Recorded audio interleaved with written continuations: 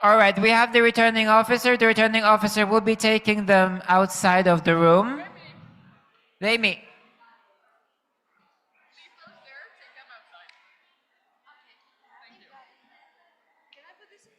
Yes.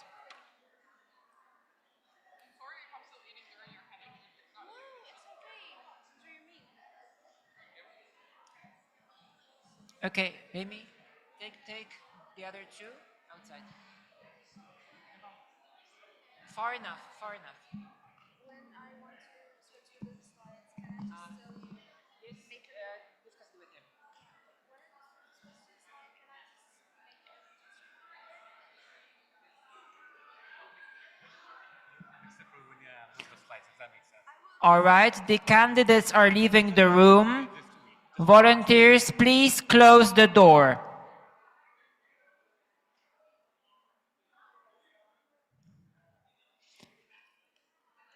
Close the door now. Close it shut. Okay, these are the last people to join, and now we close.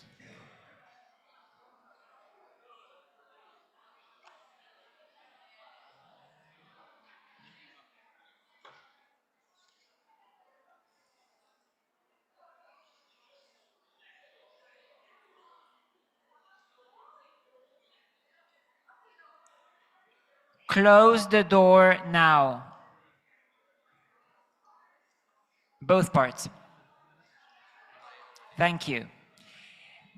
Take your seats and silence in the hall.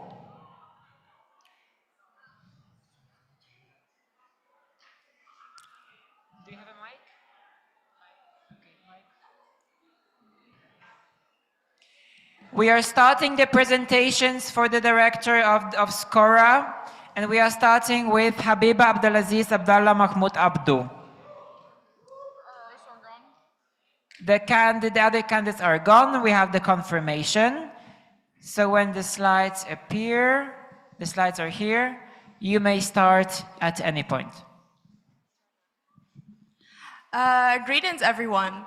Wow, as I stand now, 5 years just flashed before my eyes when I first joined SCORA for the first time in my LC, driven by passion for SRHR without even realizing that this actually has a name. Today, I stand before you as a candidate for the Director of the Standing Committee on SRHR for 26-27, driven by even more profound belief in the power of this movement and the responsibility that we carry towards the communities that we serve. I come from a region where love is the culture across all dialects, and they abounded me with love. It exceeded being part of who I am to being my entire identity, literally the first thing I go by, my name. But as a woman, I am born with rage built in. It's my societal inheritance and biological destiny. And between these two realities, I am tremendously torn. Is it love that moves me to pursue what might seem like change in the world, or rage from experiencing the same world's injustice firsthand as a woman from the Global South? Recently, I have made my conclusion that it's both. In the face of systemic injustice and sometimes state-sanctioned violence, we need to metabolize our anger into a force for liberation, especially when the system has long necessitized that rage must be suppressed, repressed, or denied. Based on that, I have developed my plan of action on these 6 interconnected pillars, as you can see in here. For pillar 1, as we need to ensure a seamless transition between the 2 strategic period and the drafting of an NMOs-driven SCORA strategy for 2730.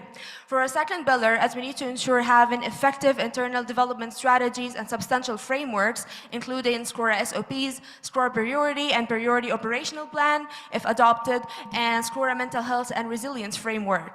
For a third pillar, as I envision having an approach towards our capacity development that is accessible, needs-based, and culturally sensitive. And for our fourth pillar, regarding advocacy and programs, as we need to apply a value-based lens towards our activities, ensuring powerful programs integration, and bridging the gap between enrolled and reported. For our fifth pillar, as we have in here, as we need to ensure that our regional assemblies and general meetings are inclusive and considering the diverse regional themes for SRHR advocacy and have effective onboarding strategies. And our last pillar, as we need to ensure our visibility We need to apply ethical visibility approach where we can amplify our message while remaining true to our values. Last but not least, I'm not running because I have all the answers, but mostly because I am willing to listen, learn, and lead alongside you. Most importantly, as I firmly believe that Skora's greatest strength lies within its people, for youth and for the continued momentum of this movement, outrageously and wholeheartedly. Thank you. The time is up.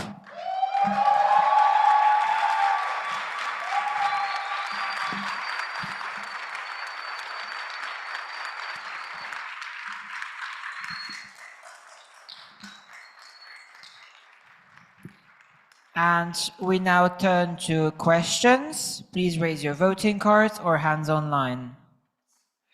First, we have a question from IFMSA Iraq. Hi, can you hear me? Yes, we can hear you. Okay, this is Ruqayya, IFMSA Iraq. She, her. Thank you so much, Habiba, for your presentation. And I have a question on behalf of our Nora. And the question is, what plans would you implement to help animals with no previous Quora exchange experience to successfully host their first exchange? And thank you so much. I didn't hear the question well. Can she please repeat it? Yes, you can. Please repeat, IFMSA Iraq. Okay, would you like me to write it in the chat? That would be better, yes. Thank you.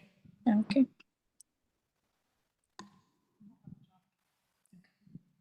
So I will read it out instead when it appears. In the meantime, we can go for a different question and then we're going to return. IFMSA Joe. Hi, this is Ghassan, IFMSA Joe MOP. Thank you so much for your candidature. You mentioned in your candidature about the SOP. Why is it mandatory to have a strategy tracker attached to the SOPs? Thank you so much, Ghassan, for this question. Okay, so before maybe diving into the strategy tracker, I would like to highlight what is an SOP in the first place. So we already have governing documents in Skora, which includes Skora regulation and Skora strategy. And for the next term, we are going to draft a new strategy, and the strategy that we're having right now is going to be like reported and closed for this chapter, which means that this will leave us maybe more a space to move without having something that we abide by strictly. However, this still means that we need to have some sort of a governing document or maybe a broader umbrella that we can still refer back to. Meanwhile, the strategy is still working on, which is a substantial framework that we're talking about. So that's the SOP. It's a toolbox for the regulations that we have. So for example, if you have a regulation that explains how the voting process goes in a text, you have the SOPs that will attach a maze how to do this 1, 2, 3, 4. So it's a toolbox. It aims to make our governing documents an easy to navigate tool. Strategy tracker is part of this as well because it will be it has the same concept. It is a tool that we need to use to track the strategy that we're going to draft and hopefully adopt for the next year. So it needs to be attached to this mandatory so we can ensure that the strategy is up to date each term, so we don't face the burden of having to report collectively as we did with the strategy that we have this term, because when we were doing the analysis, we had to do the analysis for 5 years, like in one cluster instead of referring to previous reports, which was very, very mentally demanding, and we don't want to do this. So this is why we're having the tracker, and this is why we're having the mandatory attachment to the SOPs. Thank you. And you're going to have 18 seconds to reply to the question by IFMSA Iraq. What plans would you implement to help NMOs with no previous Quora exchange experience to successfully host their first exchange? Thank you so much for this question. As I have already mentioned in my plan, we are going to ensure that we can maybe develop some sort of a framework that is similar to the 9 steps of academic quality that is already done in Skori, because we need to make sure that Skori exchanges as well are hold to a certain level of quality. It's not just about the SR. Your time is up. Thank you.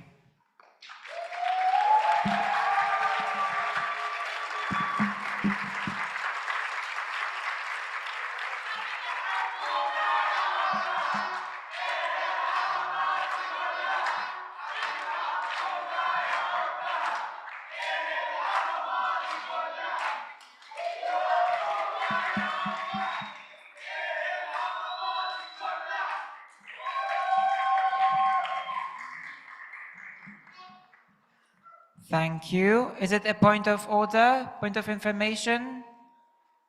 AC, okay. Someone maybe from the EB elect, do you have any contact with the OC? Could you notify them to turn the AC on a bit? Okay, cool. Okay, Mr. Kazakhstan will do that, and IFMSA president, amazing. Okay, so now the returning officers are going to let Eva in, and Habiba will be leaving us for some time.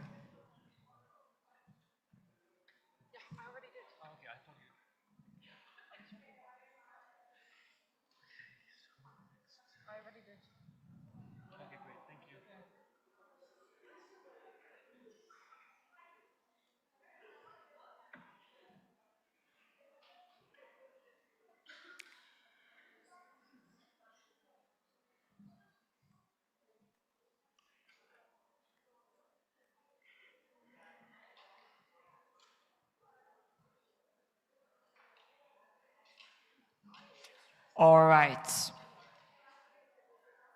Do we have Eva?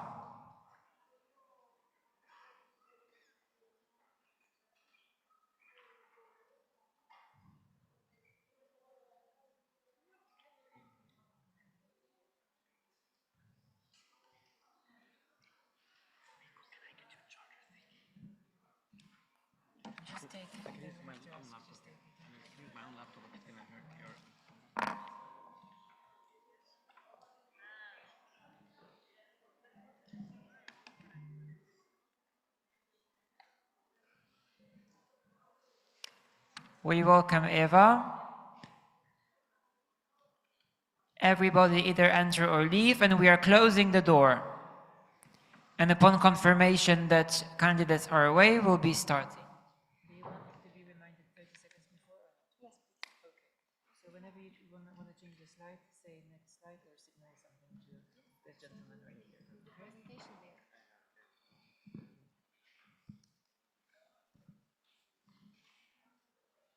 So we are now starting another presentation. Eva, okay, no slides yet.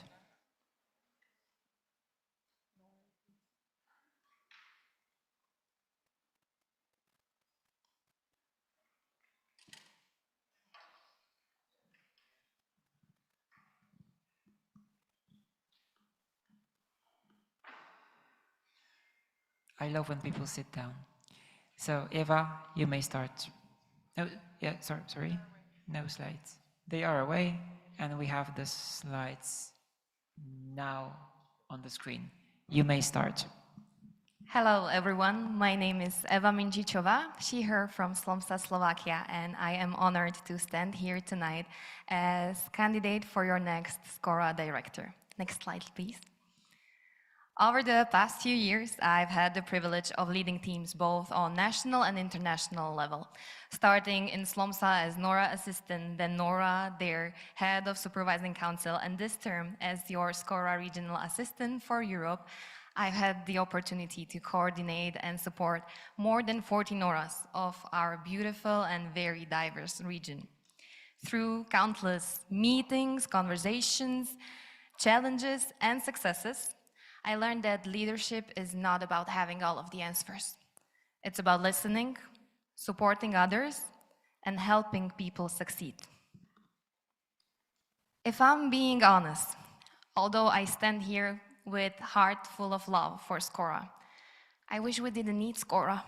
I wish we lived in a world where sexual and reproductive health and rights are respected everywhere, where equality wasn't questioned and where no one has to fight for their dignity. Unfortunately, global events of the past years have been showing us that we do indeed need SCORA. We need strong SCORA, and that's why I'm here. My plan of action is built on 6 pillars, but they have one thing common.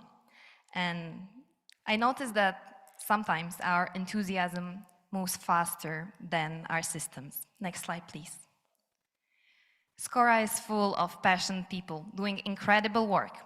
And my goal is to make sure that our systems support that passion and that our enthusiasm is allowed to grow and last beyond more than just one beginning of IFMSA term. Next slide, please. Score Angels will always be the center of my work. I want to make life in IFMSA easier for Scora International Team, for NORAs, for every Score Angel by creating clearer resources, better guidance, and stronger support. Whether that's through Central Scora Resource Hub, which we are lacking now, through Global NORA Competency Module, which we didn't have this year, or through expanding NORA weekends to more than just 30. Europe. My goal is simple. I want working within Scora to feel intuitive rather than overwhelming, so that our members can spend less time looking for basic information and have more time creating lasting impact. Because when we empower people, we make Scora stronger. Next slide, please. Thank you for your attention. Scora gave me a voice, and I hope everybody else will find it, and I will help them find it if Thank elected. you. The time is up.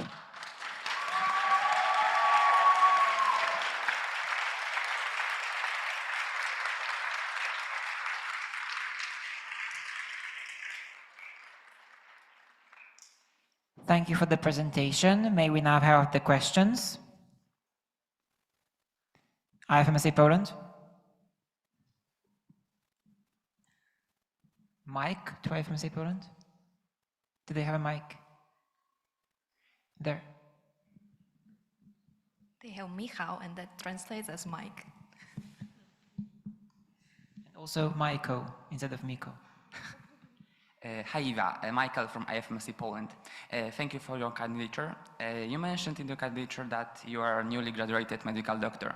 Do you think that it may affect your activity as Scora director? And if yes, how are you planning to avoid it to successfully combine those two responsibilities?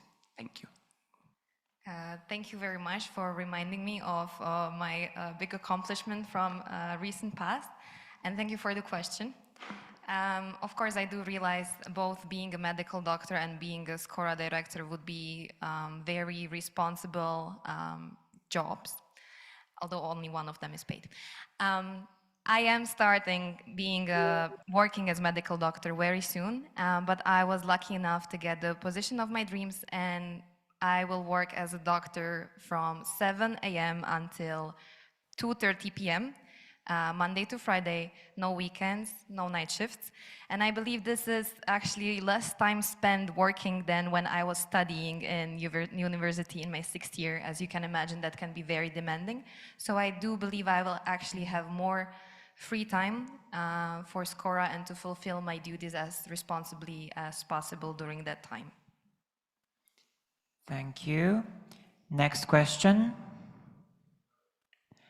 Helmsik, Greece. Hi, Helmsik, Greece. Thank you for your presentation. We would like to ask you, how do you plan to ensure that the NMOs and NORAs feel supported throughout the term? Thank you. Sorry, can you repeat that one more time? How you plan to ensure that the NMOs and NORAs feel supported throughout the term? Thank you very much for your question. Of course, this is a very important topic and very close to my heart, as this term I served as regional assistant. And I believe this is a job that the regional assistants can help me do. So creating a strong Scora international team that will be a family and I will be able to trust them, will make sure that our NORAs feel supported whenever, wherever we're meant to be together. Thank you. Next question. Lemsig, Lebanon.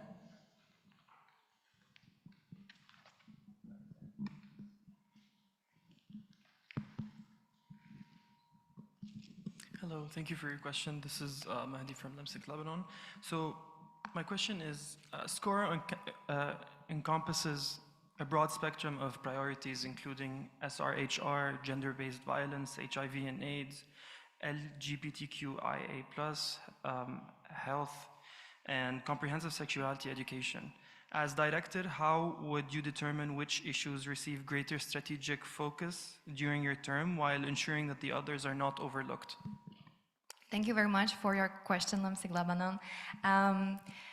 I do plan to assess this by having a very focused baseline assessment. All of those that you mentioned, our SCORA focus areas, are differently relevant for different regions, and I am very aware of that.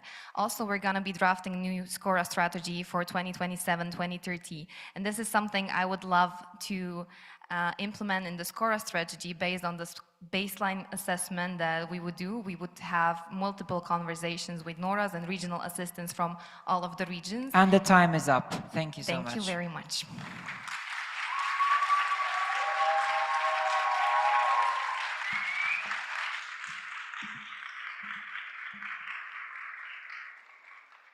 May we now have the door open and let in the returning officer with Abelai.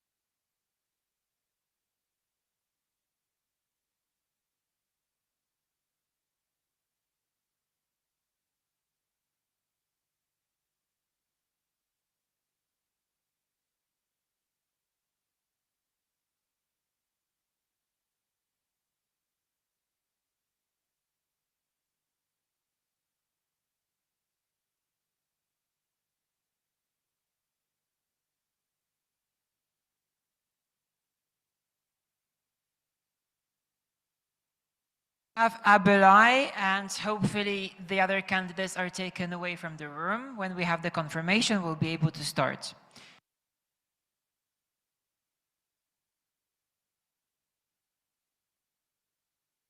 Are we supposed to tell you 30 seconds before the end? Yes, please. Yeah.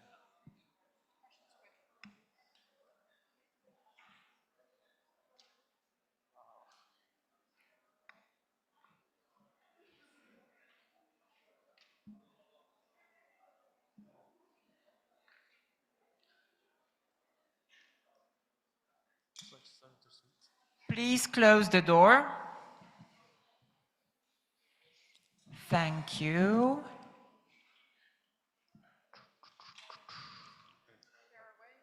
They are away. Everyone take your seats, and the conversations shall end now.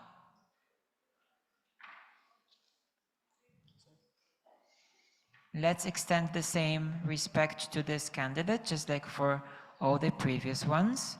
We are aware of the hour, but let's stay calm and silent. Whenever you're ready, you can start. Hello there, Inamos, who's attending on-site and also the ones who see me from screen. I'm Abulay Hassan Beg from Kazim State, Kazakhstan, and I'm happy to present my candidature for SCORE Director 2026-2027. Have you guys ever wondered what SCORE means to our SCORE Angels, for IFMSA members, and especially for me, SCORE means safe space, but not safe space that just makes share, but the safe space that makes it create and develop us. Next slide. And then the SCORE AP for this term, I started as a LoRa 4 years ago, attended 4 more GAs, 3 RMs, including American regional meetings, and also a session team as plenary teams. Next slide. Next slide. My plan consists of 4 pillars. First one is the growth capacity building. The first one is making comprehensive trainers development, making our SCORE train database more showcased, so our trainers can track progress, so the animals also can know which people they want to invite to their events.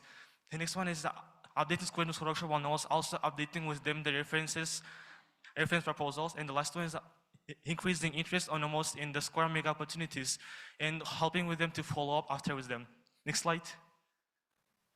Is the link with members. First one is making opportunities more accessible, making more strategies for international days, and also invite our members on a more less selecting criteria so we can have their in opportunities. The next one will be working with media publicity.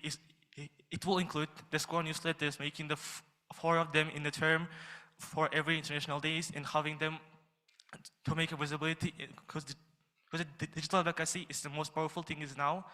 The last one will be to making to showcase our most opportunities, the ones who naturally included in our activities fair, and etc. To making the score gallery Instagram for every term, like half term, to showcase the animal efforts. Next slide, please. Operator score IT first is extend handover practice with the IT, checking sheets, one-on-ones to follow up with them. The next one will be tailored competence model for the score IT. I think it will be more better to make comprehensive tailored score IT because provides the score IT and helping with them in the future, and they can start work more smoothly. The next one will be actively working on GAs to ensure that every session and everything will tailor to regions and innovative and sustainable. The last one will be, and the next question, wait, the next 30. slide. The next slide, please. The last one will be sustainability, is working with NORA and LORAS, updating NORA manuals, and also starting creating the next score strategy to 2030 with the next ITs, and also having collaboration with borders. It will include not only administrative with EBTO, but also including them to work, having standing committees, joint session workshops, and also having with joint workshops in events with the EBTO as the score workshop, score. Thank you, the time is up.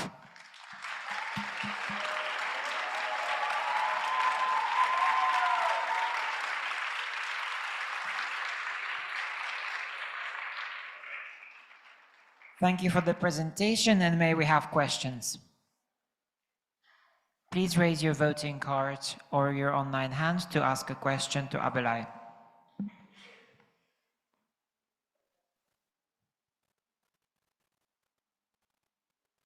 Helmsig, Greece.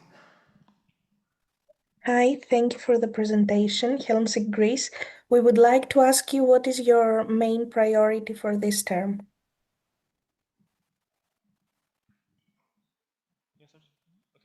So for the next term, my priority will be to working with every region separately, because even we're the same problem we're facing every region, but every region have the same problem, have their separate problems, and working, adapting score in every region for every animal will be my first priority, and for the second priority will be the mental health state of my IT member and also NORAS and the LORAS who's working with us, because it will be for the main bodies working for score, and I think it will make the top 2 priorities for the next year. Thank you. Next question. Italy, Sims Italy.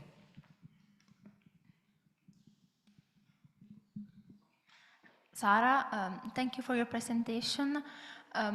I was wondering if you already have more specific ideas about the collaboration between the different NORAs, between the NMOs, and how do you plan to help NORAs engage between each other?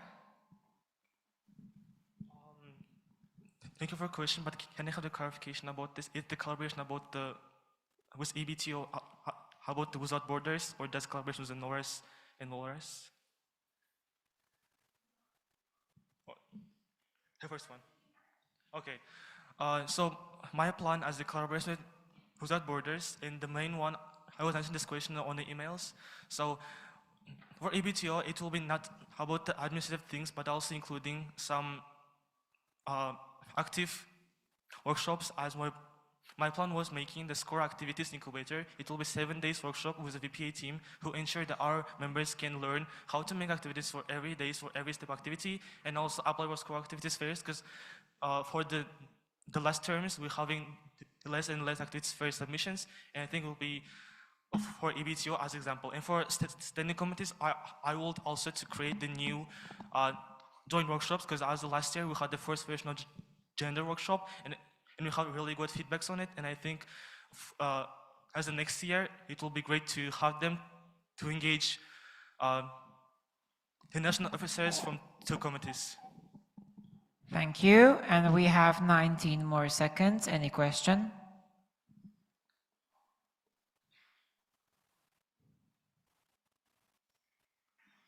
I see none. Yeah, we have one. Okay. BVMD Germany.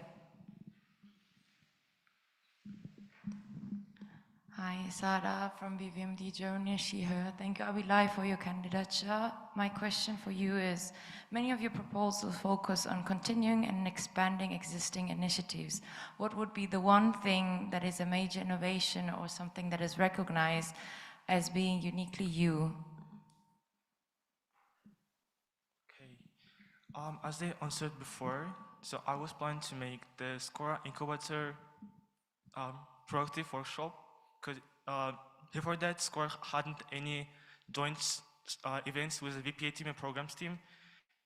And I think it will be the unique thing I want to do, and also having the sub support activities for them. It will be the Scora match. The time is up. Thank you so much for your presentation and answers.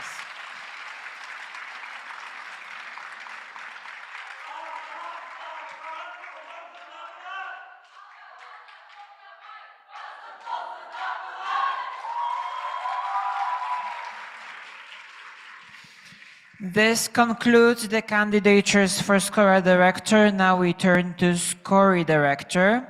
And for that position, we received one candidature, Hajar Bandali from IFMSA Morocco. And that candidate will be presenting in person. So may they come to the chair.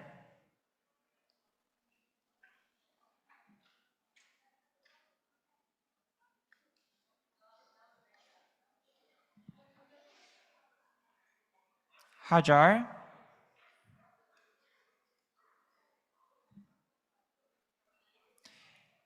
So now the returning officers have a break and everybody can be in the hall. However, the door will still be closed.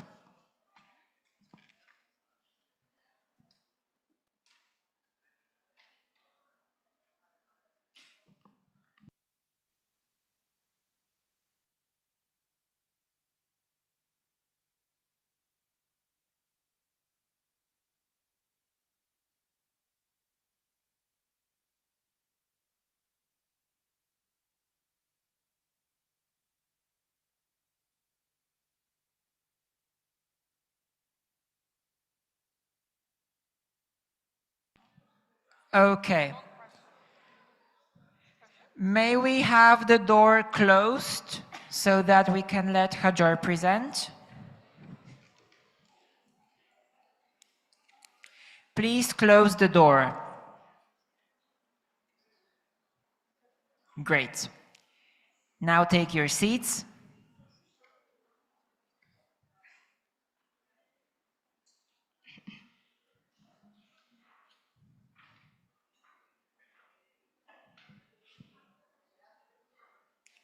Silence in the hall. It's still not silence. Okay, I like it better. Sorry?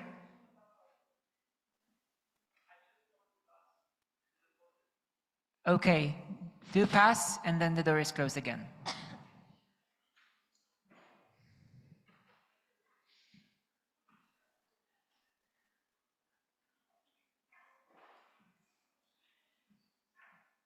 Okay, great. Hajar, if you're ready, you can start presenting. Dear IFMSA family, next slide.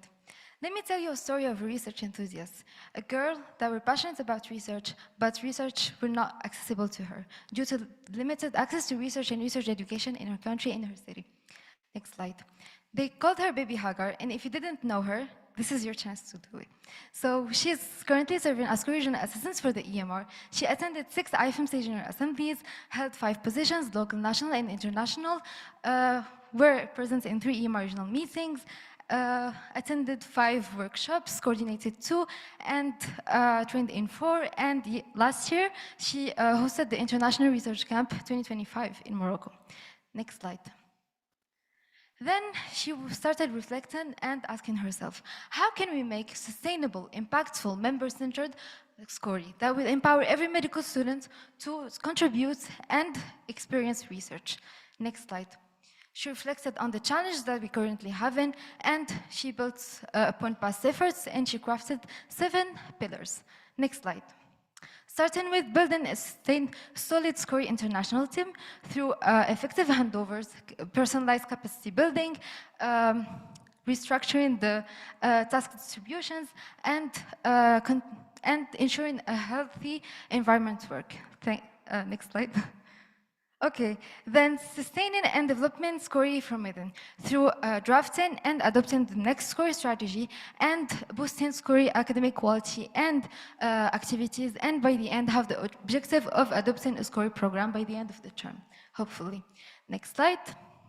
Then empowering and engaging through capacity building, through first of all maintaining the high quality of SCORI workshops, through the new reforms that were implemented this year, and also create and implement innovative and accessible SCORI CB workshops and events. Next slide. Then communicate and engage with a purpose through initiatives that will boost members' engagement, visibility, and knowledge sharing, such as cafes, newsletter, magazines, and so on. Next slide. Then create a SCORI that not only teaches, but leads through maintaining the work on the research framework and the licensing framework. Next slide. Then from regional strength to global impact through empowering regional assistants and addressing each region 30. separately with specific approach. Next slide. Lastly, external impact through internal management. Next slide. After all, she realized that every exchange starts with a student, and every research starts with a question, and every legacy starts with someone willing to lead. Today, baby Hagar is not a baby anymore. She chose to lead, and she's standing before you tonight to present her candidature for SCORI Director. My name is Hajar Bindari, and I am glad to be candidating for SCORI D for the term 26-27. Thank you so much. Your time is up.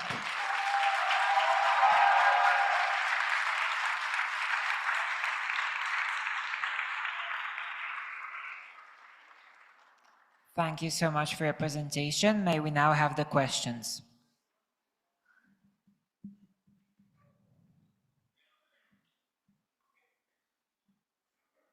Do we have questions for Hajar?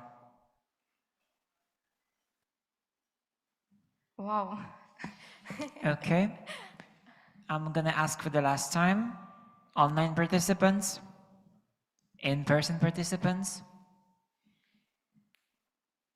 There is one question from Helmsick, Greece. Hi, Helmsick, Greece. Thank you very much for your presentation. I would like to ask you, how do you plan to help the SCORI exchanges in the NMOs that are struggling with them? Okay, so if I understood right the question, how I help NMOs that are struggling with the research exchanges? Can you repeat the question, Helmsick? Yes, exactly. How will you help NMOs that are struggling with SCORI exchanges? Amazing, thank you so much. So I think this thing is one of the things that I already did like during this term as regional assistant, is one of the things that I believe that it will go through regional assistants, so that first of all I will capacitate the regional assistant to know and complete their handovers to specifically know the needs of their region, and so that they can like engage their NORIs and like know their NMOs and like tackle specific needs. So I think this is the approach that I'm going to do, and also like as SCORI director I will be approachable for any NORI or like any NMO that would like help and would like explanation of regulations, or like we can discuss any specific situation and have a meeting to do so. Thank you. Any other questions?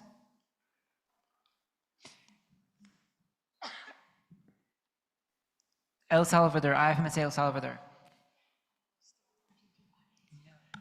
Hello, thank you. Congrats on your presentation. Natalie from El Salvador. So my question is, what's your plan on helping and guiding NMOs that want to activate SCORI, but they don't have many opportunities for research? Thank you so much for this question. So from my own experience as regional assistant, it's something that I did this year a lot, is to have like specific one-on-one meetings with the NORIs concerned and try to see all the aspects and all like the challenges that they have and try to manage them like one by one. And of course provide the SCORI IT supports that will help these animals to activate their animals, like through support letters, through endorsement letters, or I don't know, anything that can help, we can like do it. And also like we can explore like how to boost their research, education and research field like in their animal like separately. Thank you. We have 30 more seconds for any last question.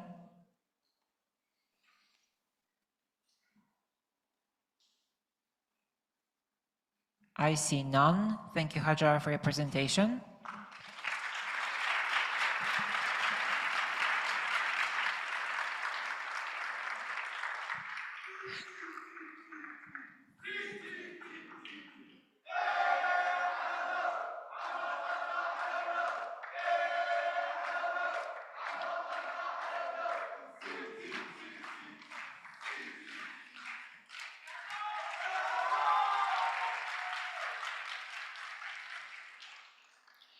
Thank you. And now we are turning to candidatures for SCORP Director.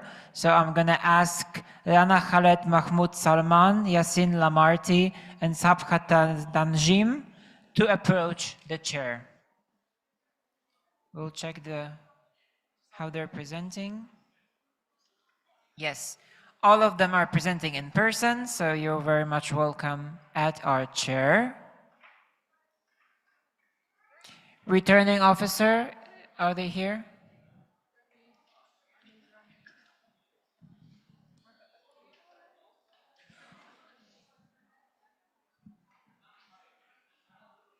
Is returning officer Remy with us?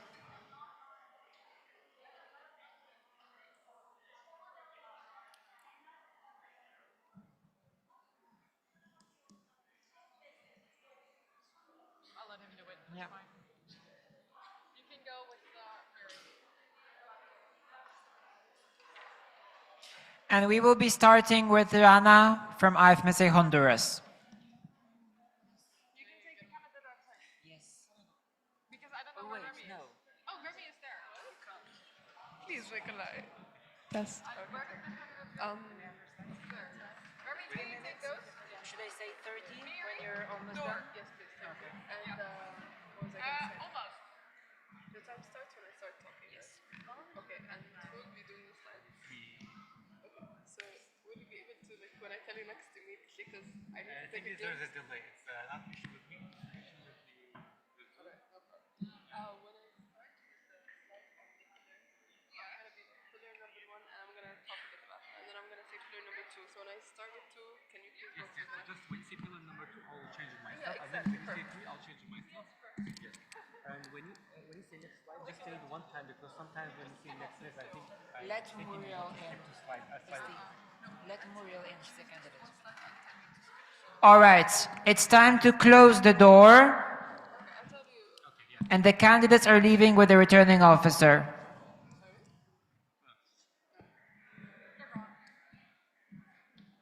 And the other thing that's gonna leave is my soul if you guys don't sit in your chairs.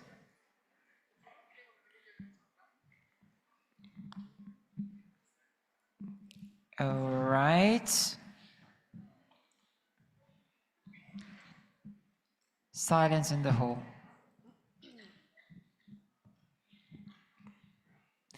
Okay, the slides are on. You can start whenever you want. If you had told second-year medical student Rana almost 5 years ago that volunteering in her first ever SCORP project would lead for her to be standing here today in front of more than 130 animals as a doctor candidating for SCORP director, trust me, she wouldn't have believed you. And that's the beauty of SCORP. What once started as a project became a journey of learning, strength, and purpose. Every role I took on taught me something. It challenged me. And every experience I had made me the person I am today. And of course, every person I met created the leader I am today. And that's why I'm here to share this journey with you. My name is Rana Salman, and I'm candidating for SCORP Director 2627. Next, please. Along the journey, I had the privilege of serving SCORP in on different levels, starting from the local, onto the national, and then to the international team. Every role taught me something. It taught me how to lead. It taught me how to learn. It taught me how to listen, and most importantly, how to lead with purpose. Next, please. But this journey wasn't just about how it shaped me as Rana, but it also shaped my vision I have for SCORP. I believe SCORP is strongest when our members are empowered. It's strong when we stay true to our purpose, and most importantly, we build systems that last beyond a single term. Next, please. And that's what inspired my plan of action. Guided by the principles of people, purpose, progress, my plan of action is built upon 6 interconnected strategic pillars. Next, please. Next. Starting with pillar number 1, people-first leadership. It's about ensuring that the international team always feels supported and empowered throughout their term. Next, please. For pillar number 2, it's purpose through impact, and it's making sure that our activities are not just about the number of activities, but about having meaningful activities and evidence-based activities, and most importantly, sustainable ones. Next, please. Empowering every region, and that's very important because each animal has different needs, and 30. it's our role to make sure that we fulfill those needs. Next, please. For growing leaders and preserving legacy, it's about making sure and supporting our future leaders. Next. For One SCORP, One Voice, advocating alongside the LRP. Next. And last but not least, leading through good governance. Next. Leadership isn't about always having the answers. It's about being Thank you there. so much. Your time is up. Thank you.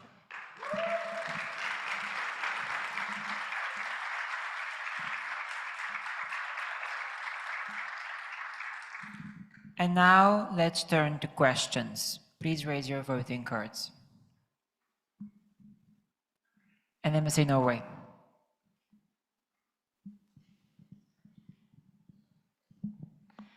Anna, she, her, Namsa Norway, thank you so much for your presentation. We couldn't see a mention of the SCORP strategic plan, so we were wondering how you're planning to develop that. Thank you. Yes, of course.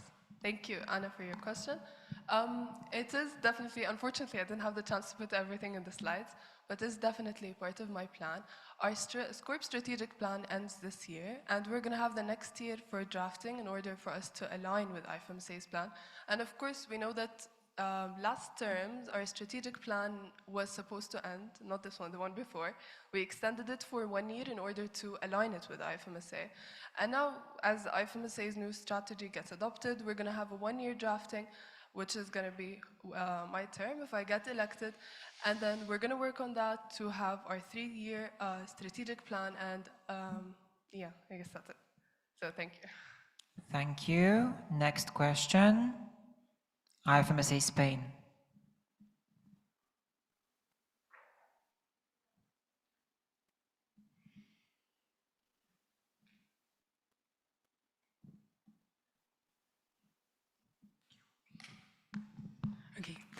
Andrea here, IFMSA Spain. Hi, Rana, thank you for your candidature. We wanted to ask you about the reason behind having an endorsement from an NMO where you have not been nationally active. Could you clarify this choice for us? Thank you. Could you repeat your question? Yes, of course. About the reason behind having an endorsement from an NMO where you have not been nationally active. Just clarify that for us. Thank you. Thank you, Andrea, for your question. So basically, the reason behind having a different animal sign my what's it called? my CF. Well, first of all, I truly do appreciate my NMO, and this decision was never taken lightly. It's my IFMSA journey started at my home NMO, IFMSA Do, but it was due to some internal issues. My home NMO was unable to sign my CF, and because I truly believe that I do have a lot to give back to SCORP. SCORP is what shaped me and made me the leader I am today. So I still wanted, despite the difficulty I faced on the way, I wanted to give back to SCORP, and hence I seek the support from an NMO to sign my CF. So yeah, thank you so much. Thank you. We still have 25 seconds, so enough for question number 3. Is there any in the hall? Online?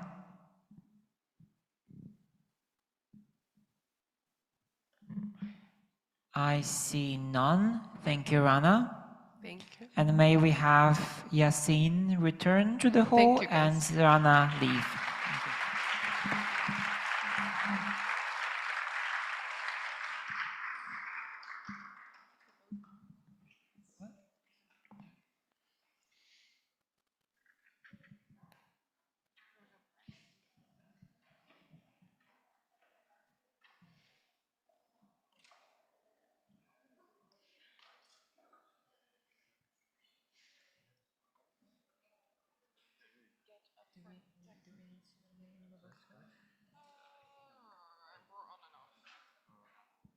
A quick reminder to join Nemo vote so that we don't lose quorum, my lovely iPad people.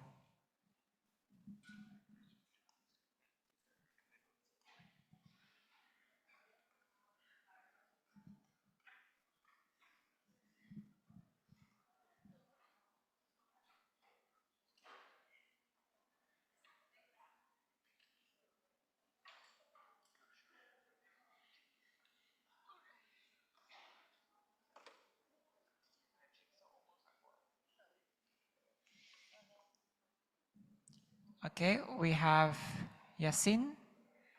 Perfect. If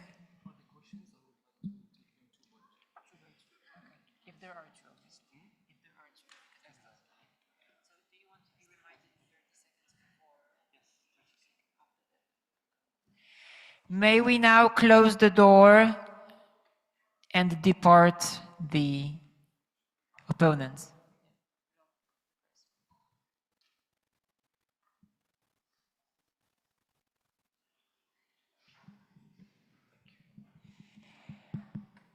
All right, we're just loading the slides. When we get confirmation from the returning officer, we will be starting.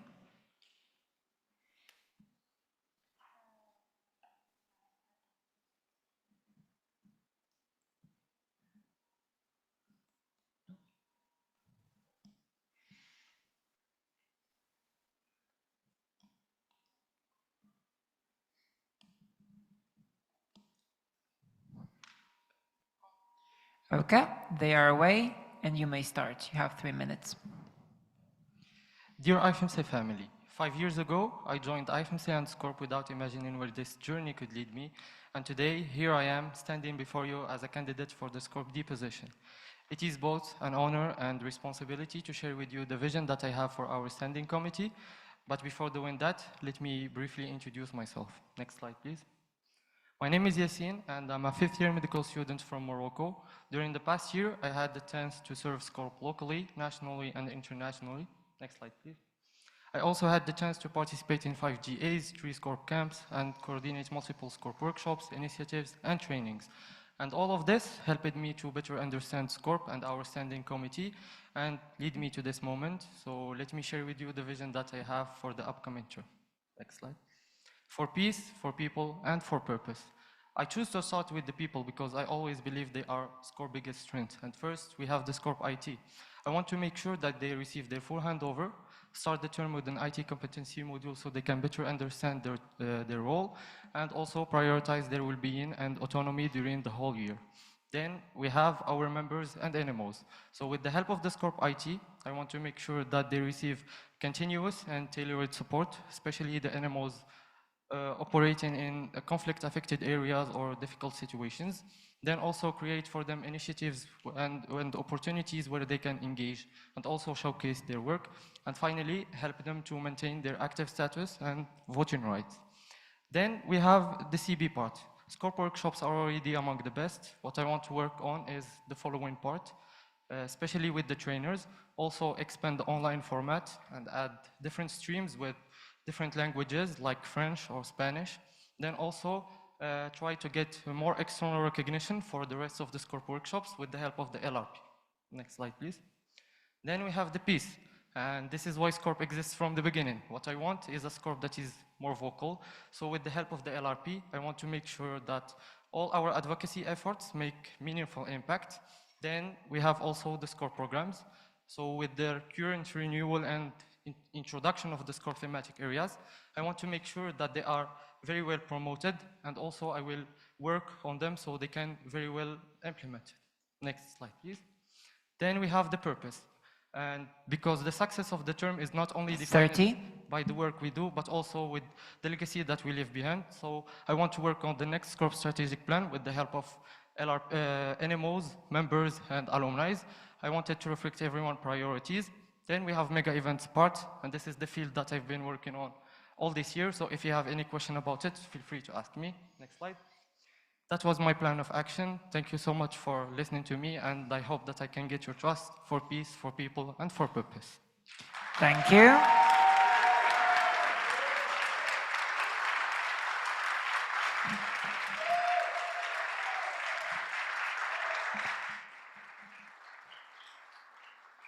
Thank you so much, Yassine, for the candidature.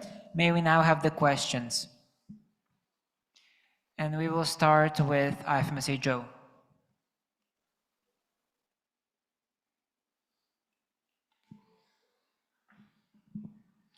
Hi, thank you so much for your candidature.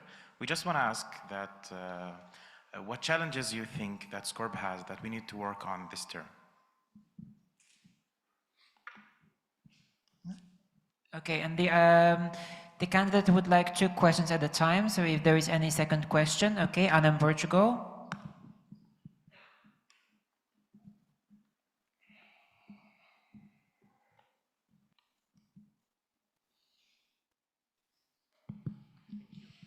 Carlos Matos Carvalho, Hihiman in Portugal. Thank you for your candidature and for your presentation. You mentioned in your candidature about renewing the SCORP strategy. What are your priorities on reviewing this strategy? Thank you. Please answer the questions now. Okay, thank you both for your questions. Regarding the first question, I will not call them challenges, but in SCORP we have some points that we need to address more.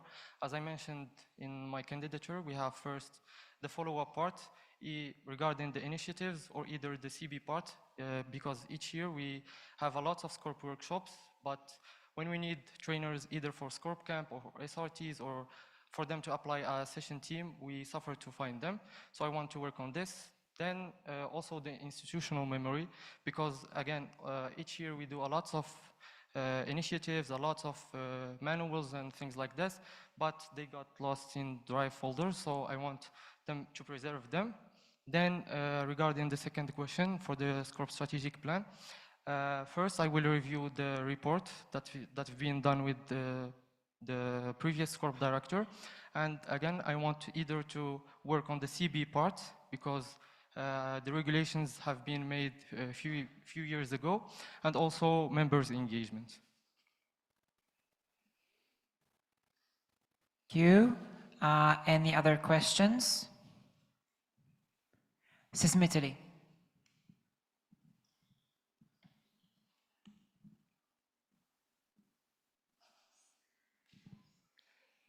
Hi, I wanted to ask, right now, SCORP themes are changing a lot.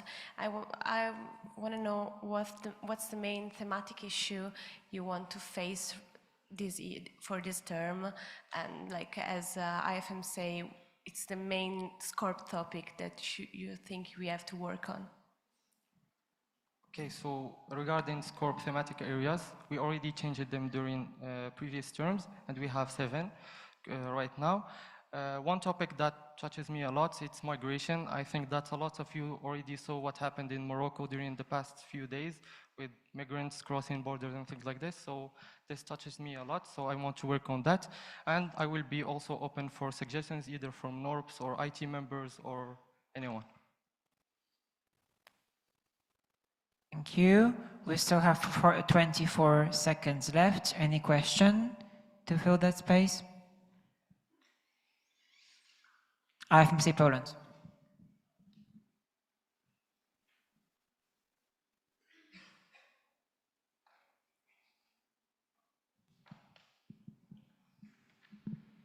Hi, Yasin. Michael from IFMSA Poland. Thank you for your candidature.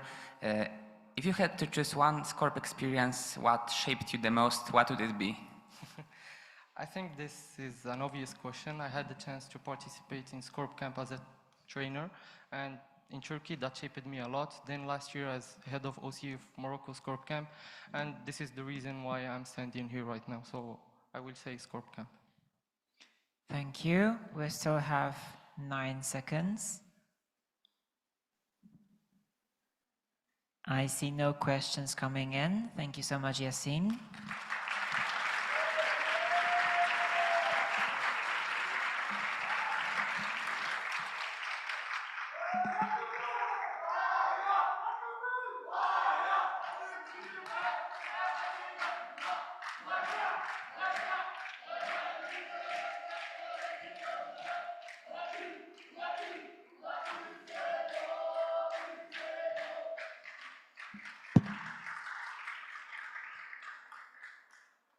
Perfect. Now we are continuing with the last candidate for SCORP D, Sabha Tanjim from BMSS Bangladesh. So may she now return to the room while Yasin leaves it.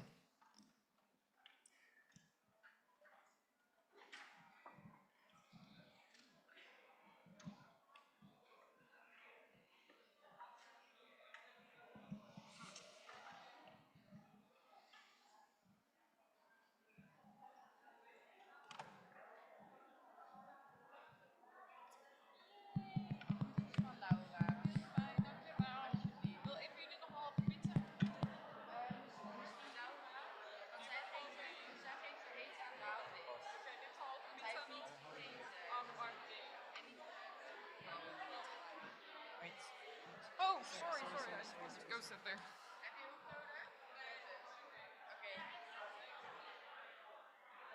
Pizza is for you guys. Yeah, we eat. We need to eat. I'm feeding you so that you still have the vital interpreting power.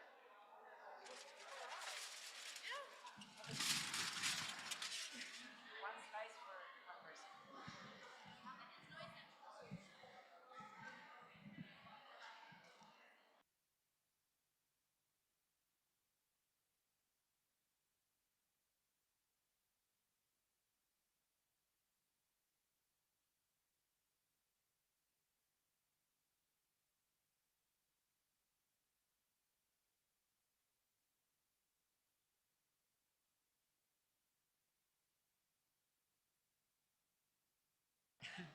I don't need. No. Do we have Subha with us? Yes, we do. Perfect. Okay. The other candidates for SCORP D are supposed to leave now because we will be closing the door.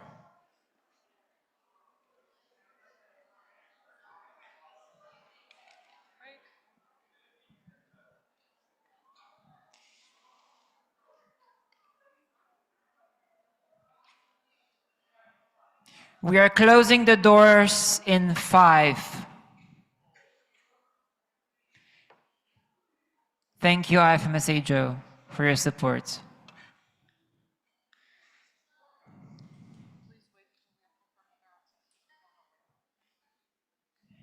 The door is closed for good, and now we just wait for the arrow's confirmation.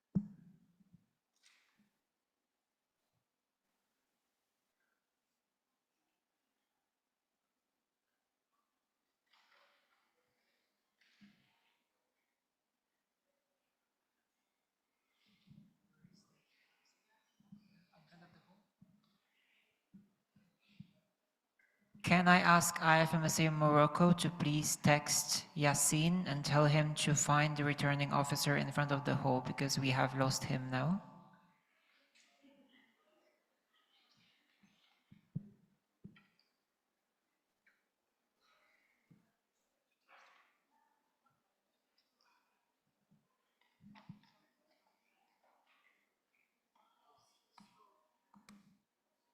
Okay, we're calling him right now.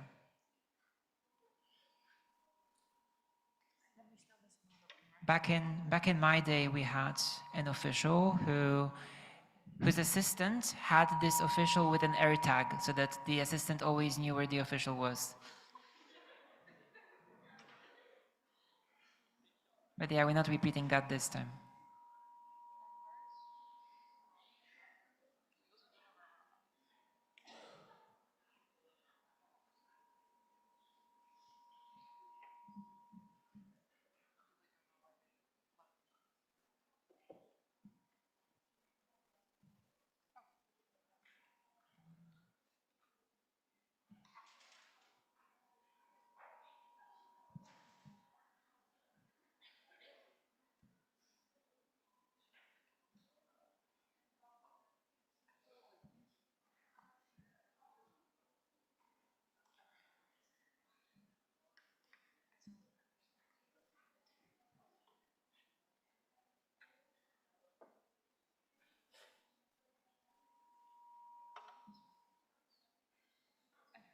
Okay, we found, and both of the opponents are safely in the hands of Remy, our returning officer.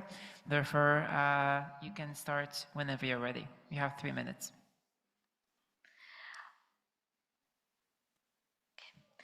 Hello everyone, all the good peoples. It's like when you asked me 5 years ago, what is SCORP to you? I will say it's a standing committee on human rights and peace. But if you ask me today, the answer will be completely different. I will say it is a place where I found the purpose to serve, where I discover my voice, and I found the thing where I can change the whole perspective through a standing committee. So here I'm presenting as the SCORP director for term 2026 to 27. And next slide, please. Okay, so here is my SCORP story. I served here for the 5 years and it gives me multiple opportunities to work, and here I got and learned, and I got the opportunity to empower the people, and I also got the opportunity to empower the whole system as well, and I got the opportunity to witness how empowerment actually changed the livelihoods. Next slide, please. Okay, so if we think about SCORP, there are multiple resources, there are lots of opportunities, and we have so many potential ideas. But what I am intended to do, I want to learn the people, and I want to give them the leadership quality and empower them so that they can sustain the idea of human rights and peace and make a world where every word and every single person's perspectives are heard and no one feeling left behind. Okay, next slide, please. Okay, so if you ask me about my mission or vision, it's really simple. It's about empowerment. I will empower everyone individually so that I can empower the whole human rights thing. So it builds on 4 pillars. Firstly, I will capacitate them, and then I will strengthen every NMO. And thirdly, I will increase the accessibility, and I will do the advocacy so that it can be implied to get the most impactful one, and finally make each and every NMO responsible for non-discriminative world in front of everyone. Next slide, please.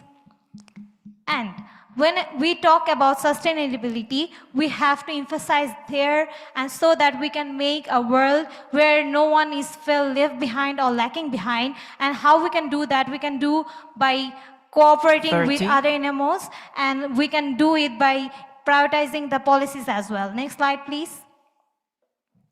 Okay, whenever we talk about the success, it's not only the reports or workshops or the sessions, I will feel successful when my NORP will come forward and lead them confidently, and when the NMOs can have their first trainers or facilitators, and when it sustained and the workshops not sustained only for one term. Thank you, your time is up. Okay, thank you.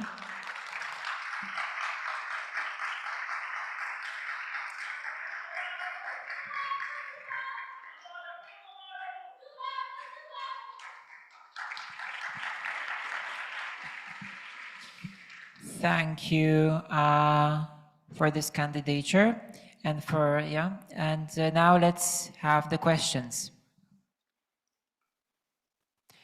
IFMSA Spain.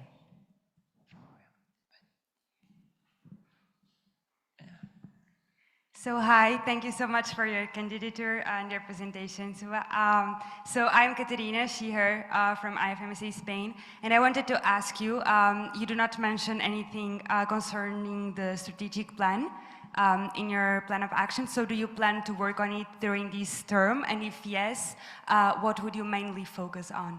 Thank you. Thank you so much for your question. As you know, the strategic plan actually lasted in the last term, and we will be working on this in the term, and it will be one of our priorities, and we will more focusing on empowering the whole NMOs so that everyone get access of all the resources and they can have, they can work together. We will prioritize the inter-NMO collaborations, and we already worked on the language barriers, like the translation thing already happened in our term. I will extend it so that it become more accessible to all the other participants as well, all over the world. Thank you. Thank you. Any other questions? IFMSA Joe? Please use your voting cards as opposed to your flag. Thank you, Subha, for this amazing presentation. This is Farhan Khosas from IFMSA Joe. I wanted to ask you about your experience since you were a part of the CBIT and now you're part of SCORP IT and Asia Pacific IT, which is a variety. So could you please tell us more about like how will you use it to make your IT stronger and to make your term, like to make the best out of your term? Thank you. Okay, thank you for the question. I think it's, I'm really blessed to work in lots of varieties, and I think it actually increased my capability to work in a broader spectrum. And as SCORP is always being my home, and like CB is kind of my passion. So when I have when I got trained as TNHRT trainer, it becomes more relevant, and I always work or prioritize the capacity building over everything, because without it we cannot sustain any type of activities in our NMO or all over the world. So I think the experience I got from the CBIT and in the regional team as well, I have got the experience in working and different perspective as well. So I think I will, when I collaborate all the experience together, it will help me to help the others too to work in different perspectives as well. Thank you. Thank you. Next question. Online participants.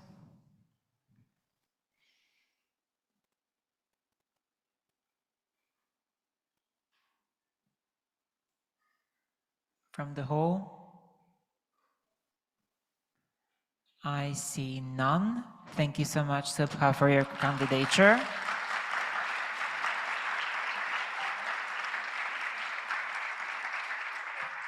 And that marks another milestone today, because we're done with Standing Committee Directors' candidatures.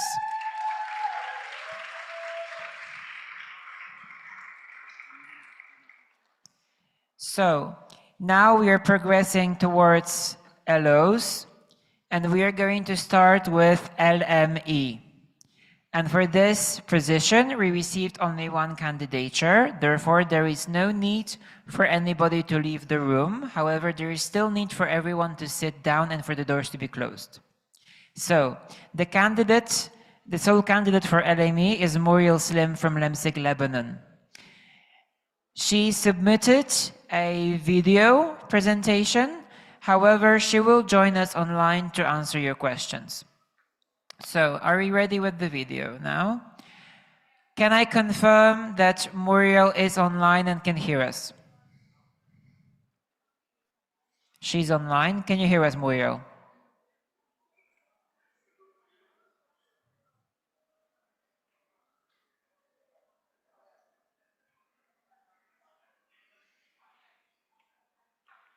Can Lemsig Lebanon call Muriel?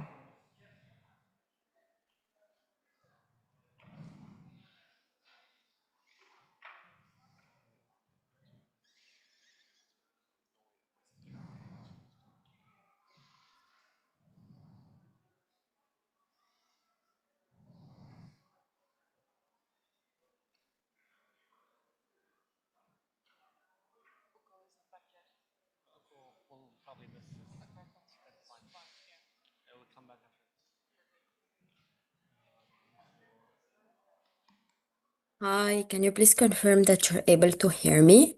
Yes, we can hear you. Welcome to the plenary.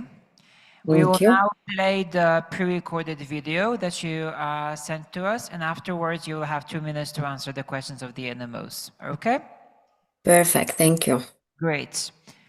Let the video start. Hello everyone. Dear IFMSA family, a year ago, I stood before the General Assembly asking for your trust to serve as your liaison officer for medical education issues. I came with ambition, a clear vision, and a deep passion for medical education.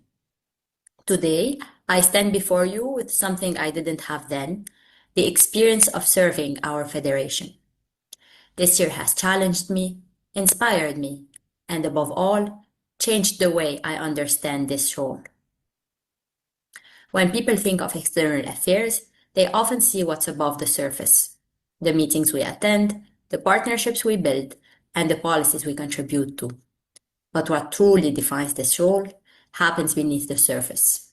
It's listening to our NMOs, understanding their different realities, building trust with our members, collaborating across the Federation, and making sure that every decision we take is guided by the needs of our members. This is what this year has taught me, because external affairs is not about being present in every room. It's about making sure that what happens in those rooms creates meaningful opportunities for our members. This lesson shapes my vision for the upcoming term. Over the past year, we have established strong foundations. My priority now is to ensure they continue creating value for our federation. This means making our work more sustainable so that successful initiatives continue beyond a single term. This also means bringing medical education external affairs closer to our NMOs through stronger communication, tailored support, and meaningful collaboration. And finally, this means expanding opportunities for our members through partnerships, policy, and capacity building, ensuring that our external work becomes increasingly accessible, inclusive, and relevant. This is why I'm standing before you once again, not to begin something new, but to continue building on what we have already started together. If you place your trust in me for another term, I will continue serving with the same commitment that has guided me this past year, strengthened by the experience, perspective, and confidence that this role has given me. Together, we can ensure that the foundations we have built continue to create meaningful opportunities for our members and lasting impact for our federation. It would be an honor to continue serving as your liaison officer for medical education issues. Thank you.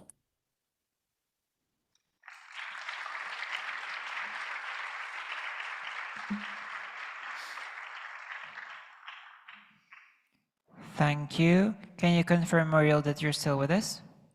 Yes, I'm here. Perfect. Okay, let's have questions from the hall and from online participants. And in France.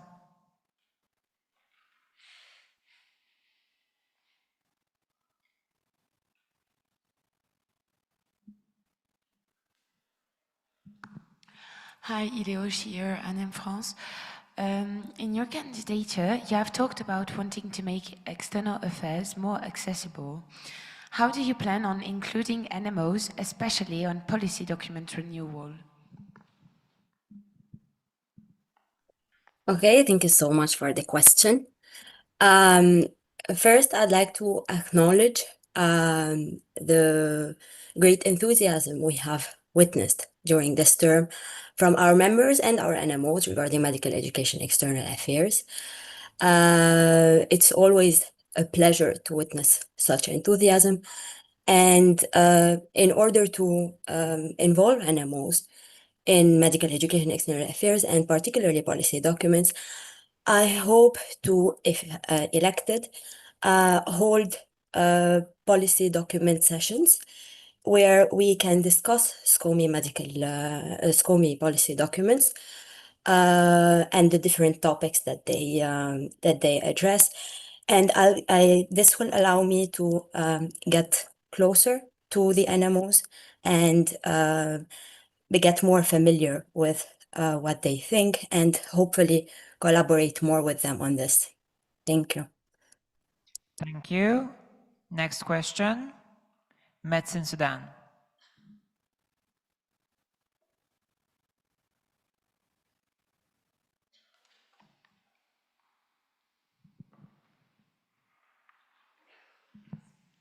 Mansour Mubarak, he, him, on behalf of Medicine Sudan, thank you for your presentation.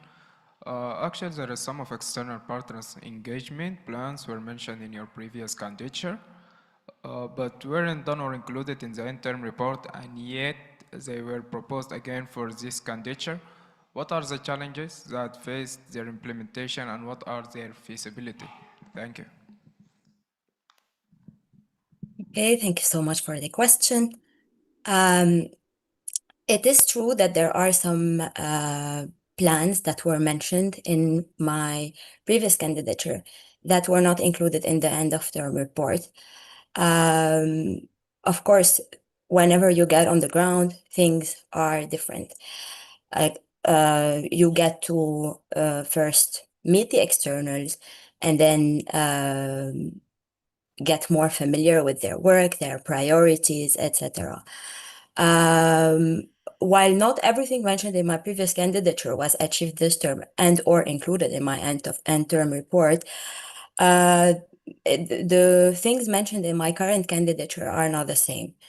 As mentioned throughout my presentation and in my application form, I got the chance to learn and gain in perspective throughout this term. And Thank you, Muriel. Your time is up. Thank you.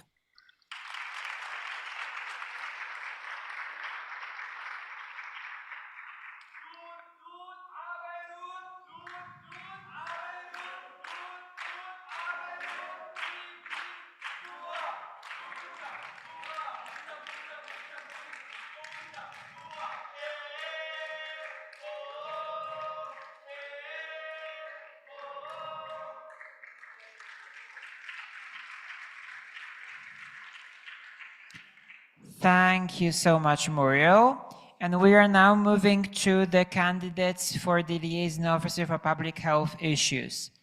And for this, we have three candidates. It's Hyun Pam, Arda, and Ian Marco. All of them, no, sorry. We have Arda, who's in person, and then the other two candidates are joining us online. Can I have a confirmation first from the candidate from North Vietnam? Okay, they're now joining the Zoom. How about Ian Marco? Hi, yes, I'm here. All right, so the moment that Hyun Pam is added to Zoom, both of you will now join, will have to join a breakout room with the returning officer online. Okay, sorry. We are starting with Ian Marco. There's a different order. Sorry for this mistake. So we will be starting with Ian. So Arda will be joining a returning officer in person, and then Hyun Pham will be joining a breakout room.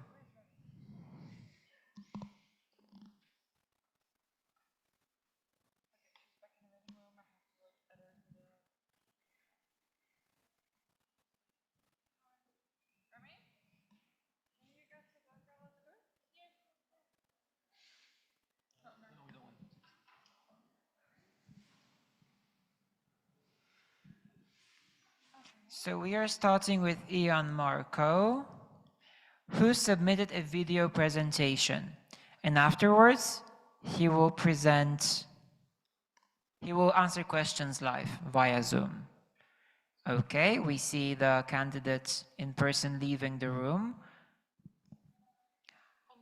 Hello, Hyun Pham, can you hear us?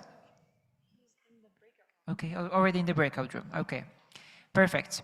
So the moment we receive communication from the returning officer in person that they are away, we will be able to start Ian Marco's presentation. Hello, IFMSA.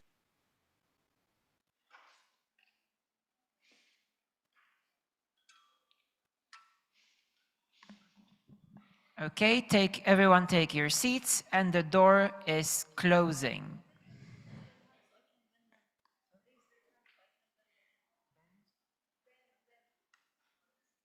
Ian, I will do it. Pin it? You mean? Yeah, done. Pin.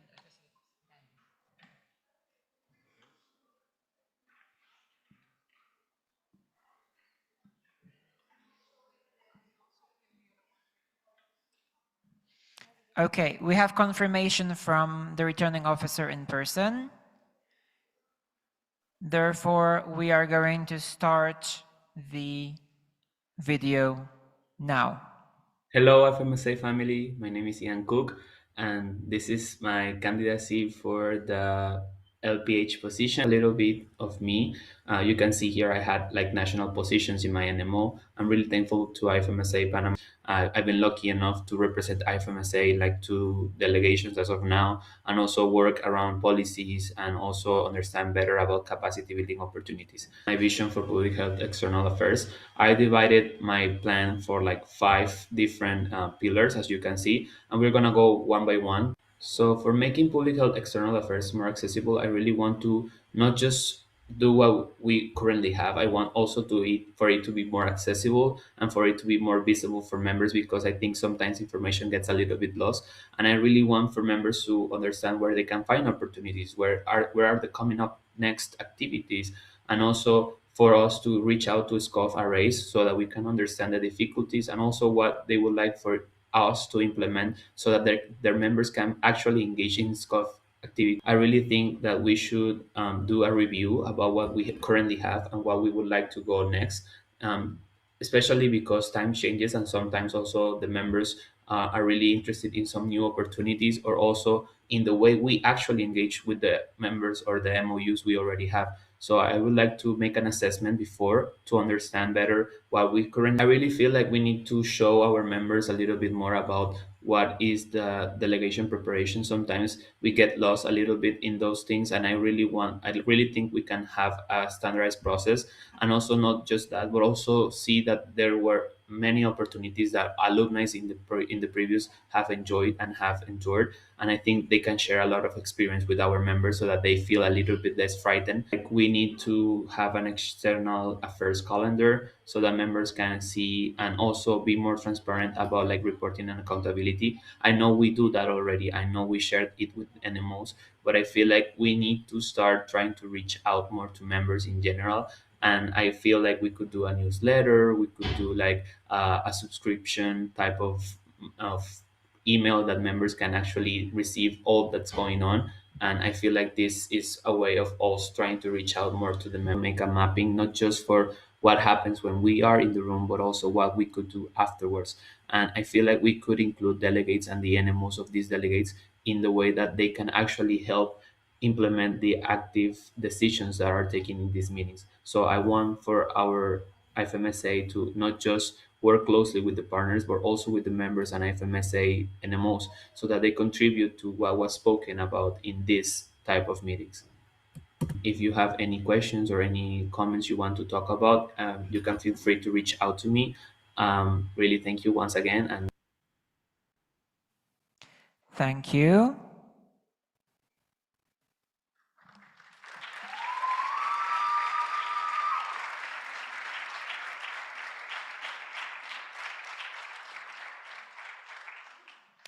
Ian, can you hear us?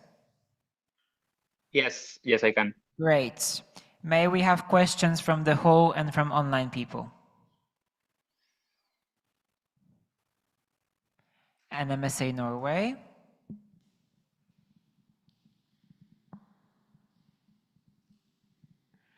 Hello, this is Anna, she, her, IFMSA Norway. Thank you so much for your candidature and presentation.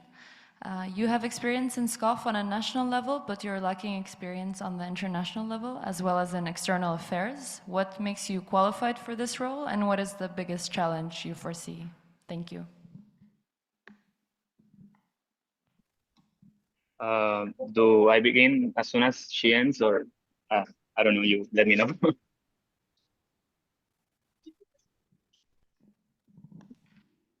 Sorry, do you want me to repeat? No, I understood the question. I just wanted to know if I speak after she finish, or do I need to wait for like an indication to begin?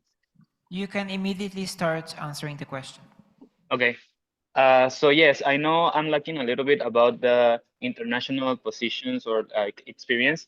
Although I feel like more or less sometimes in order to actually do something, you really need more motivation and also the willingness to learn.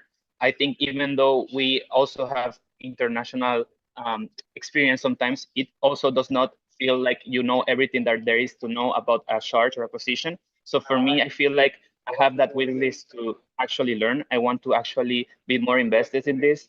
I know that by next year I'll have more available time that I do right now. So I think that's will contribute to me in a way that I can actually serve more time and also put in more time for this position and learn from my previous predecessors and also learn from like all the surroundings. I really want to work closely with the SCOF arrays because I feel like they are such a powerful figures. And I think we can learn so much from each regions because we have those representatives. And the challenge I think I foresee, the biggest one is probably how to get members to interact more or to actually acknowledge the opportunities that we have, because so many times some NMOs don't even have the chance to be represented in these events. And I really want to reach for all of the NMOs so that they can feel a little bit involved in all the external affairs opportunities, because I really gained a lot of the opportunities that I have because of my support, of the support of my NMO and also the support of my region. So I really feel like we can try to work towards that, be more inclusive to all the NMOs in all the different regions, and that they can actually understand what are the available opportunities, and also how can we make them feel more engaged and more a part of this experience as well. Thank you. And there are 15 more seconds for probably the last question. So is there any question from the hall or from the online people?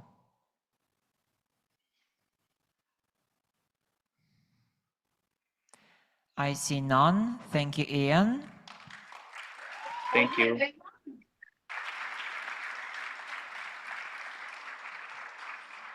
So we now need Ian to be added to the online breakout room and Hyun Pham to be released to the main room, while Arda stays with our lovely returning officer, Remy.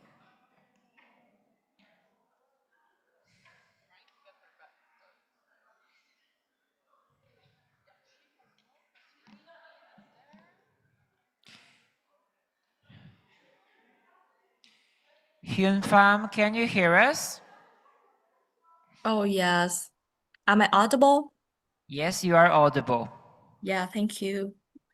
What's also audible is all the people in the hall who should sit down.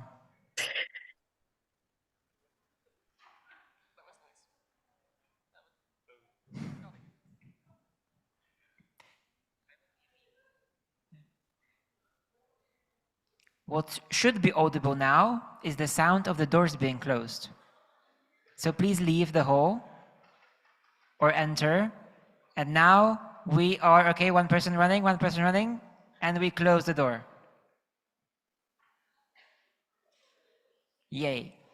Okay, okay, we have slides. What do we have? Okay, we have slides. So please indicate by saying next whenever you want our secretary to change your slide. And whenever you are ready, you can start. You have 3 minutes. Okay, thank you so much. I will start. Okay, so dear IFMSA family, thân gửi đại gia đình IFMSA.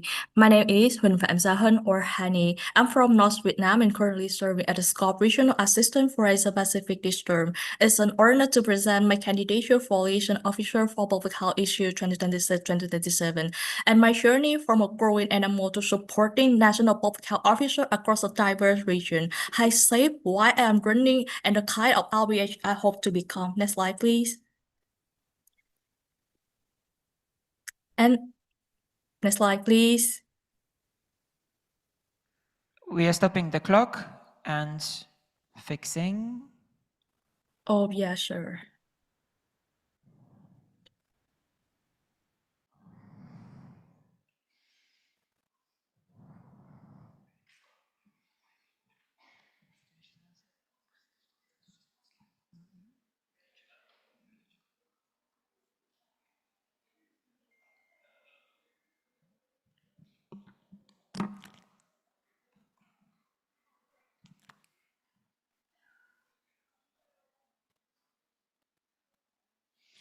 We have now double-checked in the submission form that the presentation you sent us has only one slide. So are you willing to continue now? There is only one submission and I double-check it now. Yes, just one. So this is the entirety of the presentation. So please let us know when you're ready to continue. Oh, so there's one last slide, right? Yes, the slide that we are showing is the only slide in the presentation. Okay, I think there's some like technical mistake. I'm so sorry, but I will continue. Thank you. Can I continue or Yes, I please will continue. Okay, thank you so much. So I will continue. Along this journey, I have met many members with the idea, talent, and courage to contribute globally. Yet global spaces can still feel distant, not because our members lack potential, but because access, guidance, and continuity are not always equal. So that's why I'm running to build a bridge that brings animal voices into global discussion, enable meaningful representation, and return value that our member can actually use. So what I bring today, my experience had taught me to work in three ways: to listen, to connect, and build. I listened through more than 20 one-to-one meetings with NBO and to regional OLM. I connected people and ideas through regional engagement with our external partner from Asia Pacific region and a consultation with WHO Zero Youth Council. And I built member engagement system, policy, toolkits, and sustainable capacity building opportunities. So these are not only simply promises, they reflect how I try to work. And for my vision, you can see in my application form. My vision is public health external affairs with her, a framework that guides how we connect, represent, and create impact across IFMSA. So S stands for harmonize, aligning IFMSA scope and external as priority so our advocacy speak with one coherent and strategic voice.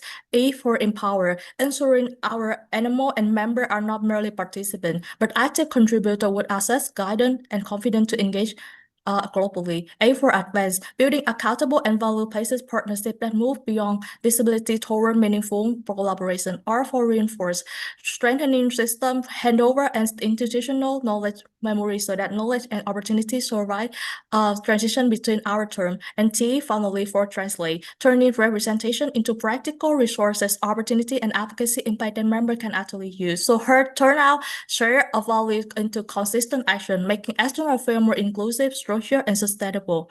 And from vision to action, I will move this vision into action in three steps. First, align throughout handover, clear priority, stakeholder mapping. Second, open by creating accessible pathway for animal input, guidance, and delegation support. And third, deliver by turning representation into follow-up, practical resources, and meaningful value for our member. So when I first entered IFMSA from a growing animal, global spaces feel very far away. But along the way, people believe in me, open door for me, Your and remind time me is that. up. Thank you so much.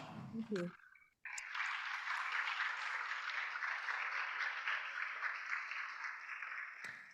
And now it's time for questions. Please name your questions. And in Portugal. And then Helms to Greece. And then start. Carlos Matos Carvalho, Hihiman in Portugal. Thank you so much for your presentation. We just want to ask a quick question about the management you are expecting to do regarding the workload of the position. Thank you. Sorry. So, can I confirm the question, like the workload of the position and how I manage it, right? Because I cannot hear it well, so sorry. Yes. Okay, so thank you so much. So I believe that sustainable leadership also means that taking care of the people doing the work, including ourselves. So personally, I try to prioritize the realistically communicate early when challenges arise and avoid creating unnecessary pressure by trying to do everything at once. So I also believe in building strong teamwork because no position should depend entirely on one individual. Finally, I would like to make time to disconnect and spend time with friends and family when possible. I'd like maintaining balance allow me to return with more my energy and also perspective. Thank you. Thank you. Next question. Helmsy Greece, you were raising your hand. Are you still willing to ask the question? Yes, thank you. Helmsy Greece, thank you for your presentation. I would like to ask you, how do you plan to support NMOs with policy adoption and implementation?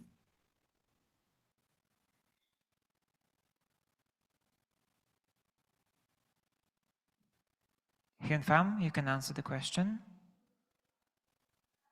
Sorry. So, support the animal with the policy adoption, right? Yes.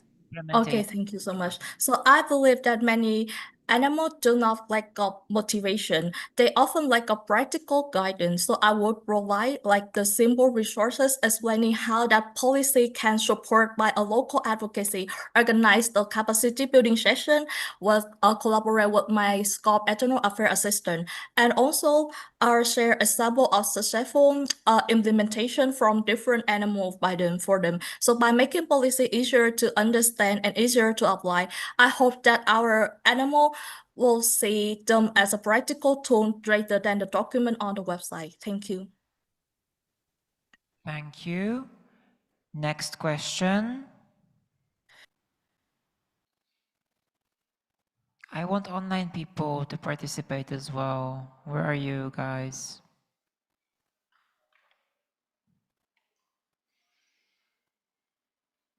Okay, nobody from the online world. How about people at the hall? We see no questions. Thank you, Hunam, so much for your presentation and answers.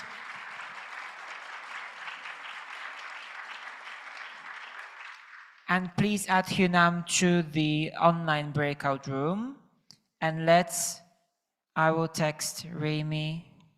Okay, she was already texted. Remy will now come back with our third candidate, Arda from Turkmensik, Turkey.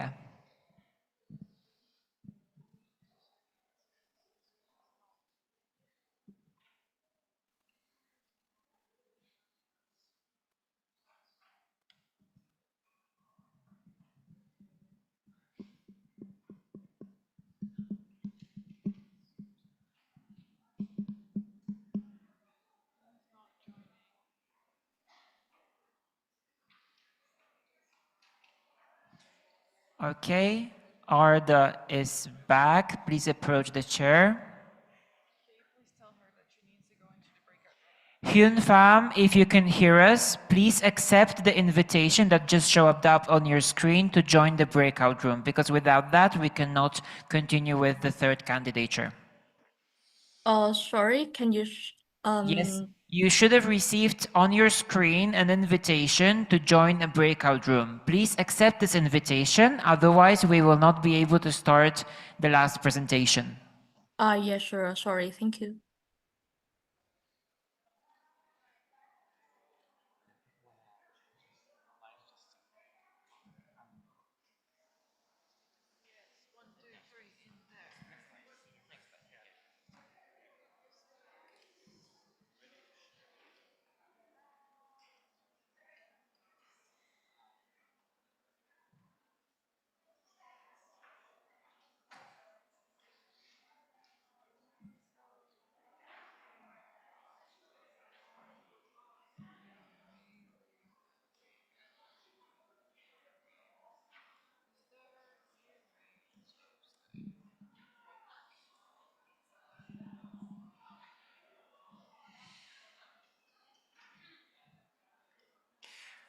Okay, the door is closing now. Okay, someone's running. Fast, fast, fast.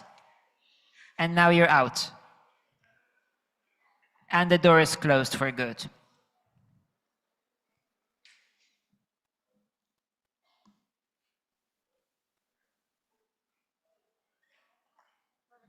Okay, we are ready. We have confirmation from the online RO.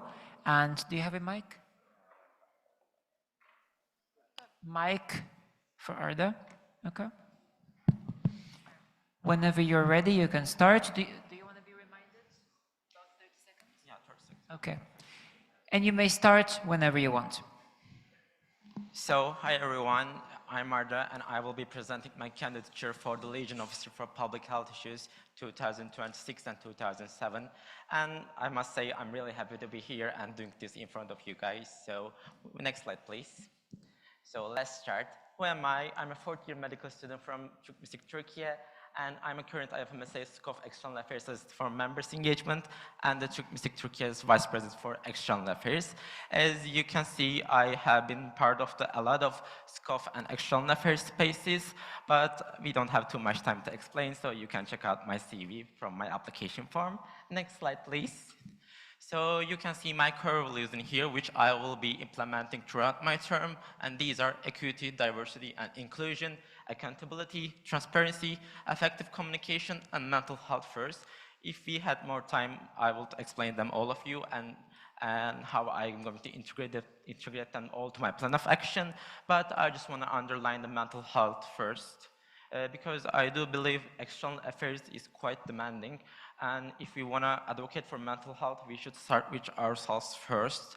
So I will gonna implement some preventative methods for burnout, and I will try my best to make some more sustainability in this position. We can go to the next slide. So for my pillars, I have advocacy and external engagement, empowerment of members and animals, and the internal structure of the LPH position, which all of them are connected to each other, as you can see. When I was creating this plan of action, I didn't aim for the complex stuff. I'm aiming for them being sustainable and being effective. We can go to the next slide. So for my first pillar, I have advocacy and external engagement. As you can see, I listed all of my external meetings and external partners for the term 26-27, which will be expanded accordingly to the needs of our members and the Standing Committee of Public Health. And I divided all of them to three, which is engage, monitor, and collab, which I will use this division throughout all of my term to make more sustainable, effective communication with these governing spaces and make sure our members will be involved in the spaces and they can have a voice and in these spaces, in these decision-making spaces. We can go to the next one. And for the second pillar, I have the empowerment of members and the animals. I will start my term with doing a needs assessment test, which will be, I will use this data for the capacity building initiatives and try to increase members' engagement in the area of external affairs. We can go to the next one. So for the last pillar, I have the internal structure of the LPH position. LPH position is quite complex one. So I will be part as a team official. I will be leader of the Standing Committee on Public Health. I will be working with SCOF IT, SCOF D, and two of my assistants. We can go to the next one. You can scan the QR for... Thank you. That's the end of your time. Thank you.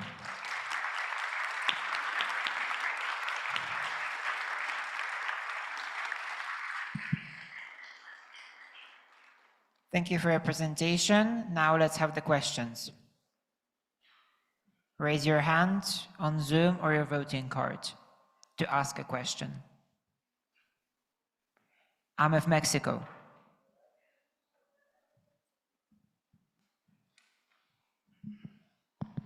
Here Aldair from IFMSA. Arda, congrats for your presentation, for your candidacy. My question is the following. Your plan includes a lot of external partners you want to collaborate with. If you had to prioritize only one collaboration during your term, which one will you choose and why it's the most important? First of all, thank you for the question. So probably for something every LPH candidate will say, it's UNFCCC COP31, which will be happening in Antalya, Turkey, and we will be joining as affiliated NGO inside of the Yango. So it's quite important for us to be there and communicate with other NGOs and be present and give our statements effectively, do IFMSA side events, and be part of these governing spaces and be part of the decision making itself. Thank you. Next question.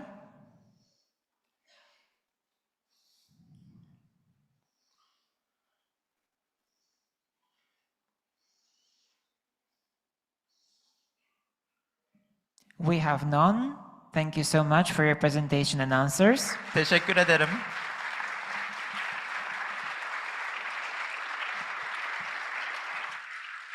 And that concludes the candidatures for LPH, and we move on to LRA.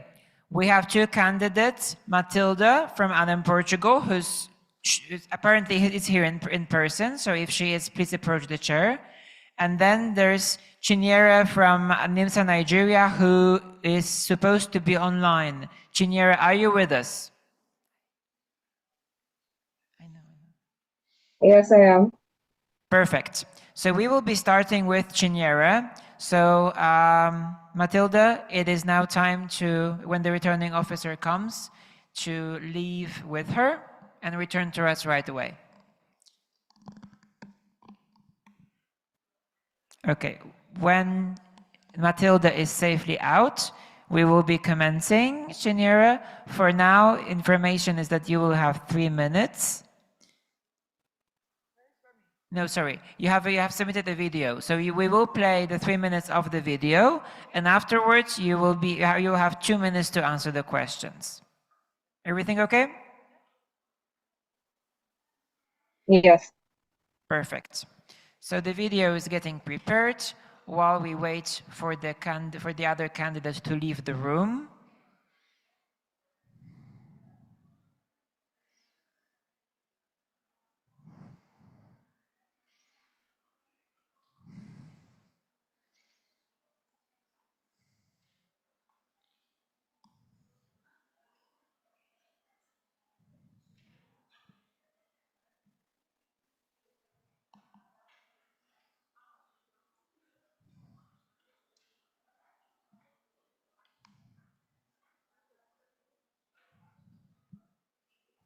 Please close the door.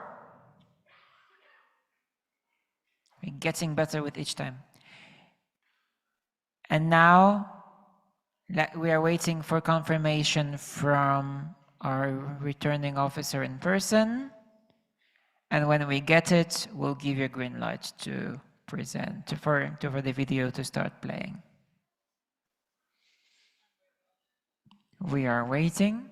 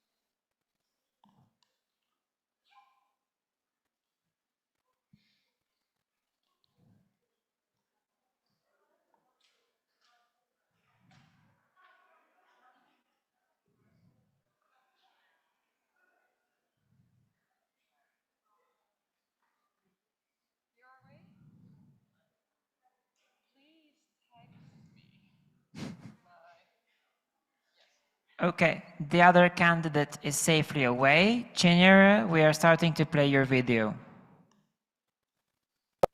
Hello, IFMSA family. My name is Chinyere. I'm a proud Scorer Angel from Nigeria, and I'm honored to present to you my candidature to be your next LRA.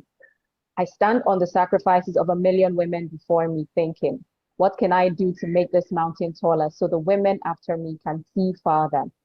When I first came across this quote, it captured exactly what SRHR advocacy has come to mean to me.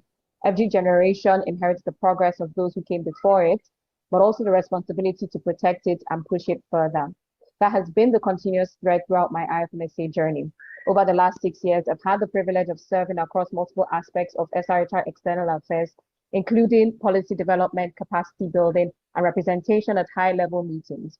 These experiences have broadened my perspective and deepened my commitment to advancing SRHR. Now, while developing my plan of action, I kept returning to one fundamental question. Ultimately, what should our SRHR external affairs be working towards? For me, the answer is simple: SRHR for all. If this is our destination, then IFMSA's unique contribution is to strengthen youth-led SRHR advocacy that meaningfully influences policy, governance, and decision-making. That became the theory of change on which my plan of action is built. And this is guided by three overarching themes: expansion, impact, and alignment. So these are my pillars. And first off, building strong foundations, because the direction of our work depends on understanding where we are before deciding where we are going. Secondly, expanding global SRHR advocacy.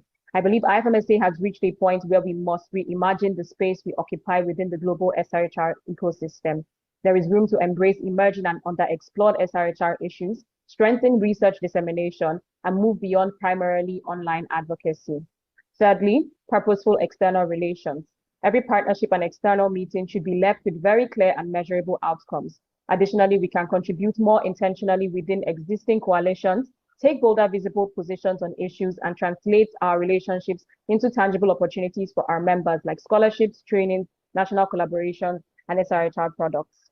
Next is meaningful member engagement and empowerment, improving accessibility through practical resources like an SRHR EA guide, optimal visibility and incentivizing of our opportunities, basic and advanced SRHR advocacy training, and individually tailored support to NMOs. I would also like to explore translating our international stakeholders into national stakeholders for our NMOs where they exist. The fifth pillar is strengthening internal leadership and collaboration, as none of this work can happen in isolation. Finally, with my full availability during the term, my goal is not to simply have a productive term, but to leave behind stronger systems, empowered successors, and an external affairs portfolio that continues to grow long after my mandate ends. Thank you very much for listening. Please scan the QR code for my full candidate. Thank you so much.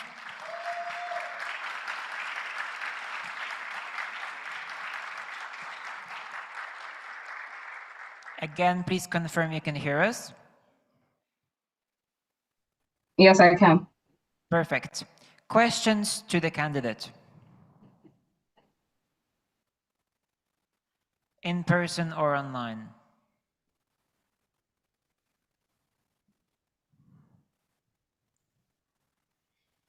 Anybody?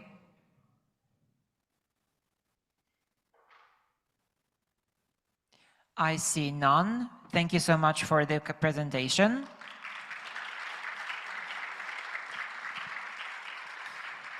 And Chinyere, don't leave us yet. In a moment, you're going to receive an invitation to join a breakout room. Please join it forthwith so that we can continue with Matilda's presentation. You will have an amazing company of our returning officer. Everybody so far recommends.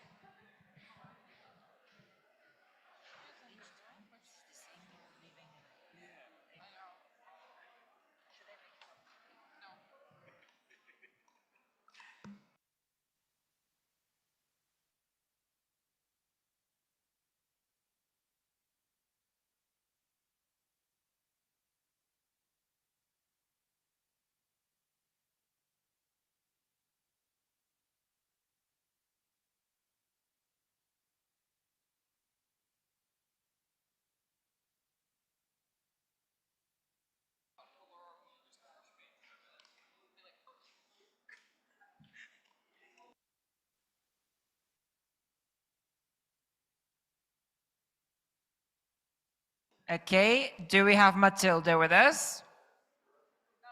Not okay. Yes, she's joining. Please approach the chair.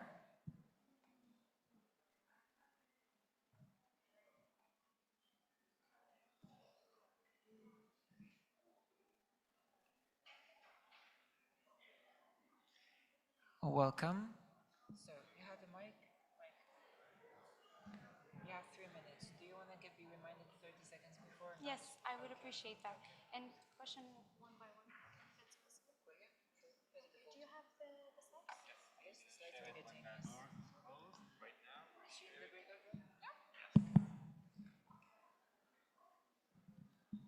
You may start at any point because the door is closed. However, I am still seeing people at the back standing.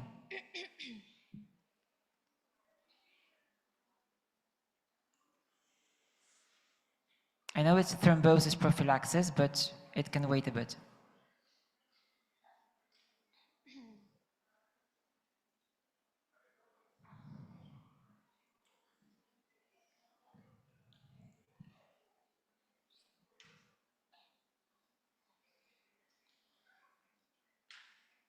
All right, silence in the hall. I know you can. Okay, start whenever you feel ready. Okay, good evening, everyone. My name is Mati, and I am a fifth-year medical student from Portugal, currently serving as IFMSA's Core External Affairs Assistant for this term, and I'm very, very happy to be able to be here to present my candidature for the LRA position with you guys. Next slide. I will move on the experience slide as you've had some time to see it. Thank you. And moving into my plan of action, I'd like to zoom into the first pillar called external meetings. So in SCORA, we essentially have two major external meetings, the CSW and CPD, though I would really be interested into diversifying our presence into other conferences. And in these external meetings, what's most important is the capacity building, in my opinion. So delivering a lifelong capacity building that can foster also national and local advocacy. I would also like to promote early delegation calls that would maximize like EDI, financial accessibility, youth delegate programs, outreach, and also the advocacy planning. Next slide, please. It would not be my candidature if I did not have a slide about national integration. I think this is a very, very big part of what I like to do. So it would work as national consultation projects on demand by NMO representatives after contact, whether it's on national policy documents or connection with UNFPA, IPPF local offices, and also a pilot project on SRHR in the medical curricula via a small working group with actual NMO representatives on site. Next slide. For policy and advocacy, it's pretty much just continuing the work that has been done already and keep positioning ourselves in the stances that we do have, though I do believe that we could further these stances into a policy brief on technology-facilitated gender-based violence or in even SRHR in the medical curricula through either a policy document or a policy brief. Next slide. Regarding external partners, so SCORA has a lot of external partners. So I do believe that an early on stakeholder mapping would work very well. Also to map out which partners we may need to create memorandums of understanding with to secure these new stakeholders, i.g. the ORCID project. Next slide. In regards to teamwork, I do believe that teamwork has to be held like on empathetic terms and 30. on sensitivity. Thank you. So in regards to the SCORA IT, I would really like to work on capacity building on external affairs with the SCORA IT and really involve them in this part and also work on the SWIR strategy. Next slide. And for capacity building, I was responsible for the SRHR advocacy workshop this term, and I would really like to remove some obstacles so that NMOs can organize it. Next slide. And this was my candidature. Thank you so much. I'm available for your questions.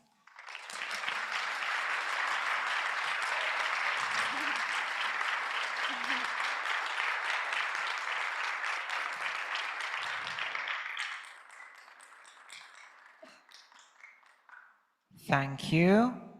Do we have any questions for the candidate? IFMSA Morocco.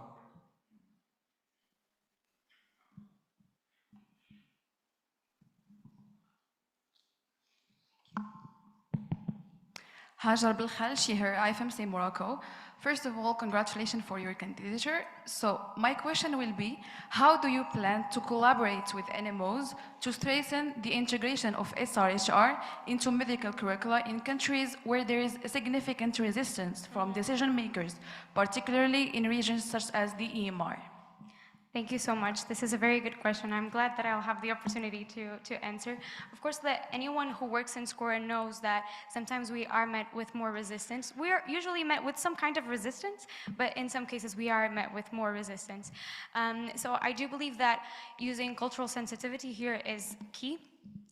Not just in the case of SRHR and the medical curriculum, but specifically, and something that we could use to our favor. So maybe we shouldn't start with, like in spaces like the EMR region, with the LGBTQIA issues or the transgender care. Maybe we can start with maternal mortality.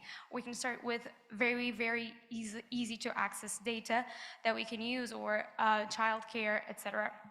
And then we can move on to a next phase where we can actually, start to include other partners in this process that could help foster these collaborations and help these decision makers realize that, this is a big issue and we do need to access this in our medical curricula. Thank you. Next question. Medicine Sudan.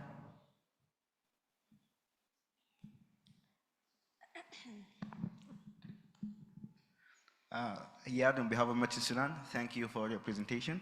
So my question is that both your participation in the CSW and the CPD were in an online format compared to your component. So how will you guarantee the success of a physical delegation, and how would you close the gap in leading a delegation?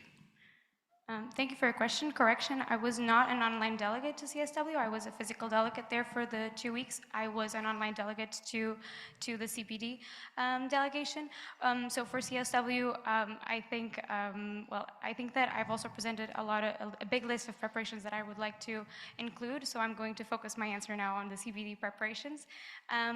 But the fact is that CPD is a very different meeting than CSW. It's very, very different. It speaks on a lot of different things. The duration is different. The organizations that are there are different. But I do believe that the experience that I got was very, very valuable.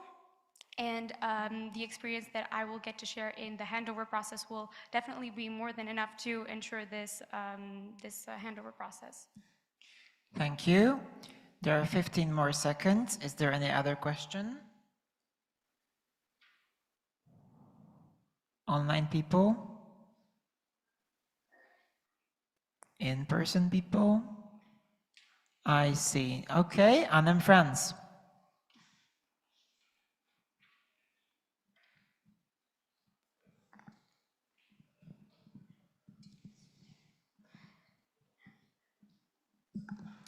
Hi, Léo Shiher and in France.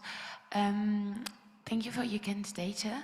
As actual external affairs assistant and candidate to the LRA post, what plan do you have in order to ensure that delegations are prepared and capacitated for any meeting, not building, sorry. Can you repeat the question, please? What plan do you have to ensure that delegations are prepared and capacitated for any meetings? Okay, so I know that I have a very short time, so I would like to say that I have already managed delegations in the past, in this case 5 delegations, or helped co-manage delegations, and really I do believe that there's an extensive list on the external meetings. And the time is up. Thank you so much. And that concludes the candidatures for LRA. We are now moving to LRP. And we have 2 candidates in person, Dajko Stavliev from AMSB Bulgaria, as well as Maria Francisca Barbosa Guamares Mesquita from ANEM Portugal. Those 2 should now join us, okay? IFMSA Egypt. A break, how many minutes?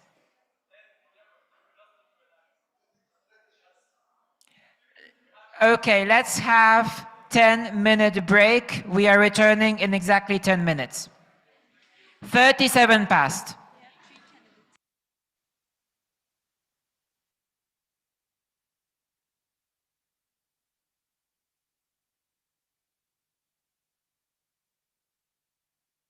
When it comes to the break, candidates for LRP in person, including Hiba, so Darko, Hiba, and Maria,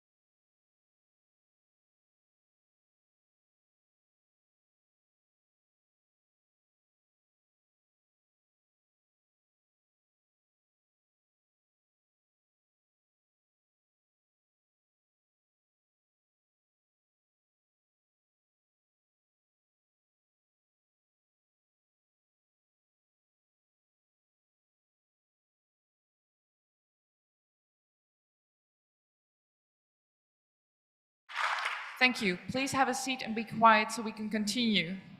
The online candidate is waiting for us, so let's not raise the nerves. You were quiet for 2 seconds. Let's shh and sit. You guys. Oh.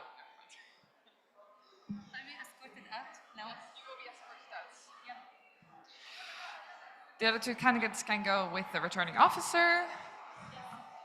And text me when they're outside, please. I see about 20 people standing. Sit down.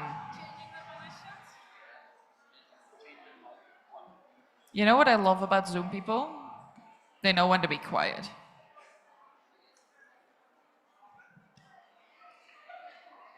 Sit down.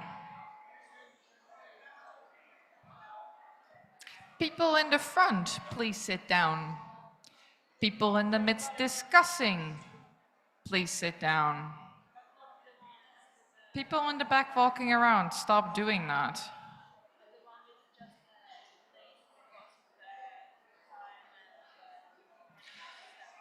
Please close the doors.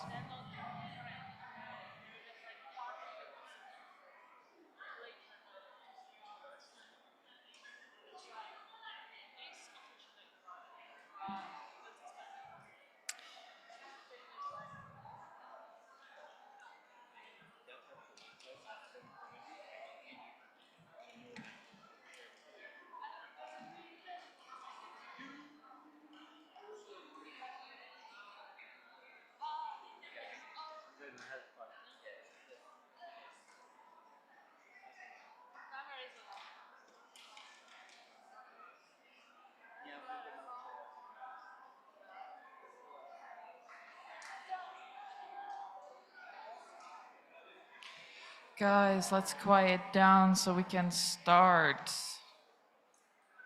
It's getting better. Thank you. Thank you. In the meantime, Marissa, can you please check your audio so we can see if we can hear you? Hello, do you have my voice? I can hear you. Thank you. Right. I'm gonna give it 30 more seconds and then we're gonna start.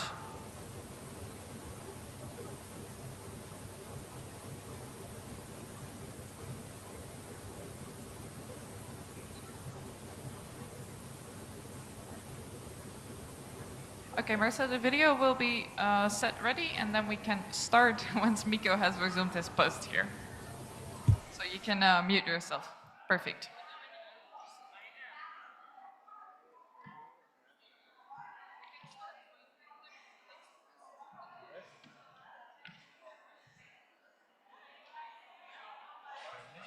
So the other candidates are where? All the way. Okay. So whenever the candidate is ready, you may start. The video.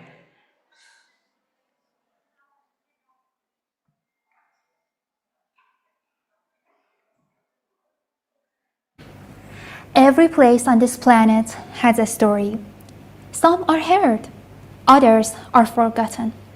Mine began here, in Iran, a place where I learned from a very young age that voices are not always heard equally, where many girls are taught that some dreams simply do not belong to them, where people risk and sometimes lose their lives simply for asking for dignity, justice, and freedom. And then the war came. A war that forced me to leave my home not once, but twice. But that experience did not define me, it directed me. It changed the question I asked myself, no longer, why is this happening, but what can I do? That question shaped my journey in IFMSA, from local officer to national officer and to program coordinator. Each role taught me something different, not only how to advocate, but how to connect people, build partnerships, develop policies, train members, and represent our federation.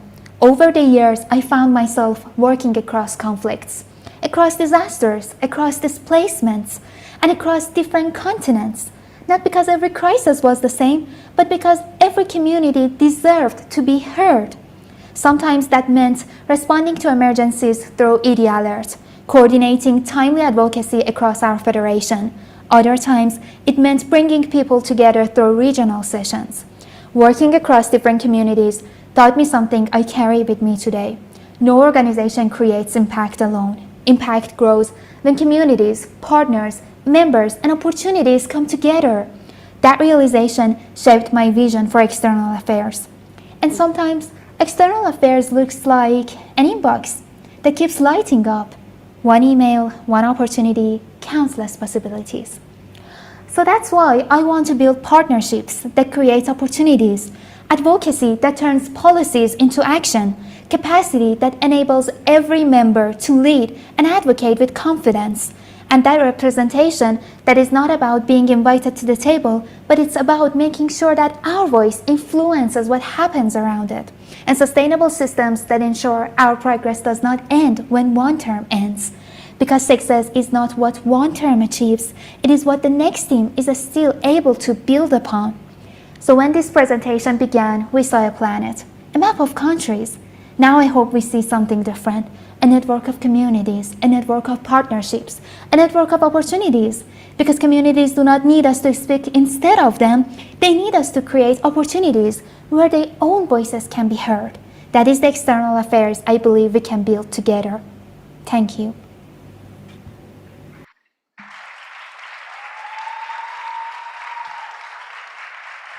Thank you, Marissa. Okay. So you're joining us online. Can you hear us? Yes. Perfect. So now let's go for the questions. If you have a question to the candidate, please raise your voting card.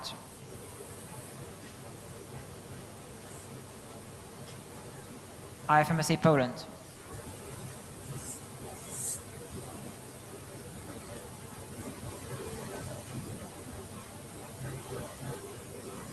Hi, I'm Ania from IFMSA Poland. We have a question regarding your external affairs that you put in your candidation form. There are a lot of them. I want to ask which one is like the most important to you, that which one taught you the most, and what things from this event, let's say, you want to implement in IFMSA journey. Thank you, dear Anya, for the amazing question.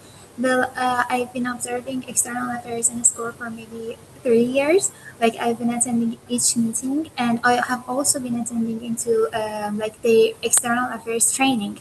So I was a part of Action Aid training, and I've seen the collaboration that it had with our school during the previous term, and I believe that like it is one of the externals that we can work a lot with, because we and Action Aid and also NYCP are a member of Compact for Youth, Compact for Young People in Humanitarian Actions, and I believe it's a compact that it's so innovative. It's like asking for help of the youth, and it is like having great achievements. So I think it is one of the most important externals. But for sure, regarding the need assessments that we have and the need of each NMO, I will work with different external partners.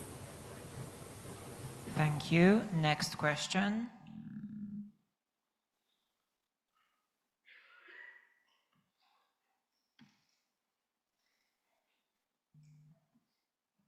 Online participants.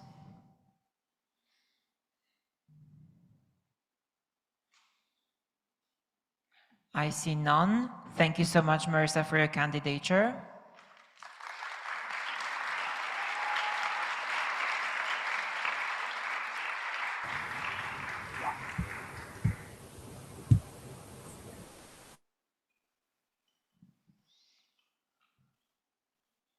And the next candidate now will be Darko Stavliv.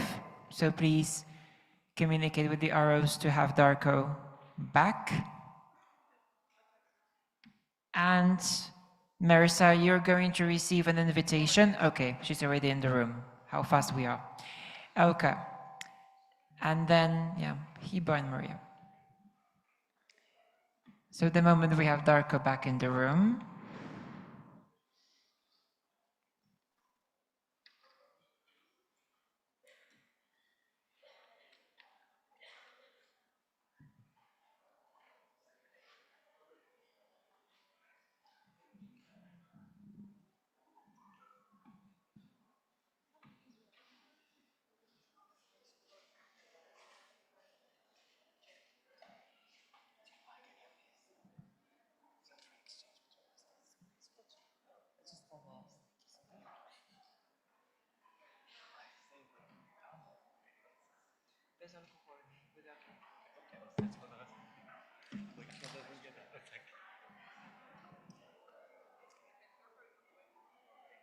Okay, Darko is coming.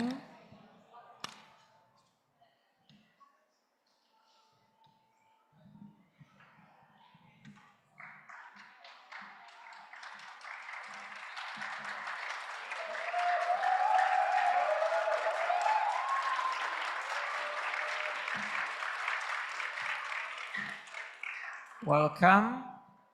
You have the mic. Do you want to get reminded 30 seconds before the end? Yes. Okay. Thank you. The moment we receive confirmation from the returning officer that's okay, we already have it. Perfect. Let's wait for this first slide to be shared. Here we are. You may start at any point. Thank you. Hello, everyone. My name is Darko Stavrev from AMSB Bulgaria. And as you can see, while my PRC skills are limited, my passion and enthusiasm for SCORP isn't. Next slide, please. And the next after that. Thank you very much. Currently, I am the SCORP Regional Assistant for Europe, and I have been part of SCORP in my NMO as well. From policy documents and external affairs in general, I have been part of every step in the policy-making process, from member, coordinator, policy commission, and policy reviewing committee as well. And I have also been a delegate to external meetings such as the United, I'm not going to say the full name, but UNFCCC SB 64 and the International Migration Review Forum and many others. Next slide, please. Thank you.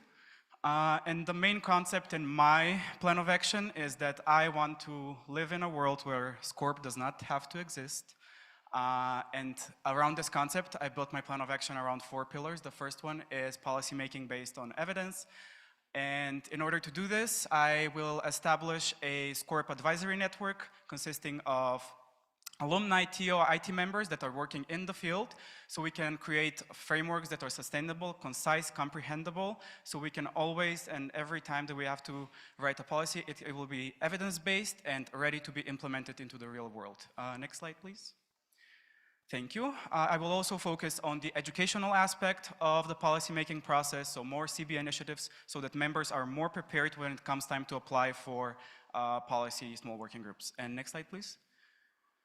My priority is also to focus on the NMOs and NORPs. As I have been SCORP RA, I have worked with NORPs, SCORP representatives, and sometimes even NMOPs, and they are a vital part of our federation. So creating a system for NMO input so we can better align real-world problems and regional priorities with our external affairs efforts. This is vital for our implementation of policy documents and when we present them to external partners. Next slide, please. Thank you. And also, a very close to my heart idea that I want to implement is develop a rapid response mechanism and press release for newly emerging human rights crises.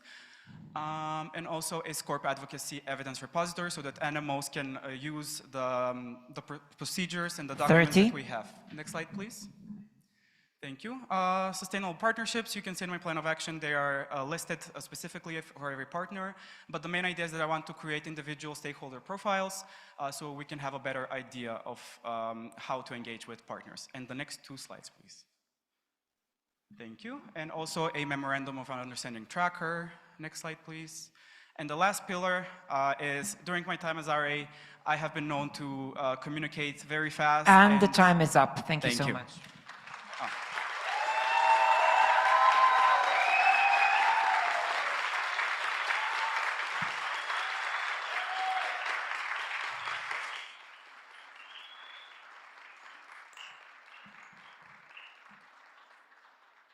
And now it's time for questions. Please raise your card or your hand on Zoom. Okay, we have a question by Anna in Portugal.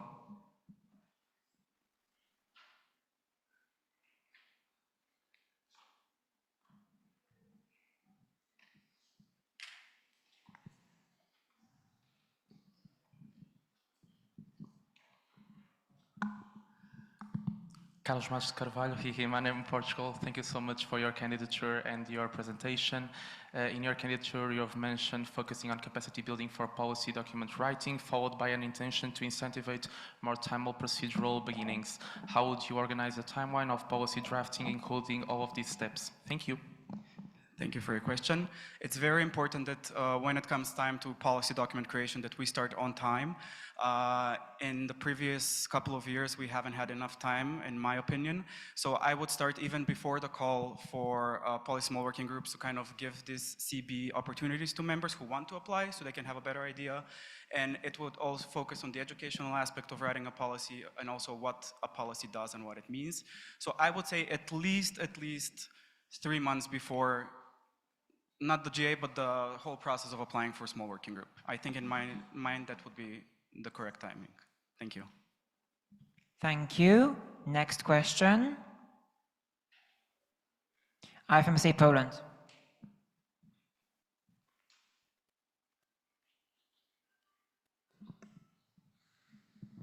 Hi, I'm Ania from IFMSA Poland. We have a question because in your candidature there was a lot of things emphasized with evidence-based advocacy. And we are wondering what specific indicators or like metric or whatever would you use to evaluate the SCORP's advocacy? Thank you. One of the metrics that I use when I have been coordinator and commission and all the other parts is the first thing that comes to mind is AI tracker, because a lot of policy small working groups use AI trackers because it's faster, it's smoother, but it does not work when it comes to creation of policy documents. So the first thing that every person should do is AI tracker and to see if AI is used, because in that case it's not evidence-based. And now we know like which websites AI platforms use mostly, so it's easier to check. Another metric I would say is just the general smoothness and comprehension of the policy document, and the citations is very important. It's very important to have good citations in order to be evidence-based. Evidence-based means that it's something that is known to the world, and based on that you give recommendations. Thank you. Thank you. Next question. I would like to okay. IFMSA Poland. I have one more question because you put the point that you want to conduct periodic evaluation or policy relevance. How long are you going to evaluate the policies? Thank you. So I think my term is 1 year.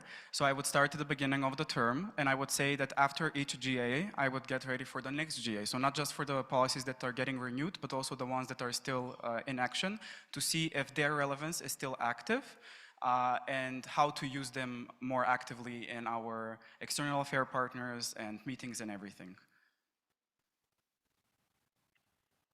Thank you. We have 9 more seconds. IFMSA Poland.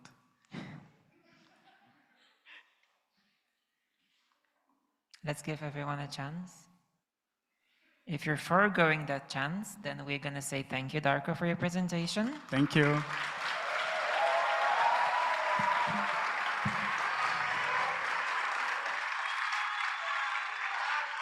Please bring back Hiba.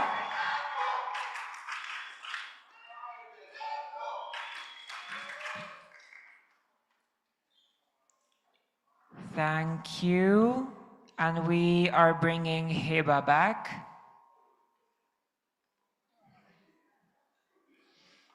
And we informed they're on their way.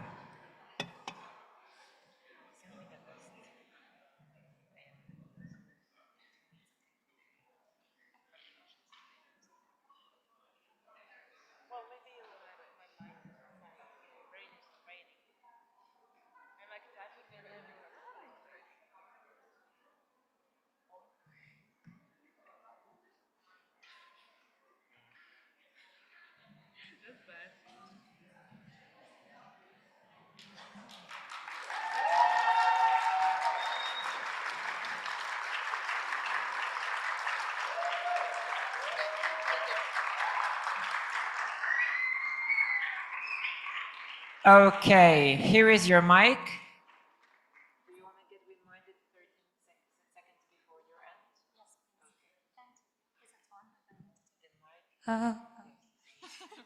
Yes. All right. We have confirmation that the returning officers are safely back, so you may start.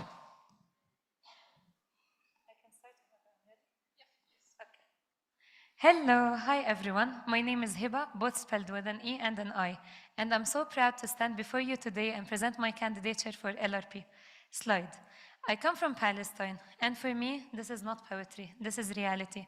When I first read this sentence, I realized that it's not only about warplanes, it's about every single thing in life that gets affected when conflict happens. To be honest, I don't remember the first checkpoint I crossed, but I do remember the first time my parents taught me how to cross one. I do remember that they told me, keep your ID ready. Only answer what's asked and wait. And this became my motivation to advocate for human rights. Slide. In my advocacy journey, I served as NORBS, Corp RA. I attended 5 general assemblies, 5 regional meetings, including an APRM, and was a speaker in 16 different events. Slide. Now that you know my experience, let me show you how this shaped my vision. Slide. I want to start with a smooth transition by effective handover and clear communication with our external partners and clear communication with our external partners and getting started from the get-go on our documentation style. Slide. Then I move to shaping our IFMSA's voice. First by 3 key action points. First by Connect, by working with the VPE and External Affairs IT on implementing our IFMSA strategy through seeing regional priorities and implementing them on a global advocacy level. Then empowering our general members with resources like Scope Digest and CB opportunities. Then by amplifying our voices with collaborating with RAs, RDs and LOs. Slide. Then for stakeholders, I want to understand where we currently exist with stakeholders and build on existing partnerships like research opportunities with CREMADEM, CB ones with IPPNW, and explore potential ones and hopefully sign some MOUs like ones with MYCP and IFRC. Slide. Then I want to evaluate the entire policy cycle, first by reviewing existing policies and seeing what needs renewal, to developing novel ones by consulting NMOs and the external partners, to engaging and implementing these policies through the monthly policy spotlight campaign and looking into the opportunity of translating them, and finally evaluating our impact with the policy usage report. Slide. I personally want to represent IFMSA in external meetings. I also want to prep our delegates through pre-orientation meetings, policy briefs, and much more. I also want to support the PCs in our advocacy efforts and have timely statements and press releases. Slide. Finally, I want to work on internal leadership with the SCORP team, specifically on the SCORP strategy. And slide. Now, I can't change every conversation parents have with their kids. And sadly, I can't silence the warplanes. But I promise not to be silent. Thank you.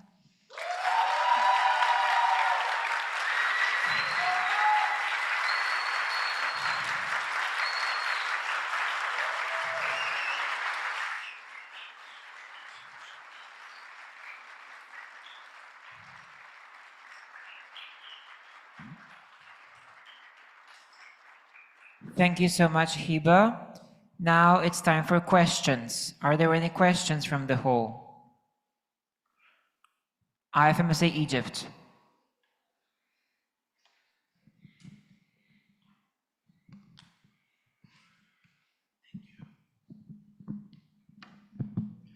Okay, Beirut, here, IFMSA Egypt. Thank you so much, Hiba, for this amazing candidature. Wish you best of luck. So my question, what do you think are the main challenges and how do you plan to address them? Thank you.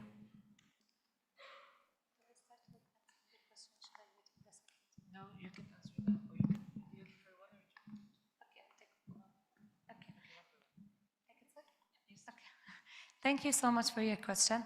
I want to start by first saying that I think LRP, or external affairs in general, do face some challenges when it comes to continuity. As I think like external affairs do rely on like personal communication, and this is not something that can be documented. So I want to like join the current LRP with her external meetings, like during my elect period, to see some pre-existing commitments, to see the communication style. And another point I want to focus on is the meaningful communication and like engagement with our members, because sometimes external affairs can be looked at as like some vague topic, and I want to like equip our members with accessible resources to change this. Thank you. Thank you. Next question. IFMSA Poland.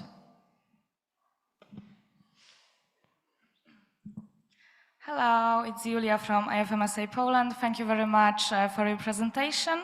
And we have a question because from your candidature, we can see that you have participated in many international events, and we wanted to ask which one of them was the most important to you, taught you the most, and from which one you would like to draw as much as possible for your future work on this function. Does it have to be like an external meeting or any IFMSA event? Any. Okay. Well, it is an external meeting that affected my journey this much. At the beginning of my term as RA, I was part of the PEMSA Palestine delegation to the World Health Summit.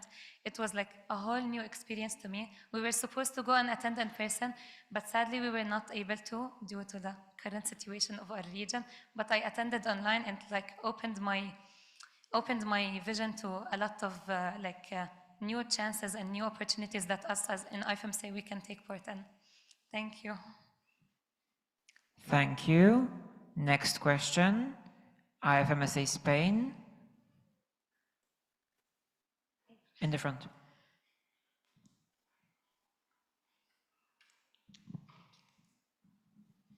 Hi, I'm Caterina Schiher from IFMSA Spain. Thank you so much for your candidature and congratulations on your presentation. So we wanted to ask, since you do not mention any plans for helping in the process of fundraising to decrease the cost of the training in partnership with Cremidim. So yeah, we wanted to ask if you have any plans regarding that. Thank you so much for your question. Actually, I'm not too sure how we can reduce the cost, but this is something that I have to consult the VPF with. I have to consult also Cremidem with. But something that I really want to do is evaluate the IOGs, see if it is possible for us to open the calls ahead of hand, because I don't know the IOGs. It is internal guidelines for a reason. And if it is possible, this way maybe the delegates themselves can go and seek sponsorship, or we can go seek sponsorships for them if it's happening ahead of time. Thank you. Thank you. We have 20 more seconds, so just about for one more question.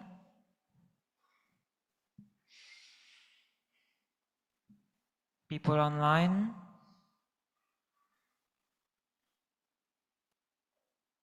I see none, therefore thank you so much, Hiba, for your candidature.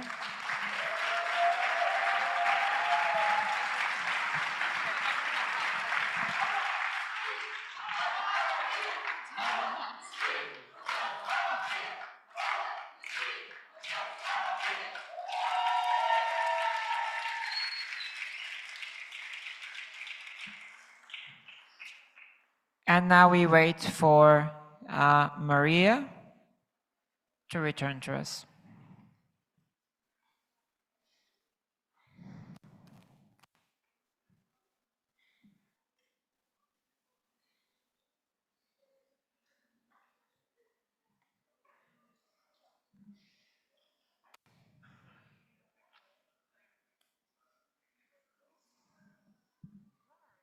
So after this candidature, we still have 2 candidates for LWHO and 3 candidates for LSR.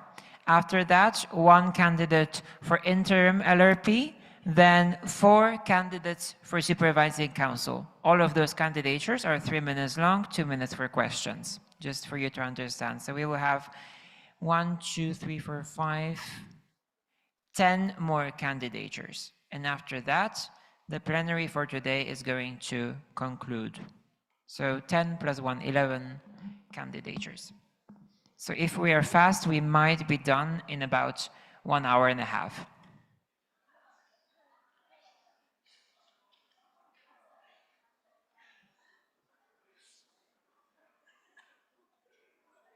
Whether that's optimism or pessimism is just a relative feeling.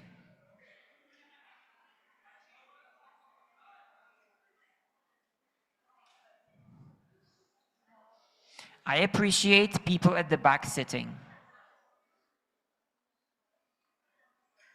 Okay, do we have Maria back? Yes, we do. Do you have your mic? Do you have a mic? Okay. Okay, so you have 3 minutes. Tell him whenever you want to change the slide. Okay, and I'm going to tell you 30 seconds before you're done that there are 30 seconds, okay?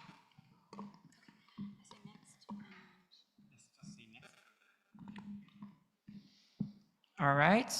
Do we have a confirmation that everything is all right regarding other candidates? Yes. So you may start whenever you're ready. Where should I position myself? Maybe they're for the camera and the pictures. People are taking pictures here, so make yourself visible. Is it good like this? Yep.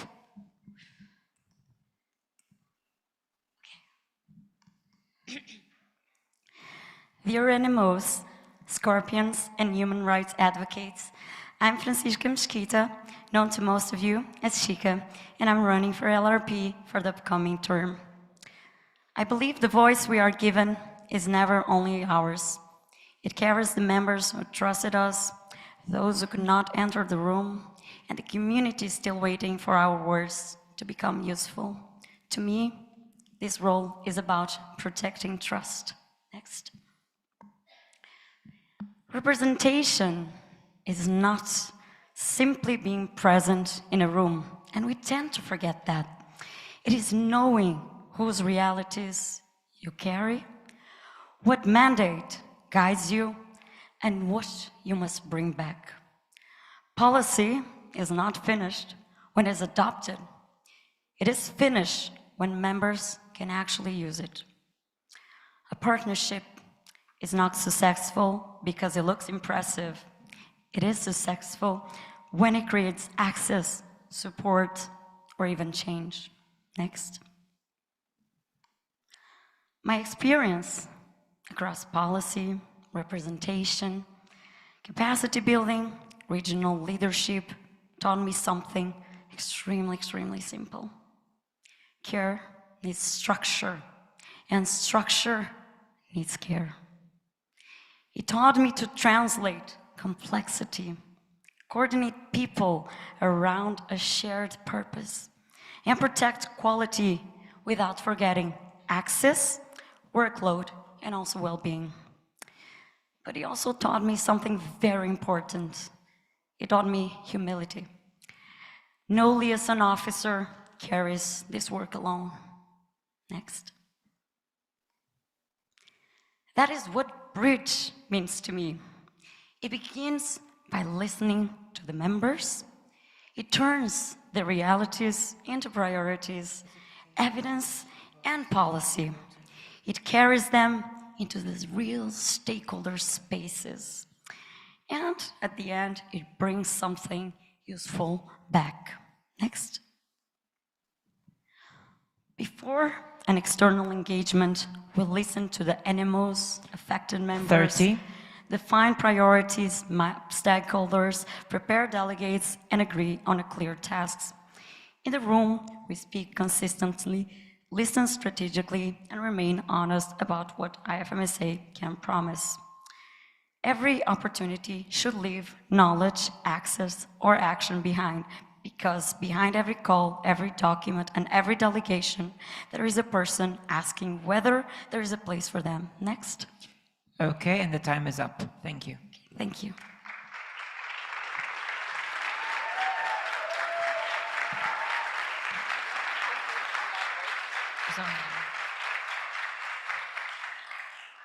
Thank you, Francesca. Now it's time for questions. Please raise your voting cards or your hands online. IFMSA Poland. And then it was BVMD, or who was that? Okay, system. So Poland, then Italy. Hi, it's Julia from IFMSA Poland. Thank you, Chica, for your presentation.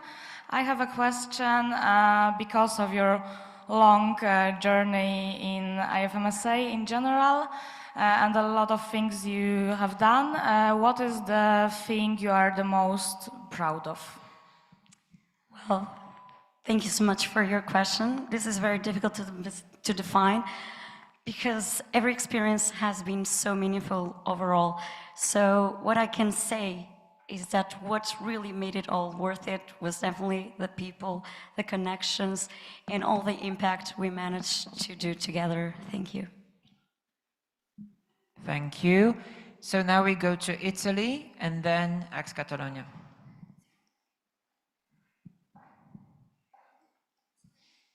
I think it's easier to go around. Okay. I'm Clara from Italy. I wanted to ask how would you respond if a humanitarian crisis occurs and animals or regions have different perspectives? Okay, thank you for your question. I think in these situations, especially in crisis, we should not be worried in being the first ones reacting. We need to reach out to the people that are actually affected, talk with the members, the animals, the NORBs, the regional assistants, try to assess the situation, and more importantly, we have to account so that this doesn't become a very heavy emotional burden and also political burden. So this has to consider all the situation, the needs of the people, and also how we, as IFMSA, as a community, can actually do something achievable, because sometimes we tend to go outside of the sphere of what is realistically and achievable. So thank you. Thank you. Next question, ex-Catalonia.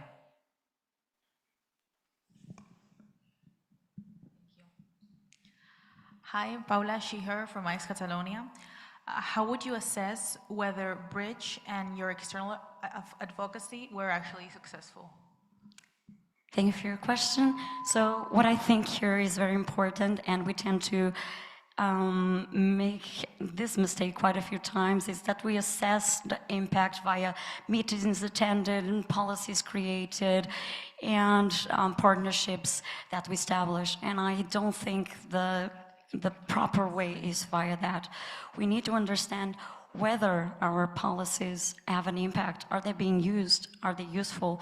Are they allowing us to really represent our members in terms of our meetings? Would we go there? What are we bringing back to the members? Are we actually gaining knowledge and is actually supporting our animals? And also with the partnerships, what do they bring to the table? What can we actually do that?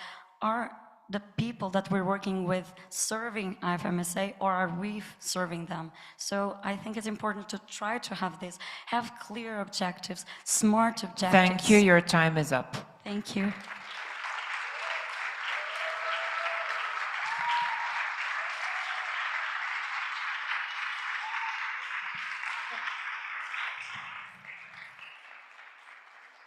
And that concludes the presentations for LRP. We will now be turning to candidatures for LWHO, which are Miriam Isabel from Nemuni CV Capo Verde and Tadi from IFMSA Thailand. Both of them are online. We have slides from Miriam and a video from Tadi. The first candidate to present will be Miriam. So please make sure that Tadi is added to the breakout room. In the meantime, Miriam, can you hear us? Yes, I can. Perfect. So we will now be launching your slides. And the moment that we confirm that your opponent is in the breakout room online, you will be able to start. You're going to have 3 minutes. I'm going to say the word 30 seconds before your time is up. Are you okay with that? Thank you. Thank you so much. Great. Let's wait for the returning officer to get back. Okay, they are back. Therefore, please close the doors. Okay, last person to run. And we close. And the door is closed, so whenever you're ready, you can start. Oi, tudo direito? That's hello in Cabo Verde. My name is Miriam, candidate for liaison officer to the WHO term 26-27 in the new IFMSA baby. So be gentle with me. Slide. One thing is certain. This year, millions of people watched the FIFA World Cup 2026.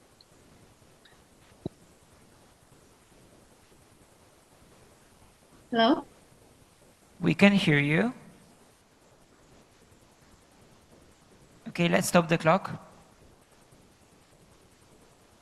Miriam, can you hear us?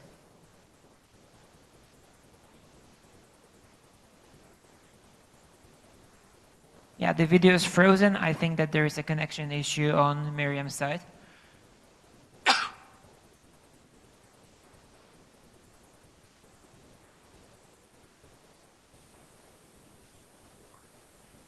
Okay, she entered the room back.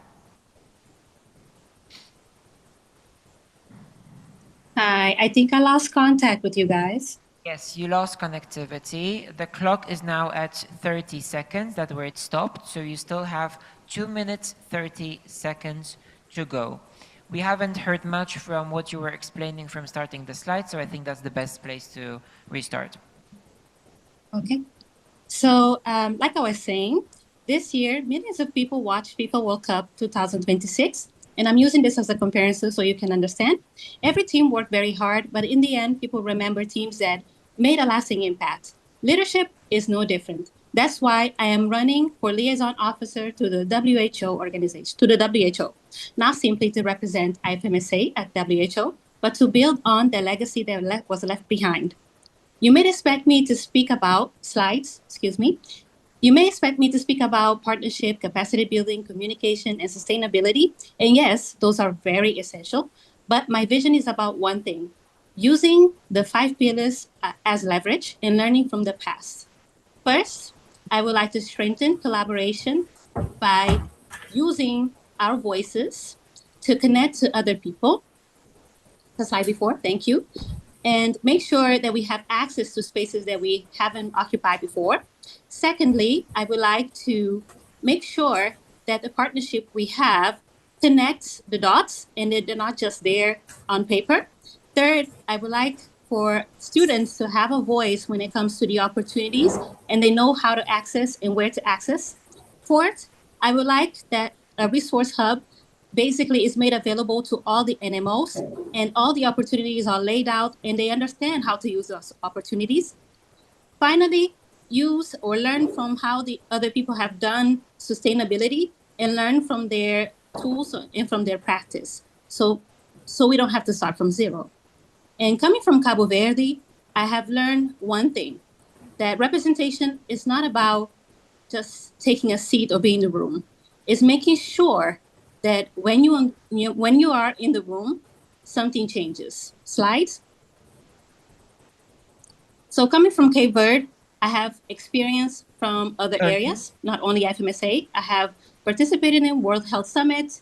I've also participated in UN, ECOWAS, ECRI, and also several forums for medical education here in Cabo Verde. And I've acquired the experience I have to really have to understand the structure of things. And that's what I'm trying to use in this term. Slides. As you can see here, these are just a few pictures of the things that I've done. Your and I'm time very is proud up. to Thank make you, Miriam, for your presentation. Thank you.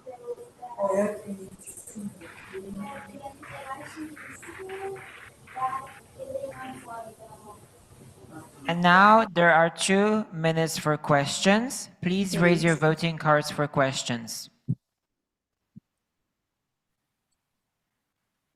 IFMSA Algeria. Yes, Algeria.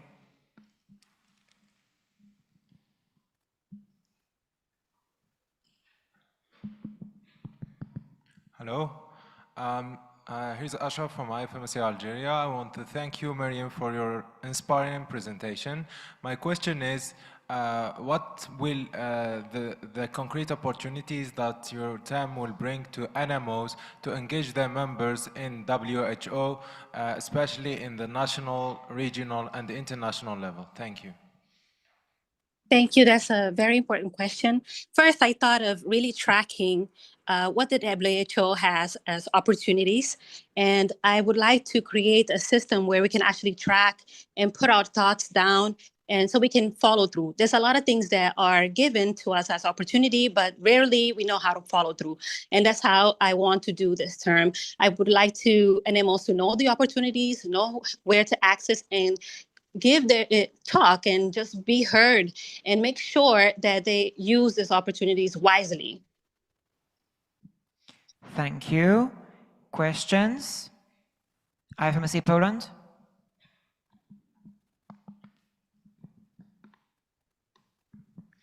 Hi, Michael from IFMSA Poland. Thank you for your presentation. I wanted to ask you, could you elaborate about your specific experience in working with the WHO and your main achievements in external global health events? Thank you. Basically, because I am a medical student, I often have to make my living doing interpretation on the side. And that's how I've got to learn and have leadership in those areas with WHO, UN, ECOWAS, and ICRI. Mainly translating and learning the topics they are talking about has led me to really understand the structure of things, of how they work and when they do things and how they move. And that's basically the experience that I want to try to bring in here so I can leave a solid background, a solid ground for others to step on. Thank you. I saw somebody here raising their hands. Okay, I'm in Portugal.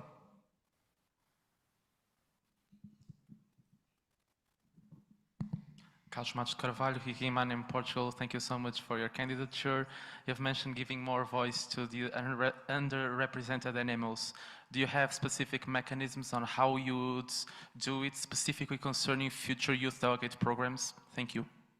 Yes, I would like to first have a sit down with the animals, understand their concerns and how they really want to reach out and how they want to showcase their work, and then create a resource hub where they can have access anytime and it's going to be available to them at any time and point.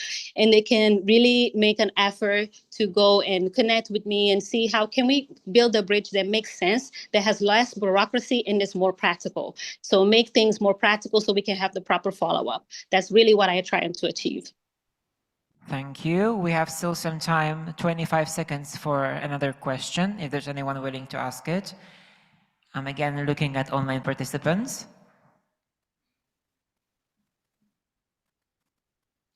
If not, then in person, and in France.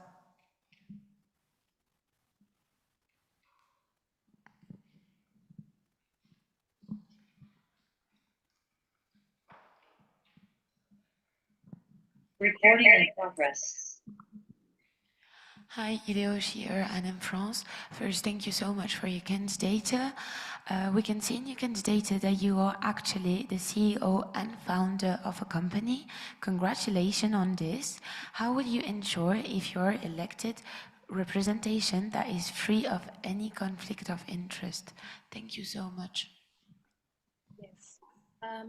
Thank you so much for that question. A lot of the things that I do here is specifically on the conflict of interest. Because I've worked with several organizations, I really know how to handle that part and manage that really well. So I bring a lot of preparedness when it comes to this. And I try to basically keep integrity at the forefront and ethical work in whatever I do. And that really has been successful in my case because I've been able to handle projects that have a lot of conflict. Your time is up. Thank you. Thank you so much for the question.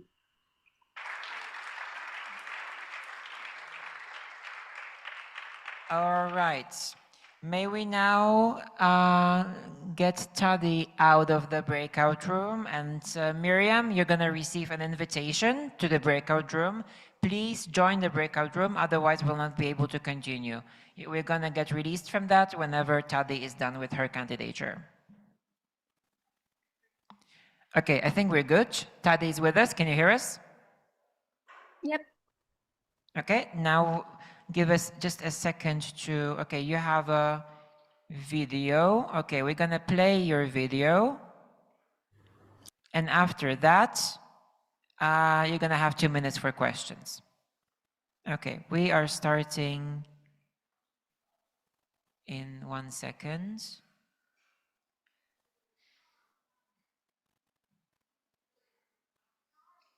Okay, let's go. The magic of IFMSA isn't simply the opportunity it provides, it's the way thousands of passionate medical students come together to create one collective voice. Hello everyone, thank you for being here with me today. For those who don't know me, my name is Tati Sutritkun, or Caddy for short, and I'm currently serving as your External Affairs Advocacy Assistant, and it's my utmost pleasure to present my candidature to run for IFMSA's Liaison Officer to the World Health Organization for the upcoming 26-27 term. It's truly surreal to be here, from being a fresh high school graduate attending the Prince Mahidol Award Conference, to being part of the Youth Task Force at the WFME World Conference, to being your EAAA this year and UHC champion, and now applying for the role of LWHO. To me, the LWHO role is more than just a representative. It is the bridge between our federation and one of the world's most influential health institutes. It's bidirectional. It's carrying medical student voices into the WHO and bringing back what we gained there to help strengthen IFMSA. My vision is simple: to make WHO engagement feel less like an opportunity for few and more like a pathway every member can see themselves on. My plan of action consists of 4 pillars, which I would now elaborate on. The first being voice at the table, to ensure that IFMSA's engagement at WHO governing bodies is representative, strategic, and well-prepared, strengthening the Federation's credibility while creating sustainable systems for high-level advocacy. The second is building readiness, to empower IFMSA members with the knowledge, the skills, and opportunity needed to engage meaningfully with WHO and global health governance by strengthening accessibility, practicality, and sustainability of capacity-building initiatives across our Federation. The third is trusted connections, is to strengthen and sustain IFMSA's partnership across the WHO ecosystem and wider youth community by fostering meaningful collaboration that advances both international advocacy and opportunities for NMOs. And lastly, a foundation that lasts, is to strengthen institution continuity and make WHO engagement more transparent and accessible by improving internal communications, preserving institutional knowledge, and supporting sustainable leadership across successive terms. I do not want to be the loudest voice in the room. I want to be someone who listens and bring people together and make sure that the voice we carry into WHO truly belongs to this federation, and also to contribute to a future where young people are recognized as meaningful partners in shaping global health. After all, the magic of IFMSA has never been found in one individual. It's always been found in our collective voice. So I would be honored to help carry and amplify that voice forward so that we together can continue to be the drivers of change. Please feel free to reach out if you have any further questions or thoughts. I would be happy to answer them. And my full candidature can be found in the QR code. Thank you so much for your time and consideration.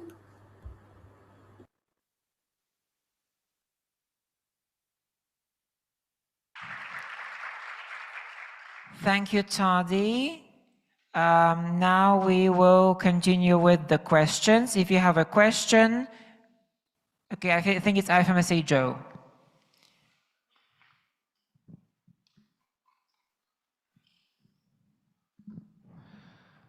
This is Farhan from Khasat from IFMSA Joe speaking. Thank you, Kathy, for this amazing presentation. Best of luck in your candidature.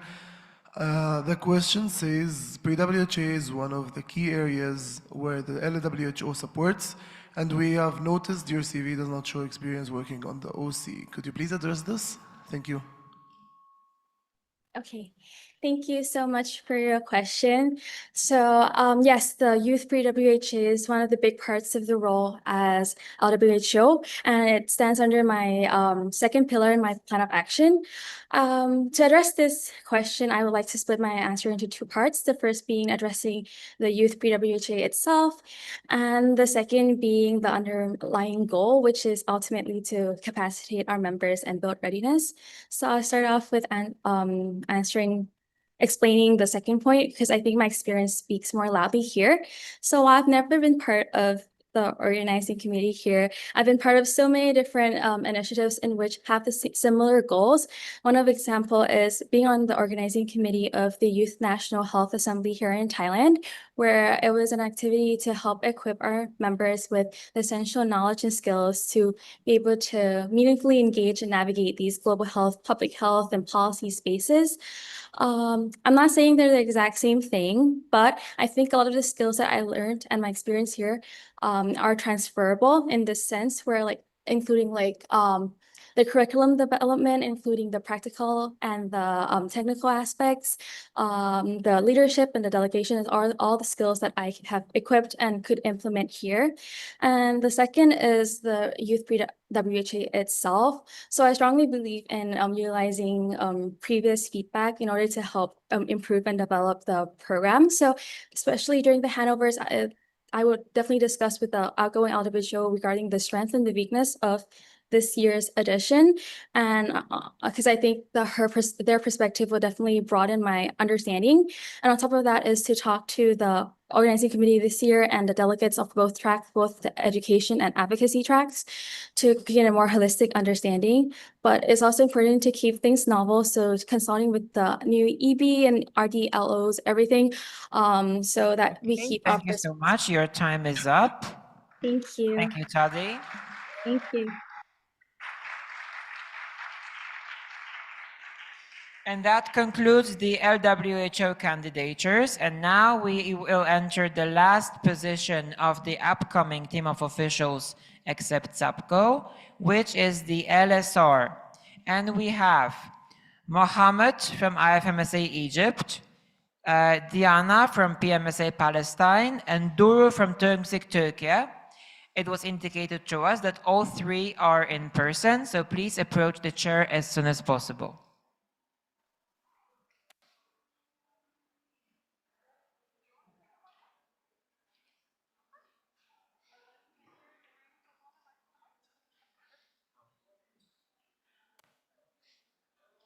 Okay, you're Diana?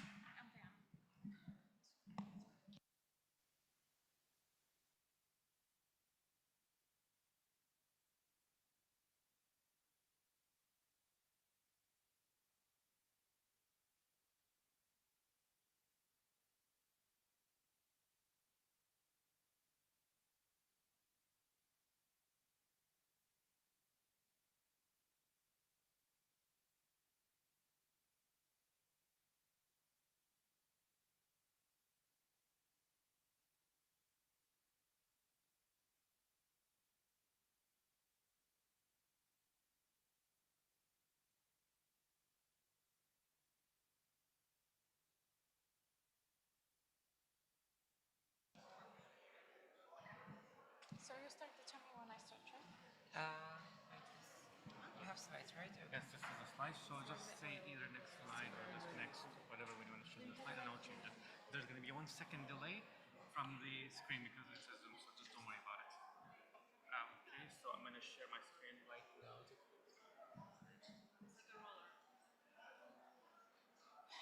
Here's the slide.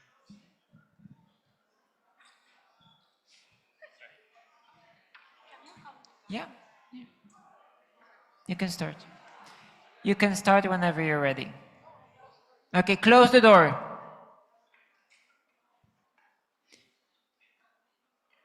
Close it now. And people at the back and in the middle, surprisingly as well, please sit down.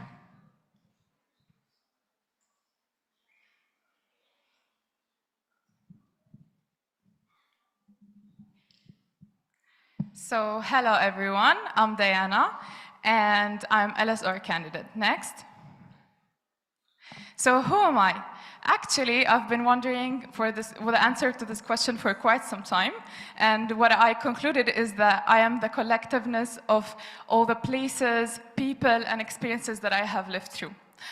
I am Palestinian, Pontic Greek, and I have lived across 3 different countries, and I come from a family of medical doctors. All these privileges gave me the opportunity to be a youth representative at many medical conferences much before the start of university. This has sparked my love for medical sciences and research. In parallel, I was also in high school doing Model United Nations, where my first delegation was to the UN headquarters in Vienna, where I have learned that words can actually empower change. Next. So for my experiences, here you can see the summary. However, I will elaborate on the most elaborative one, which is me being the SCORE External Affairs Assistant, which is the assistant to the LSR for this term. Next. Here you can see I marked the 5 key LSR work areas, including LSR externals, conferences, campaigns, capacity building, and each thing I have contributed and worked throughout the term. Next. For my plan of action, it's based on 3 visions, under which there are 3 pillars. Next. The first vision is stabilizing and strengthening our external partner engagement. I believe that following up on already open doors that we have made during this term is essential, especially during a time period where we're going to be changing the point of contact to our externals. That structured follow-up with externals is important. Next. Having a shared calendar that is shared with the IT as well as the members helps their alignment with and engagement with our opportunities, especially external representation. Next. Expanding on the campaigns, campaigns should be used as tools for policy implementation as well as engagement with our externals and other committees. Next. To open new doors, however, and enter new spaces, you need to leverage data, exchange, research, NMO data to have evidence-based advocacy. This could be done through reforming the exchange evaluation forms in collaboration with the SCORP SCORE-D, as well as the PRC, as well as implementation of the research framework, which has been launched this term. Next. And lastly, open, transparent work creates open, accessible opportunities, which will ensure open continuity of the LSR position. During my term, I plan to provide the members with at least five external delegations, 2 small working groups, 2 mega working groups, 1 research opportunity, and 1 new online workshop, which will ensure the continuity of a community of medical science and research advocates. Thank you. Thank you. The time is up.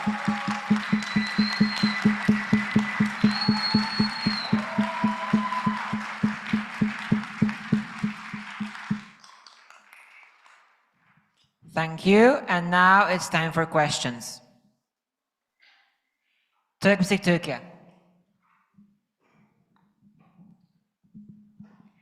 Naz from Turkey. First of all, thank you for your presentation.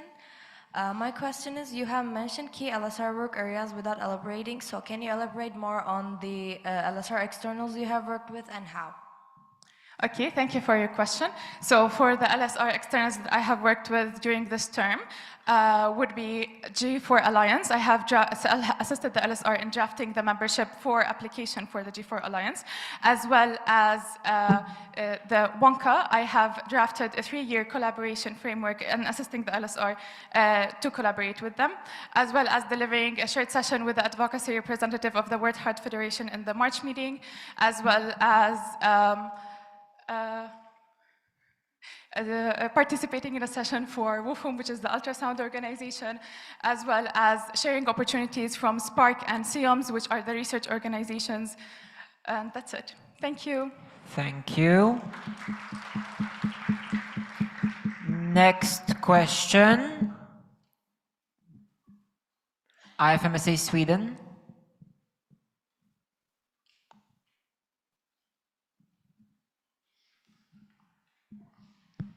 Hello, this is Sarah from IFMSA Sweden, she, her speaking. Thank you very much for your presentation. You have mentioned many action points with externals that you want to work on. Can you please mention the 3 you think are most essential and why? Thank you for your question. So the 3 most essential ones would be, first of all, following up with the partners that we have collaborations with so that we can further collaborations into becoming MOUs. For example, the World Heart Federation and the SPARC are currently at the collaboration status. Thus, further deepening these connections to MOUs would be essential, as well as following up on the new membership applications of ACAN, which is the Acute Care Organization, and the J4 Alliance membership, which is the Global Surgery Organization. This is the first action point. The second action point would be following on the WONCA 3-year collaboration, since we have drafted the 3-year collaboration, thus that would need implementation.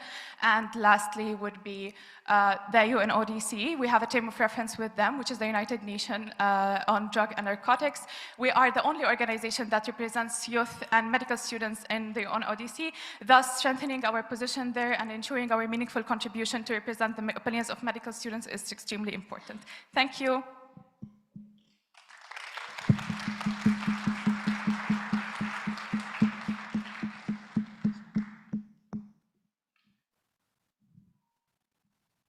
We have some issues before we proceed with next questions with online people hearing us. Can somebody confirm that they can hear us now? Anybody?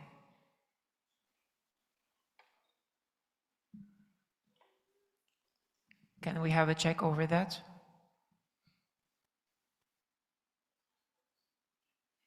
Okay, can we have a confirmation now from online people that they can hear us? Because we had some reports about issues. Okay, somebody's confirming. Thank you very much. So now let's have another question. Medicine Sudan.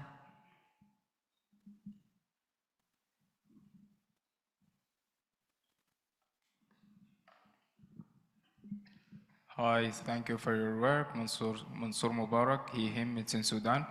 You list stabilizing existing partnership as priority over new ones. Which partnership do you think is most at risk of stalling without deliberate follow-up, and why?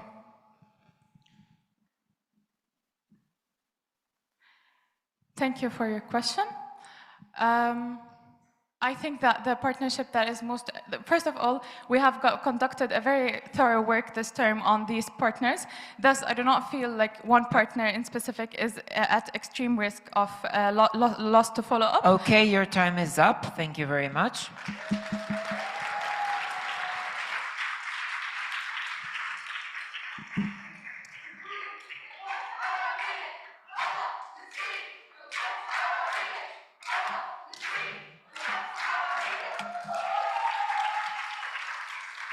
And now we're going to allow Mohammed Musa back.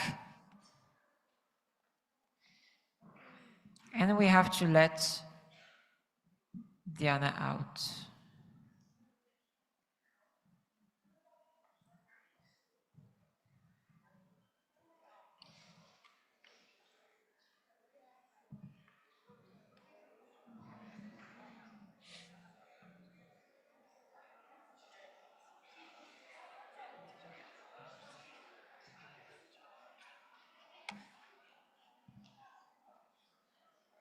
All right, we have Mohammed.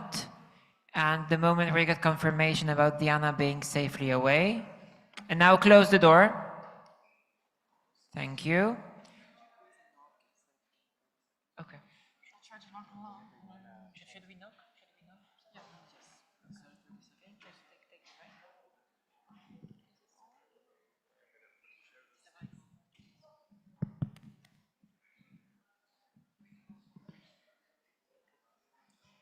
All right, everything is ready from our... No, it's not. We're waiting for our confirmation.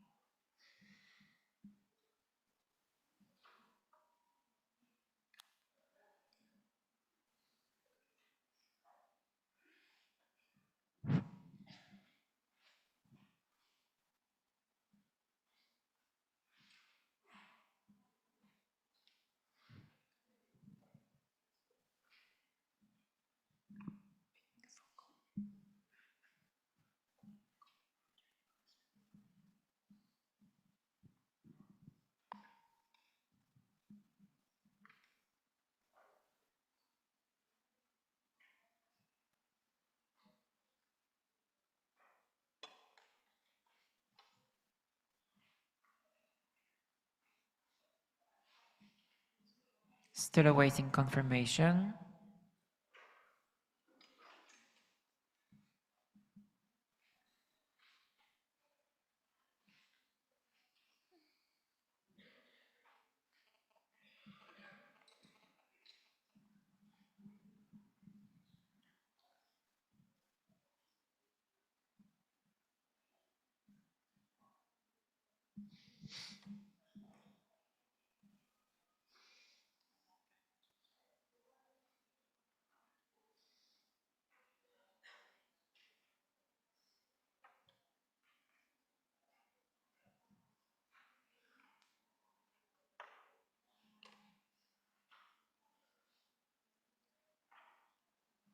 Okay, you may leave, you may let delegates out, but now the door is closed.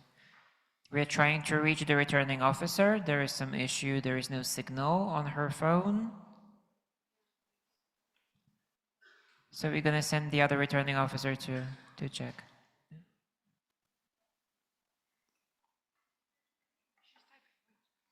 Okay. Yes, we have confirmation. Mohammed, you can start. Okay, hello everyone. I am Mohammed Musa from IFMSA Egypt, and I'm currently serving as the External Affairs Research and Advocacy Assistant. Can we go next? First of all, thank you so much for being here after all these hours. I know you guys are tired, but give me just 3 minutes of your time. It still feels really surreal to be here.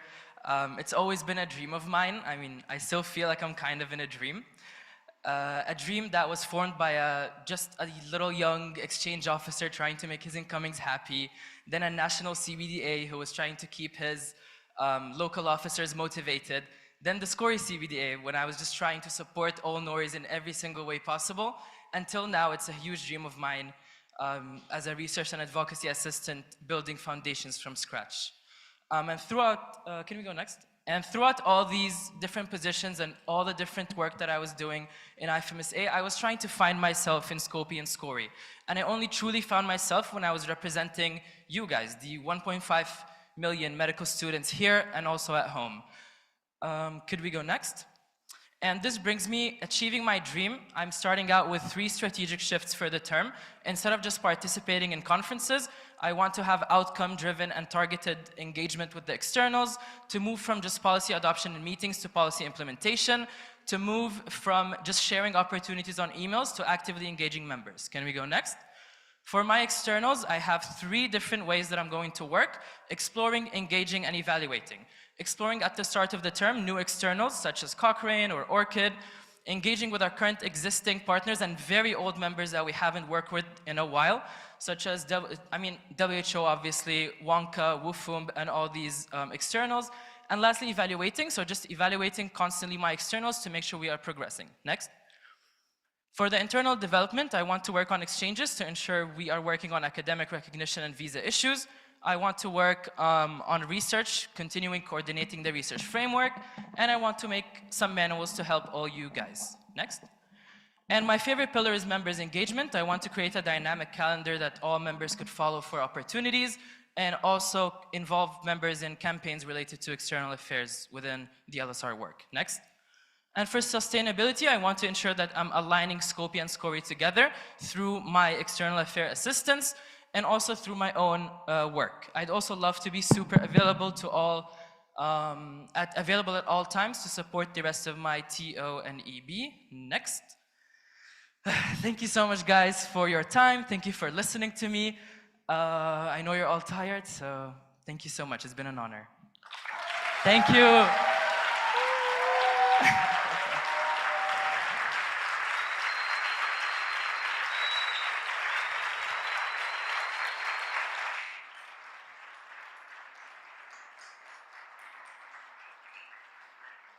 Thank you, Musa. May we now get questions to his candidature? Is it Fatima, Romania? Yes.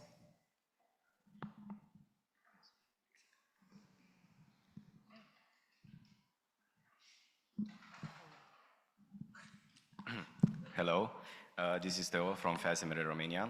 I'd like to ask you, what steps would you take to bridge Skopje and SCORI and strengthen collaboration between them? Amazing, thank you so much for the question. So as LSR, I'm basically the only liaison officer that has assistants in 2 different standing committees working. And it's really a tough thing to try and manage 2 assistants that also have 2 different standing committees that they're working within. As LSR, my job will be to hold constant meetings with them, whether it's bi-monthly, whether it's quarterly, whether it's monthly, however they do prefer, on their own, to help them align their work and coordinate their work. And especially so at the start of the term, that they're able to align their annual working plans. And through my 2 lovely assistants, we will be able to coordinate the work between Skopje and SCORI. Because again, I know in regional meetings, we usually just have like exchanges sessions all together, and it's easy to coordinate them. But at our meetings here, it's 2 separate sessions, and we do have to actively work on this to ensure that we're aligning them. Other than that, also the Skopje and SCORI strategies, I would love to be able to work on both and give my perspectives on both to align our work for the next 3 years. Thank you. Thank you so much. Another question?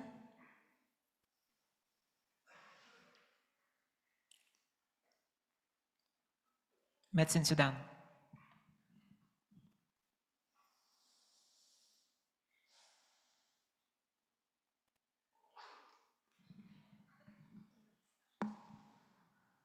Thank you, Mustafa, for the presentation. This is Iyad on behalf of Medicine Sudan.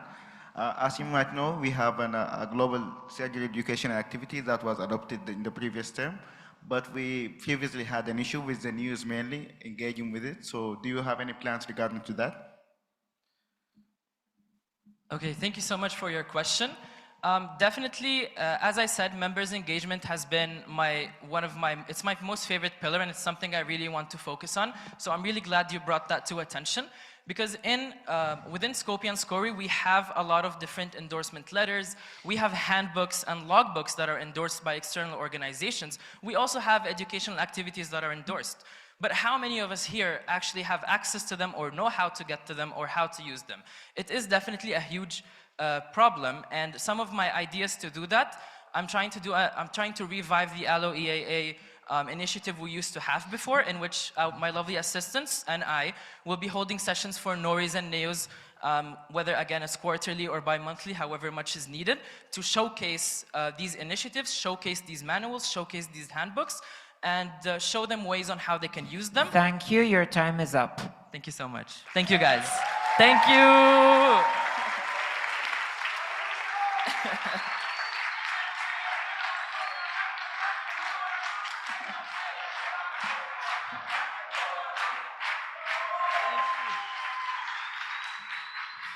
Thank you, Mohammed.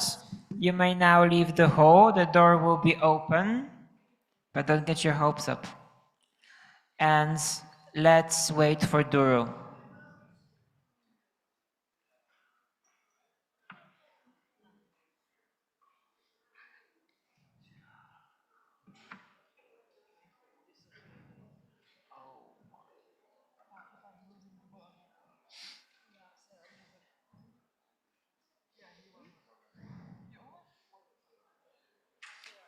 Yay. We have our candidate, which means that the moment that Mohammed leaves the room, which I believe he already has, the door needs to be closed. Okay, IFMSA Joe, you want to leave, okay? So please do it fast.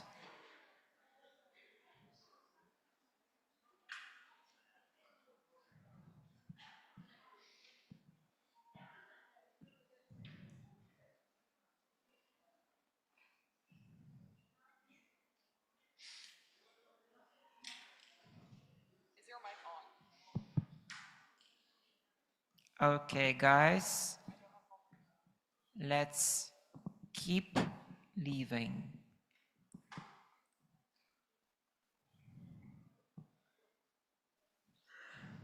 And we close the door. And take a seat behind or in the front, wherever is your place. And we are ready with the slides. Do we have confirmation? Not yet. Let us reach the returning officer.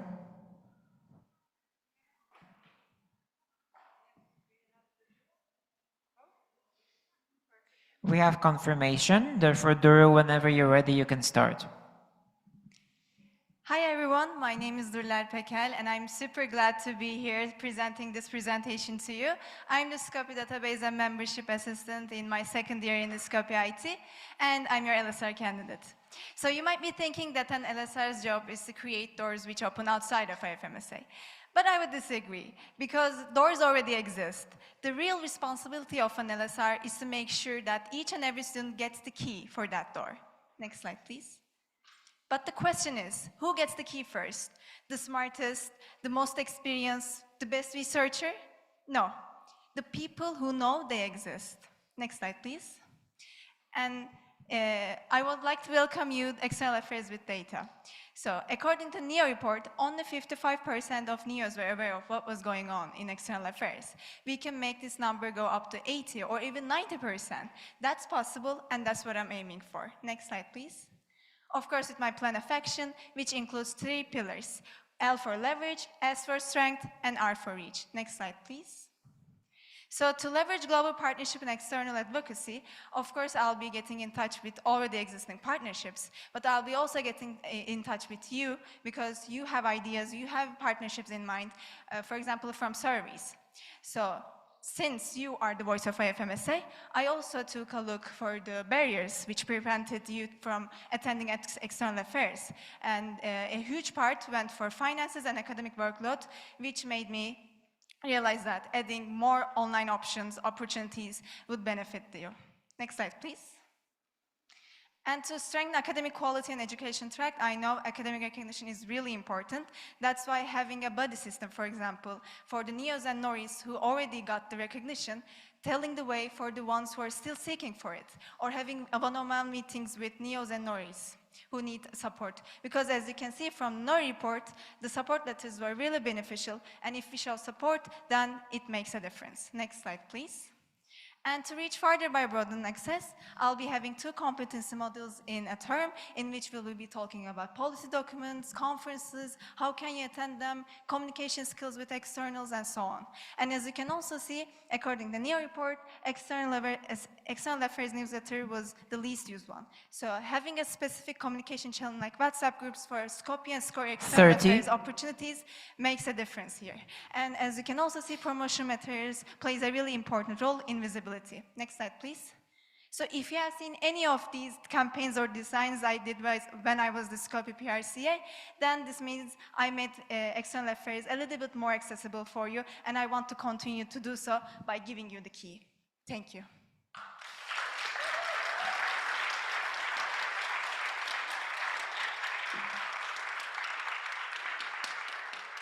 Thank you. May we have questions? IFMSA Serbia. Merhaba Duru. Thank you for your presentation. You talked about increasing the reach of students, and you've mentioned visa issues, and it's something that commonly happens, so how do you plan to solve that? Thank you so much. Yes, visa issues are a really big problem. So in the competency model that I mentioned, actually it was done as external affair talks, EA talks before. So I'll be continuing doing that, and I'll be also mentioning visa issues in that, because since I was a database and membership assistant, I dealt with late CS a lot. So if you work with regional assistants and Skopje in this situation, then we can overcome the visa issues by sending the late CS earlier. And also SCORE-D, SCORE-IT, like all of the exchange people are involved in this. So if we can include all of the people and give this competency model and tell them how to approach this, then visa issues can be manageable. Thank you so much.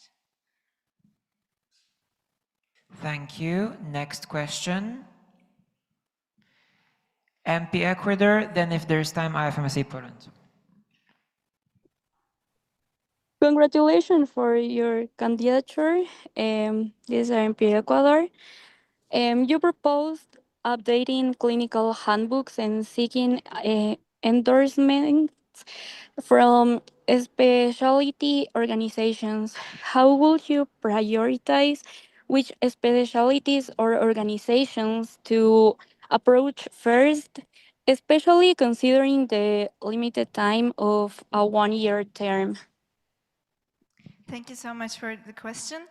Again, since I've been dealing with all of the database numbers, I can also see how many students are going to each department each year. So I can see which departments are more popular. And according to numbers, we can see which department is popular in this year. And then we can reach out to the federations regarding that department and seek for endorsement. So it really depends on how many students are using that department and prioritizing that department. So according to numbers, again, we can prioritize the federations according to the preferences. Thank you. And IFMSA Poland as the last question. Hi, I'm Ania from IFMSA Poland. We have a question because in your plan you you wrote that you want to ensure clear learning objectives for every clerkship. How exactly will you measure and enforce their implication in hospital departments where academic quality mostly depends on the individual clinical tutors? Thank you so much. Actually for this, we can create some kind of an online showcase where each student can upload their handbooks, the abstracts that they have written, the handbooks, or the clinical case reports. So all of these are the outcomes of academic quality. And they can also share this with a lot of different people. So for example, the people who have not hadn't had the chance to attend the General Assembly and, or a regional meeting and who didn't see these kind of outcomes, because we have fairs for these. So if they are served online, then other people can see it, and we can also see that these can make differences since they are uploaded and since Thank you, the there. time is over. Thank you so much.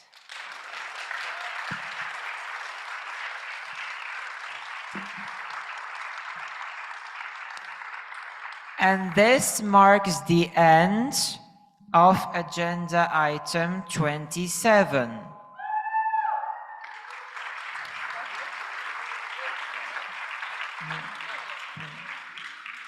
Now we enter agenda item 28, presentation of candidates for team of officials positions for the term 25-26. And there is one position and one candidature. Position is the interim liaison officer for human rights and peace issues. And that candidate is Rowan Abdul Karim Al-Balushi. And this is a candidate who is in person, so please approach us. Another reminder is that we are still on NemoVote. So please join NemoVote in order for us to have a check on the quorum at all times.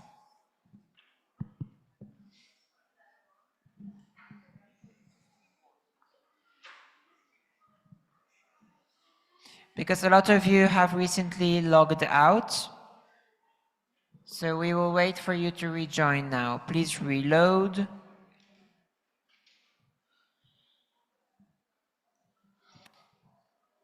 All right, we're almost there.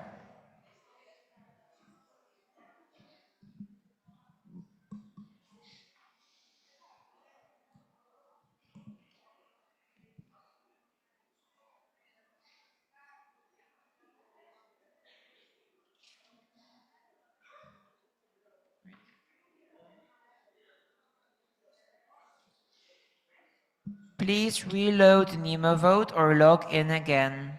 ifmsa1.nemovote.com. That's the cloud.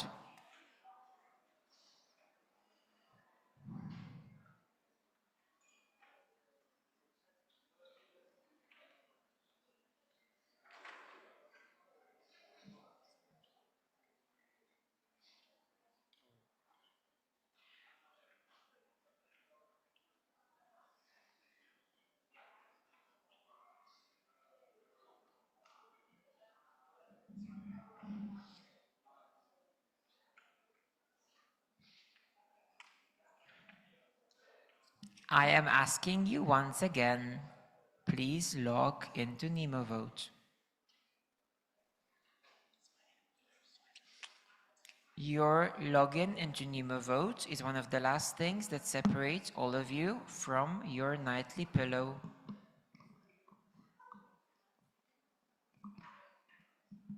IFMSA NL, this is me calling you out. You're not online. Please go online. Every minute, I'll call out another one that I know is here. Let's go. We did it. Yay. So now, let's close the door.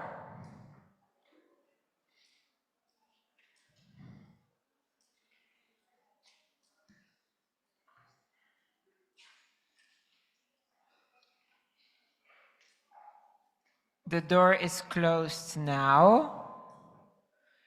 And whenever you're ready, you can start. We'll notify you with a 30 seconds before. Okay, so hello everyone. My name is Rawan Al-Blushi and I'm currently serving as the liaison officer for human rights and peace issues at Interim. And I'm today candidating for Interim liaison officer for human rights and peace issues. Next slide, please. Over the past few months, I've had the privilege to pay it forward to our future generations of the IFMSA members through capacitating our members, advocating for human rights and external platforms, and as well as establishing new initiatives that we're currently working on. Next slide, please.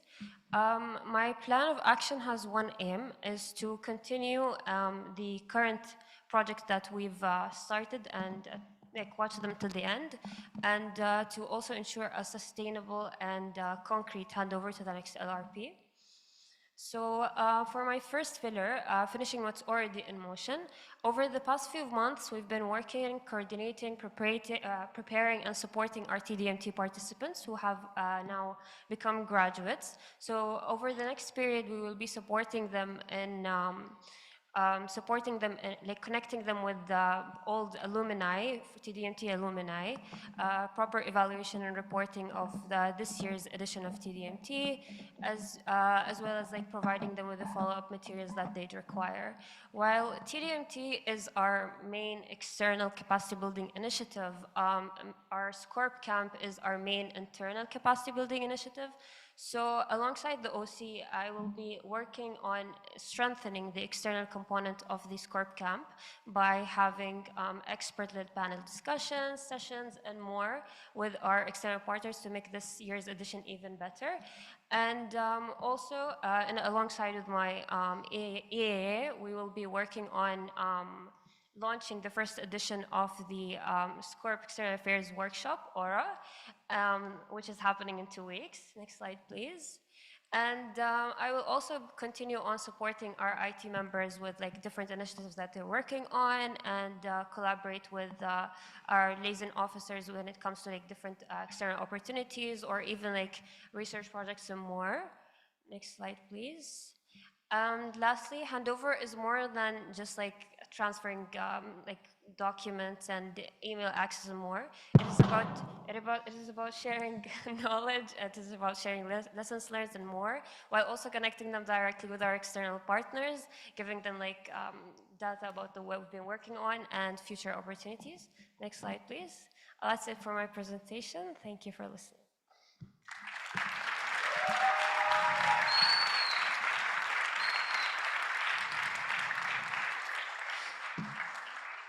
Thank you so much, Rawan. May we have questions? IFMSA Poland. Okay, just a quick question. I wanted to ask, what are you most proud of during this past few months? I'd say joining midterm, like that itself is a very proud moment, I'd say. But then starting a new initiative like the External Affairs Capacity Building Workshop, specifically for SCORP, is a new exciting thing, because it would be something that would capacitate future generations of Scorpions and IFMSA members. Thank you. Next question.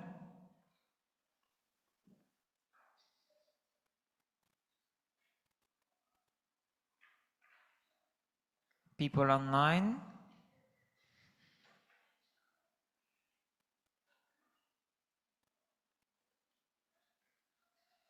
I see none. Thank you so much, Rawan.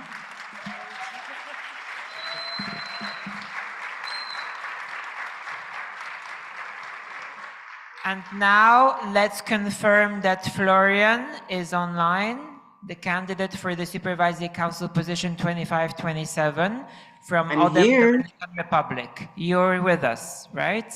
Yes, I'm here. Assalamu alaikum, Astana. Welcome to the plenary.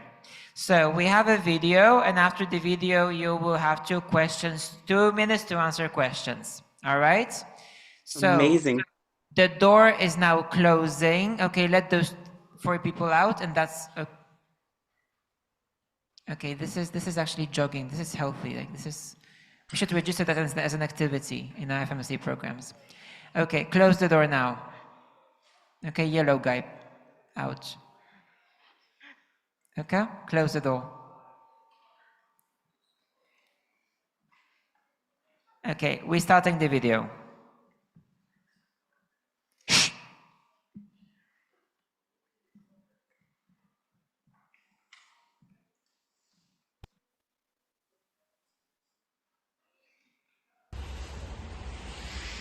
Oh, what are you doing?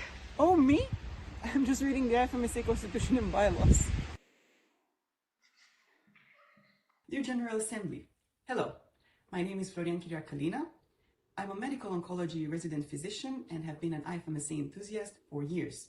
From capacity building opportunities, serving in the international team for the past 2 terms, facilitating across regions and working in governance spaces.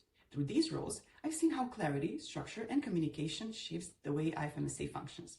Now, I'm ready to bring that experience to the Supervising Council. SUBCO is not an individual role, it's a collective responsibility. When a team is misaligned internally, problems escalate externally. Consistency in interpretation and institutional memory are core values to the Supervising Council. Prevention starts with trust, and trust comes from transparency and having a clear point of contact. SUBCO is an accessible but independent body. I strongly support continuing and strengthening the SUBCO buddy system so EBTO members know exactly who to approach for clarification. Let's be honest, who doesn't love spilling the tea? But in governance, gossip quickly turns into tension. SUBCO cannot operate on assumptions and speculations. It must operate on facts, documentation, and careful interpretation of the IFMSA Constitution and bylaws. Misinformation spreads easily, especially online. That's why structured internal discussion and proper documentation are essential to reach fair conclusions and prevent unnecessary escalation. Facts over assumptions, process over pressure. Protection is central to SUBCO's mandate. Investigations must be structured, evidence-based, and confidential with full respect to due process. Confidentiality safeguards fairness, and proportionality safeguards credibility. SUBCO's role is to ensure accountability while preserving institutional integrity through clarity, consistency, and principled decision-making. Governance affects people. Behind every procedure, there are volunteers who can feel the weight of uncertainty. Mental health matters, especially when processes are unclear or prolonged.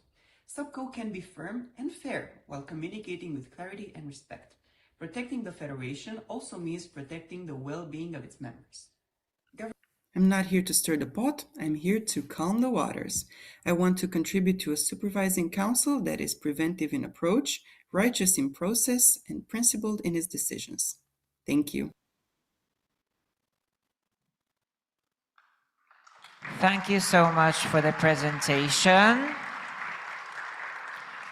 Can you hear us? Please confirm. Yes, I can hear you. Thank you.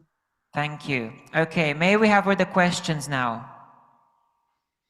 We have FIMS Israel.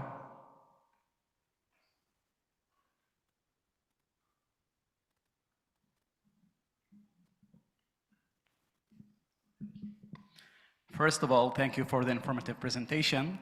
Here is FIMS Israel talking. I would like to ask if you have any plannings to assure fairness and neutrality within NMOs and IFMSA policy due to the geopolitical issues around the world. Thank you. You may answer now. So, can I respond now? Yes, you can. Okay, so thank you so much for your question. First of all, as a member of the Supervising Council, and especially for the term 25 to 27, I will be already diving into a form team. So that's something to keep in mind and will have to be discussed with the whole team. But also, I feel like your question revolves a lot around other members of the EBTO. So basically, as the SUBCO, we can definitely see how the Constitution and bylaws of IFMSA are applied. However, I think it's mostly regarding who wants the SUBCO to investigate something. So your specific question, I doubt that it's the SUBCO's job to address on its own. But if an investigation is raised or proposed on this issue, the subco will definitely try to see how it fits within the IFMSA framework. I don't know if that answers your question. Thank you, Florian. Just a point of information from my side. It was pointed out to us right now that FIMS Israel did not submit the credential form for this plenary. So in order to have speaking rights and be able to ask further questions in further plenaries or to make any statements, you need to submit the credential form. If you don't know how to do that, you can also contact the CCC for further information. Okay, other questions? Slumsic Slovenia.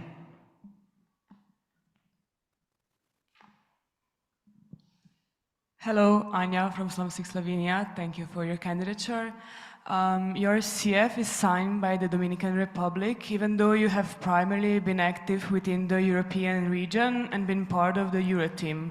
Do you think this could raise concerns about representation or perceived independence, particularly for a supervising council member who is expected to act impartially and maintain the trust of the entire federation? Could you explain your reasoning behind seeking endorsement from a different region?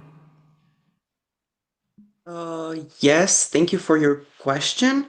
So from my point of view and the reasoning behind my affiliation with my new NMO is very simple, is that the FASMR, my initial NMO, represents only students, and I'm a graduate now, so basically I'm a resident doctor. So unfortunately, I would not be available to represent my initial NMO anymore. However, I did fit the membership requirements for the ODEM Dominican Republic, and the proof of my membership in the NMO has been submitted and validated.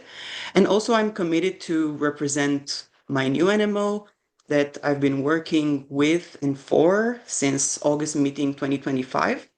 So I'm very transparent about this, and yeah, I'm just letting you know that there's like multiple reasonings behind this, but I'm just as happy to represent my new NMO as I was happy to represent my former one, and it's absolutely from my side and both of my ex-NMO's side, there's nothing to disclose further than that.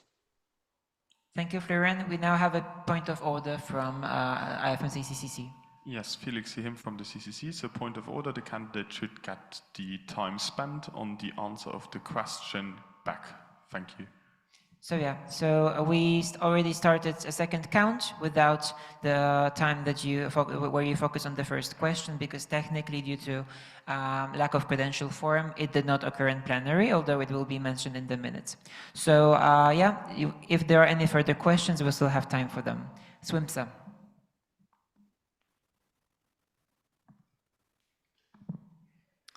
Hauke Hihim, Swimsa Switzerland. Thank you very much for your candidature. I wanted to ask on your reasoning why you apply for this certain term, so 25, 27, and not the term 26, 28, as if you are elected, you will only serve for 1 year instead of the regular 2 years. Thank you. Thank you so much for your question again. So I have two main reasons for this. First of all, I initially applied for this position and for the 25-27 term in March meeting 2026. However, due to issue with the TDC, I was deemed invalid, and fortunately, no bylaws needed to be suspended to become valid. So basically, I was invalid because of an issue with the completion of the TDC, and that's perfectly fine because as future subco, I should not ask or hope for bylaw suspension just to become valid. I was resilient about this invalidity, and as future subco, I think that's something very important from our side, is to hope that no suspensions are there with no particular reason.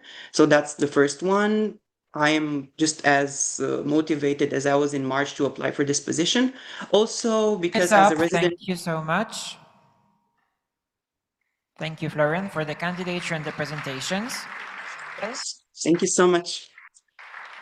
And now the final position on today's order, which is the Supervising Council for the term 26-28. We have 3 candidates in total. That's Angelo Estefano Moreno Ramos, Nishat Tasnim, and Amr Kamaluddin Fardala Ali. All of them are online, so we are now going to add Nishad and Amr to the online breakout room, and Angelo will be able to present his candidature. Again, for SAPCO, since it's another, like in the bylaws, it's EB 5+3, and other positions 3+2. So there will be 3 minutes for the candidate and 2 minutes for questions. Tefo, can you hear us? Hi, Miko. Yes, I can hear you. Amazing.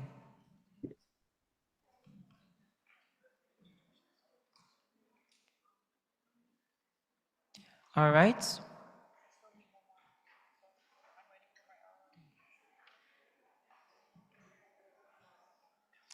Let's wait for a tiny bit. We are making sure Hi, that everyone. the door is closed, and we are double checking that the rest is now in the breakout room. So give us just a tiny second.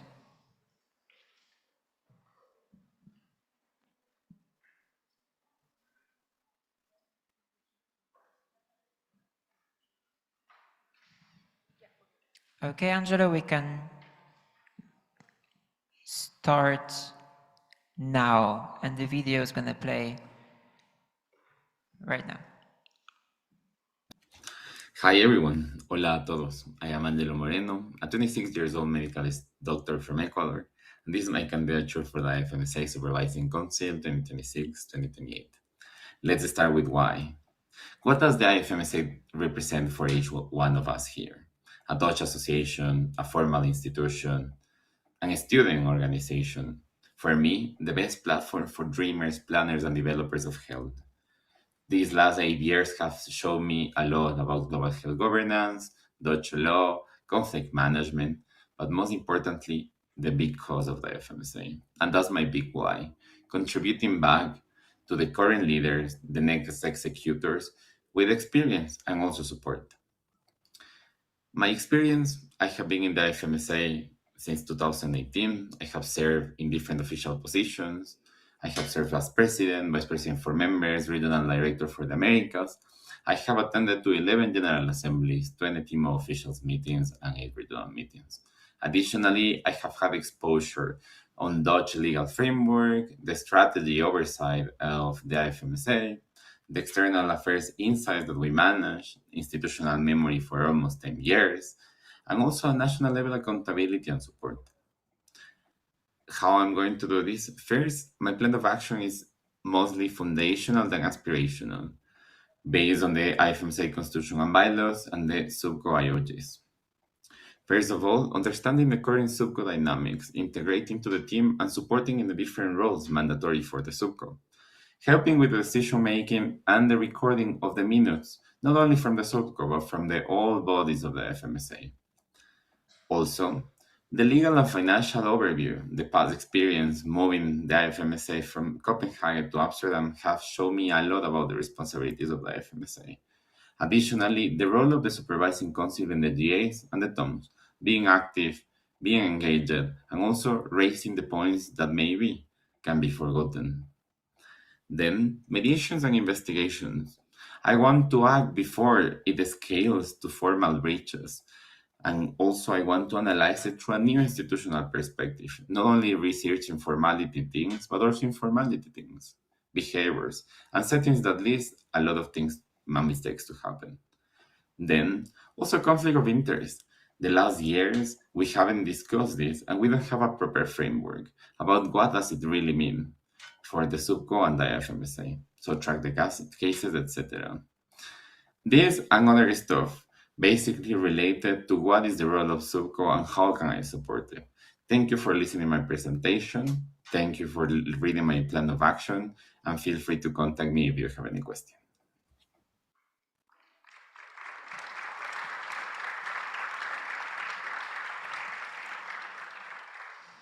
Thank you, Angelo. Now we're gonna have 2 minutes for your answers to questions. If there are any questions, please raise your card. IFMSA Algeria.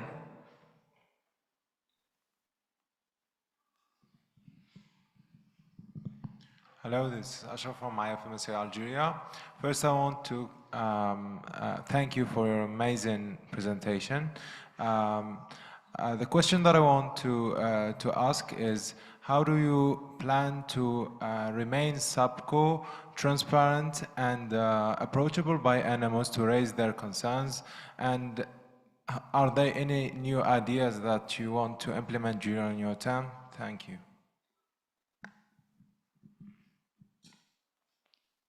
Okay, you can start answering. Thank you, Miko. Hi, everyone. Good morning or good evening to Kazakhstan. Good afternoon from Quito. That's a good question. I keep it short in the presentation because I think that, again, is mostly foundational and aspirational, but there are a lot of areas that Super can actually give a little bit of insight. One that I was thinking today, for example, was how do we moderate debates? That's one of the things. Also, a better tracker of the legal responsibilities that comes every year.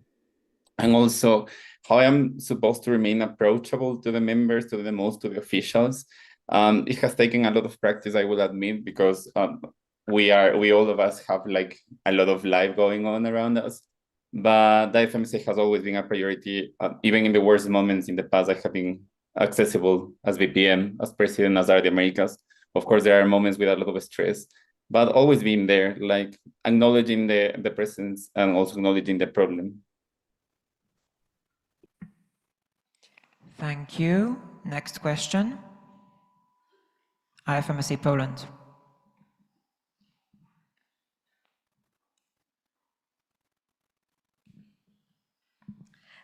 Hi, I have a question regarding the mediation that you mentioned in your application form. You wrote that you would like to set clear objectives and goals for each mediation process, and I have the question: what are you going to do if the goal is impossible to achieve? You would like to change it or just push the mediation so long as the goal is achieved? Thank you for the question, IFMSA Poland. I feel that it's really interesting. I took the approach of institutionalization because problems do not get shaped by one certain condition or one certain reason, but a conflict is a dynamic process that collects informal and formal data. So ideally, as this is a dynamic one, also the mediation should be dynamic. I also don't expect to have one mediation and solve it, but it's like a long process to follow up. Like a starting meetings that are like mediations for both parties, let's say, and then a follow-up meeting and then continue until let's say the formality is broken. So it's like a dynamic process. Of course, it's great to reanalyze objectives when they are not met. Thank you. We have 19 seconds left, so there could be a third question. If you want to ask it, please do. And then friends.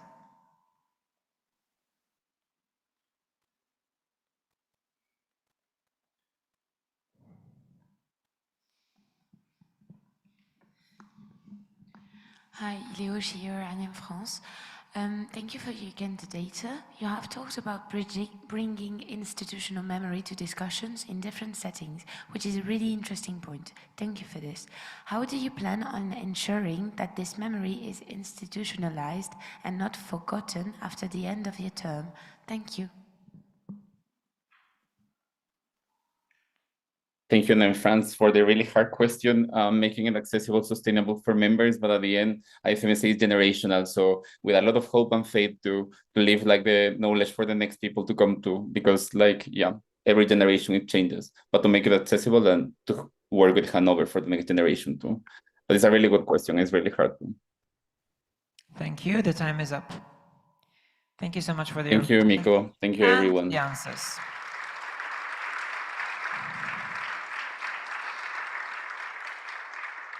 And now you're going to receive an invitation to a breakout room and kindly accept it. And let's have Nishad return to us.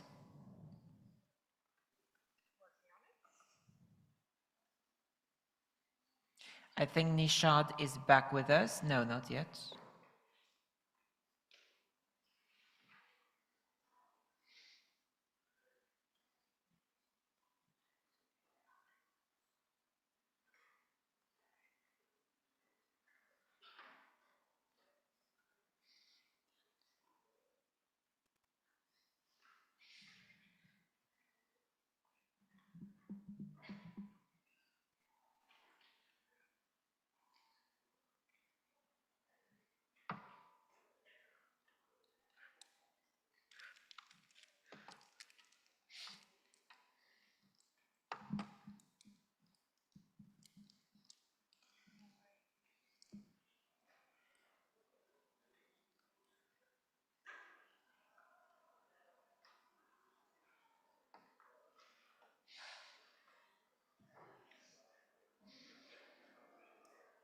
We are trying to get Nishad to the main Zoom room.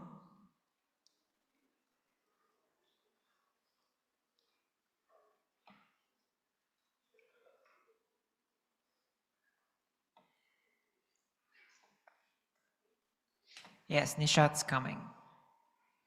Nishad, can you hear us?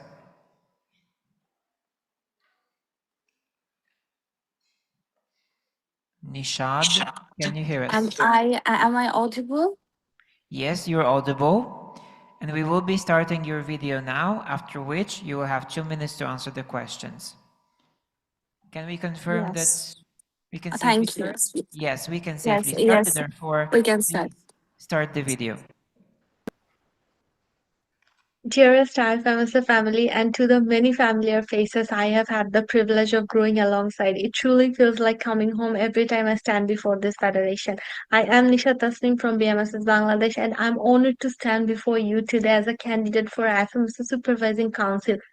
And today I ask for the privilege of earning your trust one more time, not for another title, but for the responsibility of serving this federation that has shaped me.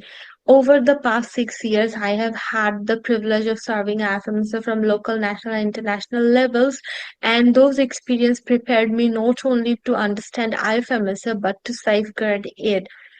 I believe that a supervising council is not about control, but it is about care. It is about protecting our constitution, strengthening the integrity, and every decision that makes IFMS stronger than we found it.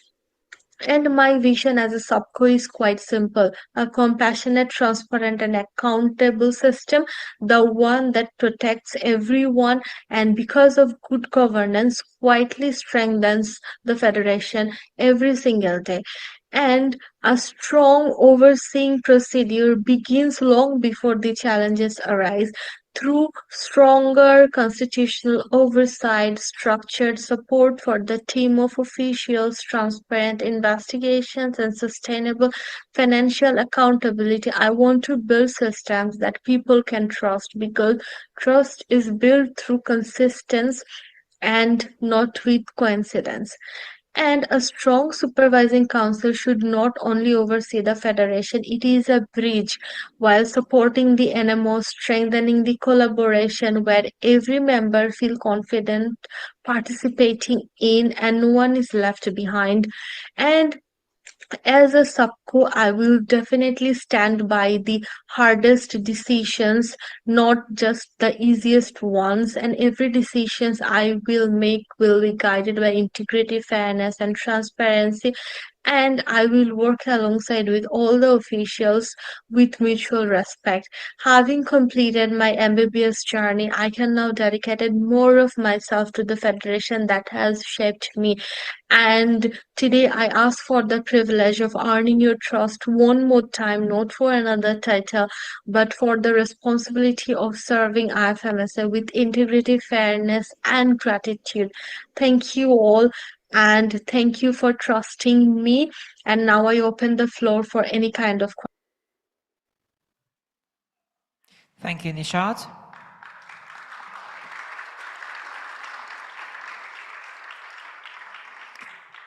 Are you now with us still? Can you hear us? Yes, I can hear you clearly. Perfect. So let's go with questions. Do we have any questions to Nishad? Please raise your card.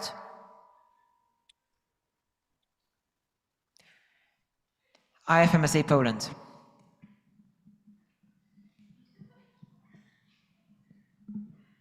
Hi, we as IFMSA Poland, we have a question to the point from your candidature, solution-oriented support. You wrote that you want to recommend practical governance solutions, and I would like to ask if you're going to update the goals and solutions that you want to implement in specific situation, or you would like to stay consistent with one plan that is like prepared at the beginning? Please answer. Hello, I'm audible, right? Yes, you're audible. Hello, IFMSA Poland. If I got your question correct, it should, I interpret this as how I will support the TOs, isn't it? So if I had to do it, then you know, one existing system or one practice cannot make this come true or fulfill the objective, but it actually comes with a lot of uh, uh, an accumulative effort. So it comes from the governance check-in. As I believe the subco's role is a proactive one, not just the not and a passive one, definitely. So constitutional interpretation all along the way and making sure that the proposal consultation is always in line with the systemic effort. This is how basically I plan to change or the implement as a subco with my co-subcos. I hope that answers your question.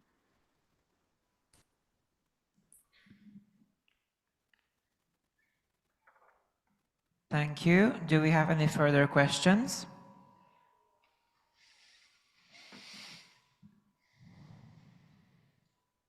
People online? I see none. Thank you so much, Nishad. Thank you so much. Thank you, and please accept the invitation to the breakout room you're going to receive on your screen right now. And let's have Amr return to us.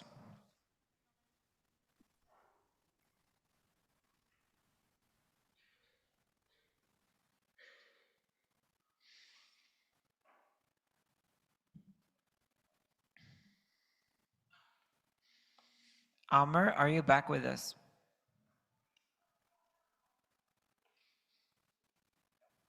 No, he's not.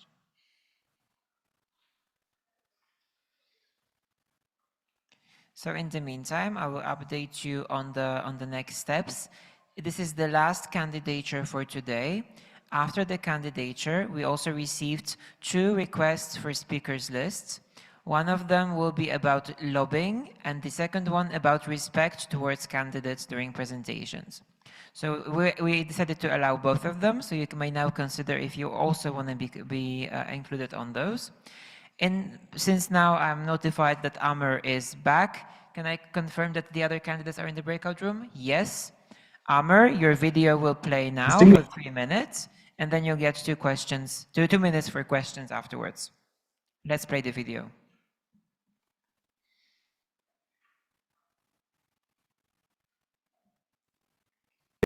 Distinguished delegates, animal presidents, and every colleague checking in from across the globe, I'm Amr Kamaluddin Fadlallah Ali, a medical student from the University of Khartoum, Sudan, or in our local dialect, الجميلة المستحيلة. Navigating medical students' life alongside uncertainty and displacement taught me so much during the years. Most importantly, that strength is only cultivated under pressure, and the resilience to go through that and strive to be more is what makes me who I am today.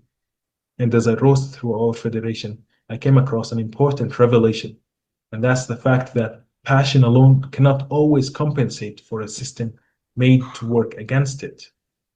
Having served across every level of IFMSA, from being a local assistant to a standing committee director, from policy documents and small working groups to manuals and abstracts, from serving in plenary teams to being part of an independent assessment body. I've walked in the shoes of an overworked volunteer, and I've sat in the rooms where urgent decisions were made, and I have witnessed where the patterns keep repeating. I'm here because I see it as a responsibility to help the organization that shaped me. We have built an environment that glorifies survival over sustainability, and I refuse to let the obstacles I've had to cross remain unchanged when a new generation that's hoping to build a better tomorrow comes in. To achieve this, my roadmap targets 5 vulnerabilities I've experienced during my journey, aspects that I feel can significantly help us elevate the subcode and, in turn, IFMSA. Starting off with our stability and sustainability, where I'll aim to support the navigation of our upcoming strategies and reforms, mitigate administrative complications, while prioritizing protection of our precious volunteers through this transition. Then there's the elected officials' support and guidance, where I'll be looking to prioritize preemptive support while providing actionable constructive guidance through several diverse mechanisms.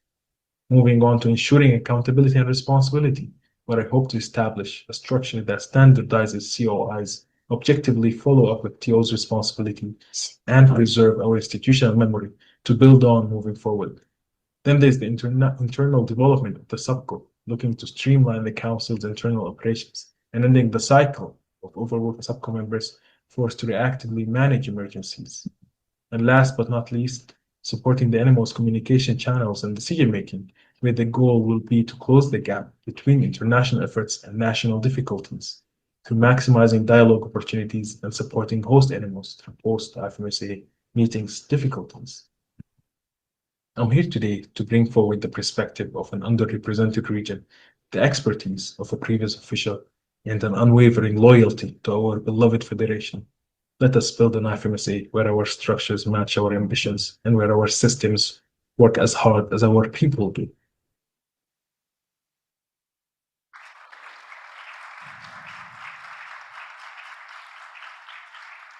Thank you, Amr, for the presentation. Now it's time for questions. Can I confirm that you're still with us? Yes, I'm here. Am I audible? Thank you. Yes, you're very much audible. Perfect. Thank you so Questions. much. Please raise your voting card if you have a question. I'm sorry. Okay, it's IFMSA Czech Republic.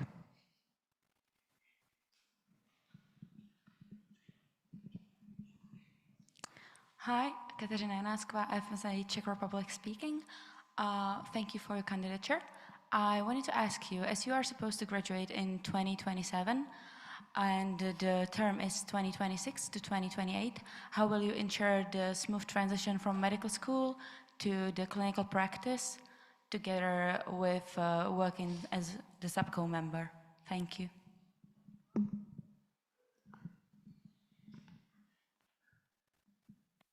Okay, thank you so much for that question. Before starting, can I confirm my voice is clear both online and on site?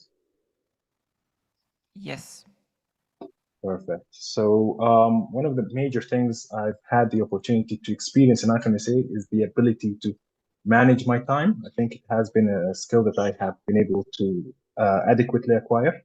I am looking forward to being a subco because it is one of the responsibilities and skills that I can usually that I can live with in the long. Okay, I'm sorry, I just got a bit nervous. I feel like the things I did in the past have taught me a lot, and I feel that I can grow into the position and grow into the responsibilities as they change from being a director, from being a medical doctor, and from being a medical student. And hopefully, I'll be able to break through them as best as possible. Thank you.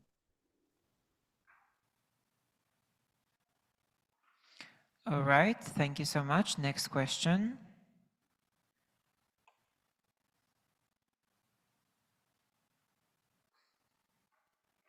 Then in Brazil.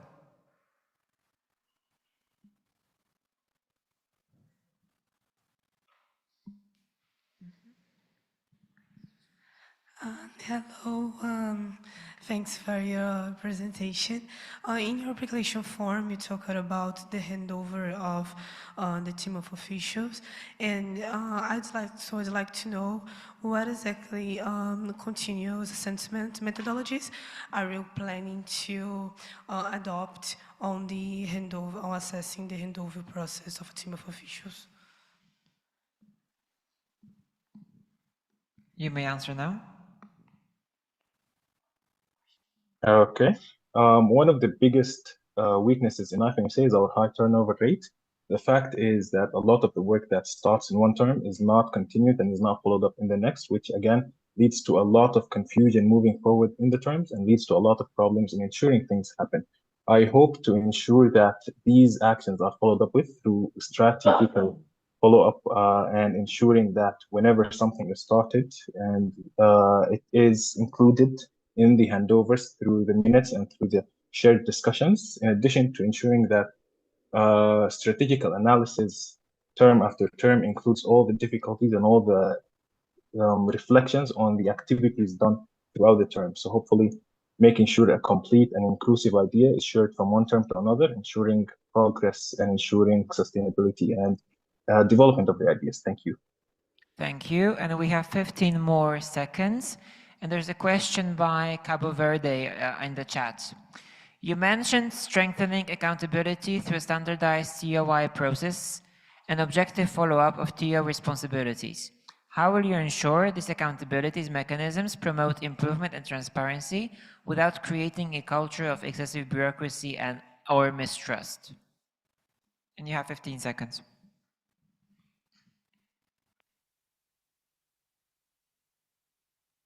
Okay, COIs are one of the biggest obstacles internationally and in organizations, especially in one as big and as diverse as IFMSA. So it's essential that we try and understand how, where, and why they affect us, and building a system and a structure to mitigate the issues that they cause is something that can help ensure this is developed.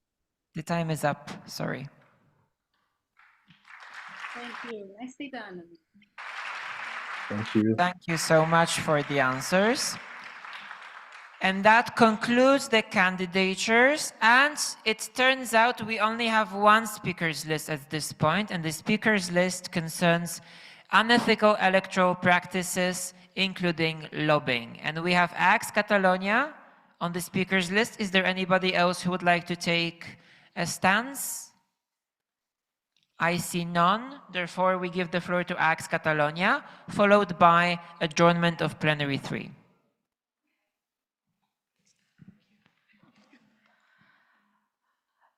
Dear IFMSA family, this statement is on behalf of ICE Catalonia, IFMSA Spain, IFMSA Czech Republic, SFGH UK, NMSA Norway, LIMS Lithuania, ALIM Luxembourg, ANIM Portugal, IFMSA Quebec, ESTMSA Estonia, MSACA Kenya, LIMSA Libya, IFMSA the Netherlands, and all of those raising their voting cards. We would like to start by thanking all of the candidates for their courage and motivation to step forward to serve our beloved federation. Running for an EBTO position is a commitment that reflects passion for our shared mission and values. We always say that IFMSA is our chosen family, and it is precisely because of that that we feel it is important to address the concerns circulating around the candidating period. We believe it is important to acknowledge them and collectively reflect on the standards we wish to uphold within our federation. As NMOs, we share a responsibility to maintain the principles of fairness, transparency, and integrity in all IFMSA processes. We therefore encourage all members and delegations to remain mindful of these values and to avoid behaviors that could influence or compromise the spirit of fair and transparent elections. We would also like to take this opportunity to remind everyone of the importance of mutual respect within our community. Let us all continue to engage with one another in a respectful, supportive, professional, and constructive manner, especially during discussions and decision-making processes. This statement is not directed to any individual. Rather, it serves as a reminder that decisions during elections should be based on each candidate's motivation, experience, CV, and vision for the federation, and not on external pressures or personal interests. Let us all work together to ensure that the election process reflects the values that trust and define IFMSA. Thank you.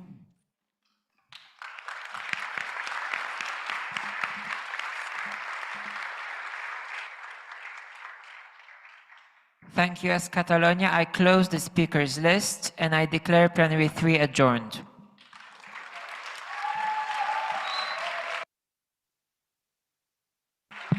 Please stay seated for now and take out any trash around you.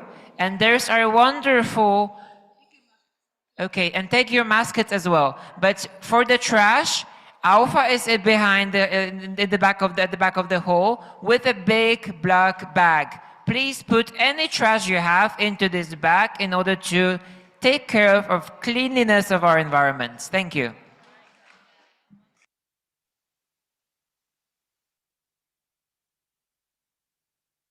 And give back voting cards to the CCC.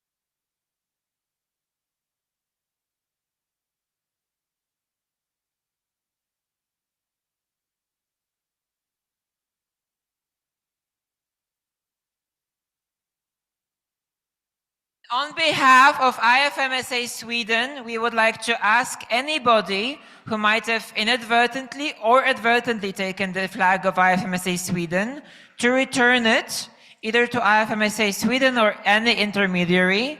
And IFMSA Sweden will be very happy if it's done by tonight. Otherwise, there will be issues. Okay?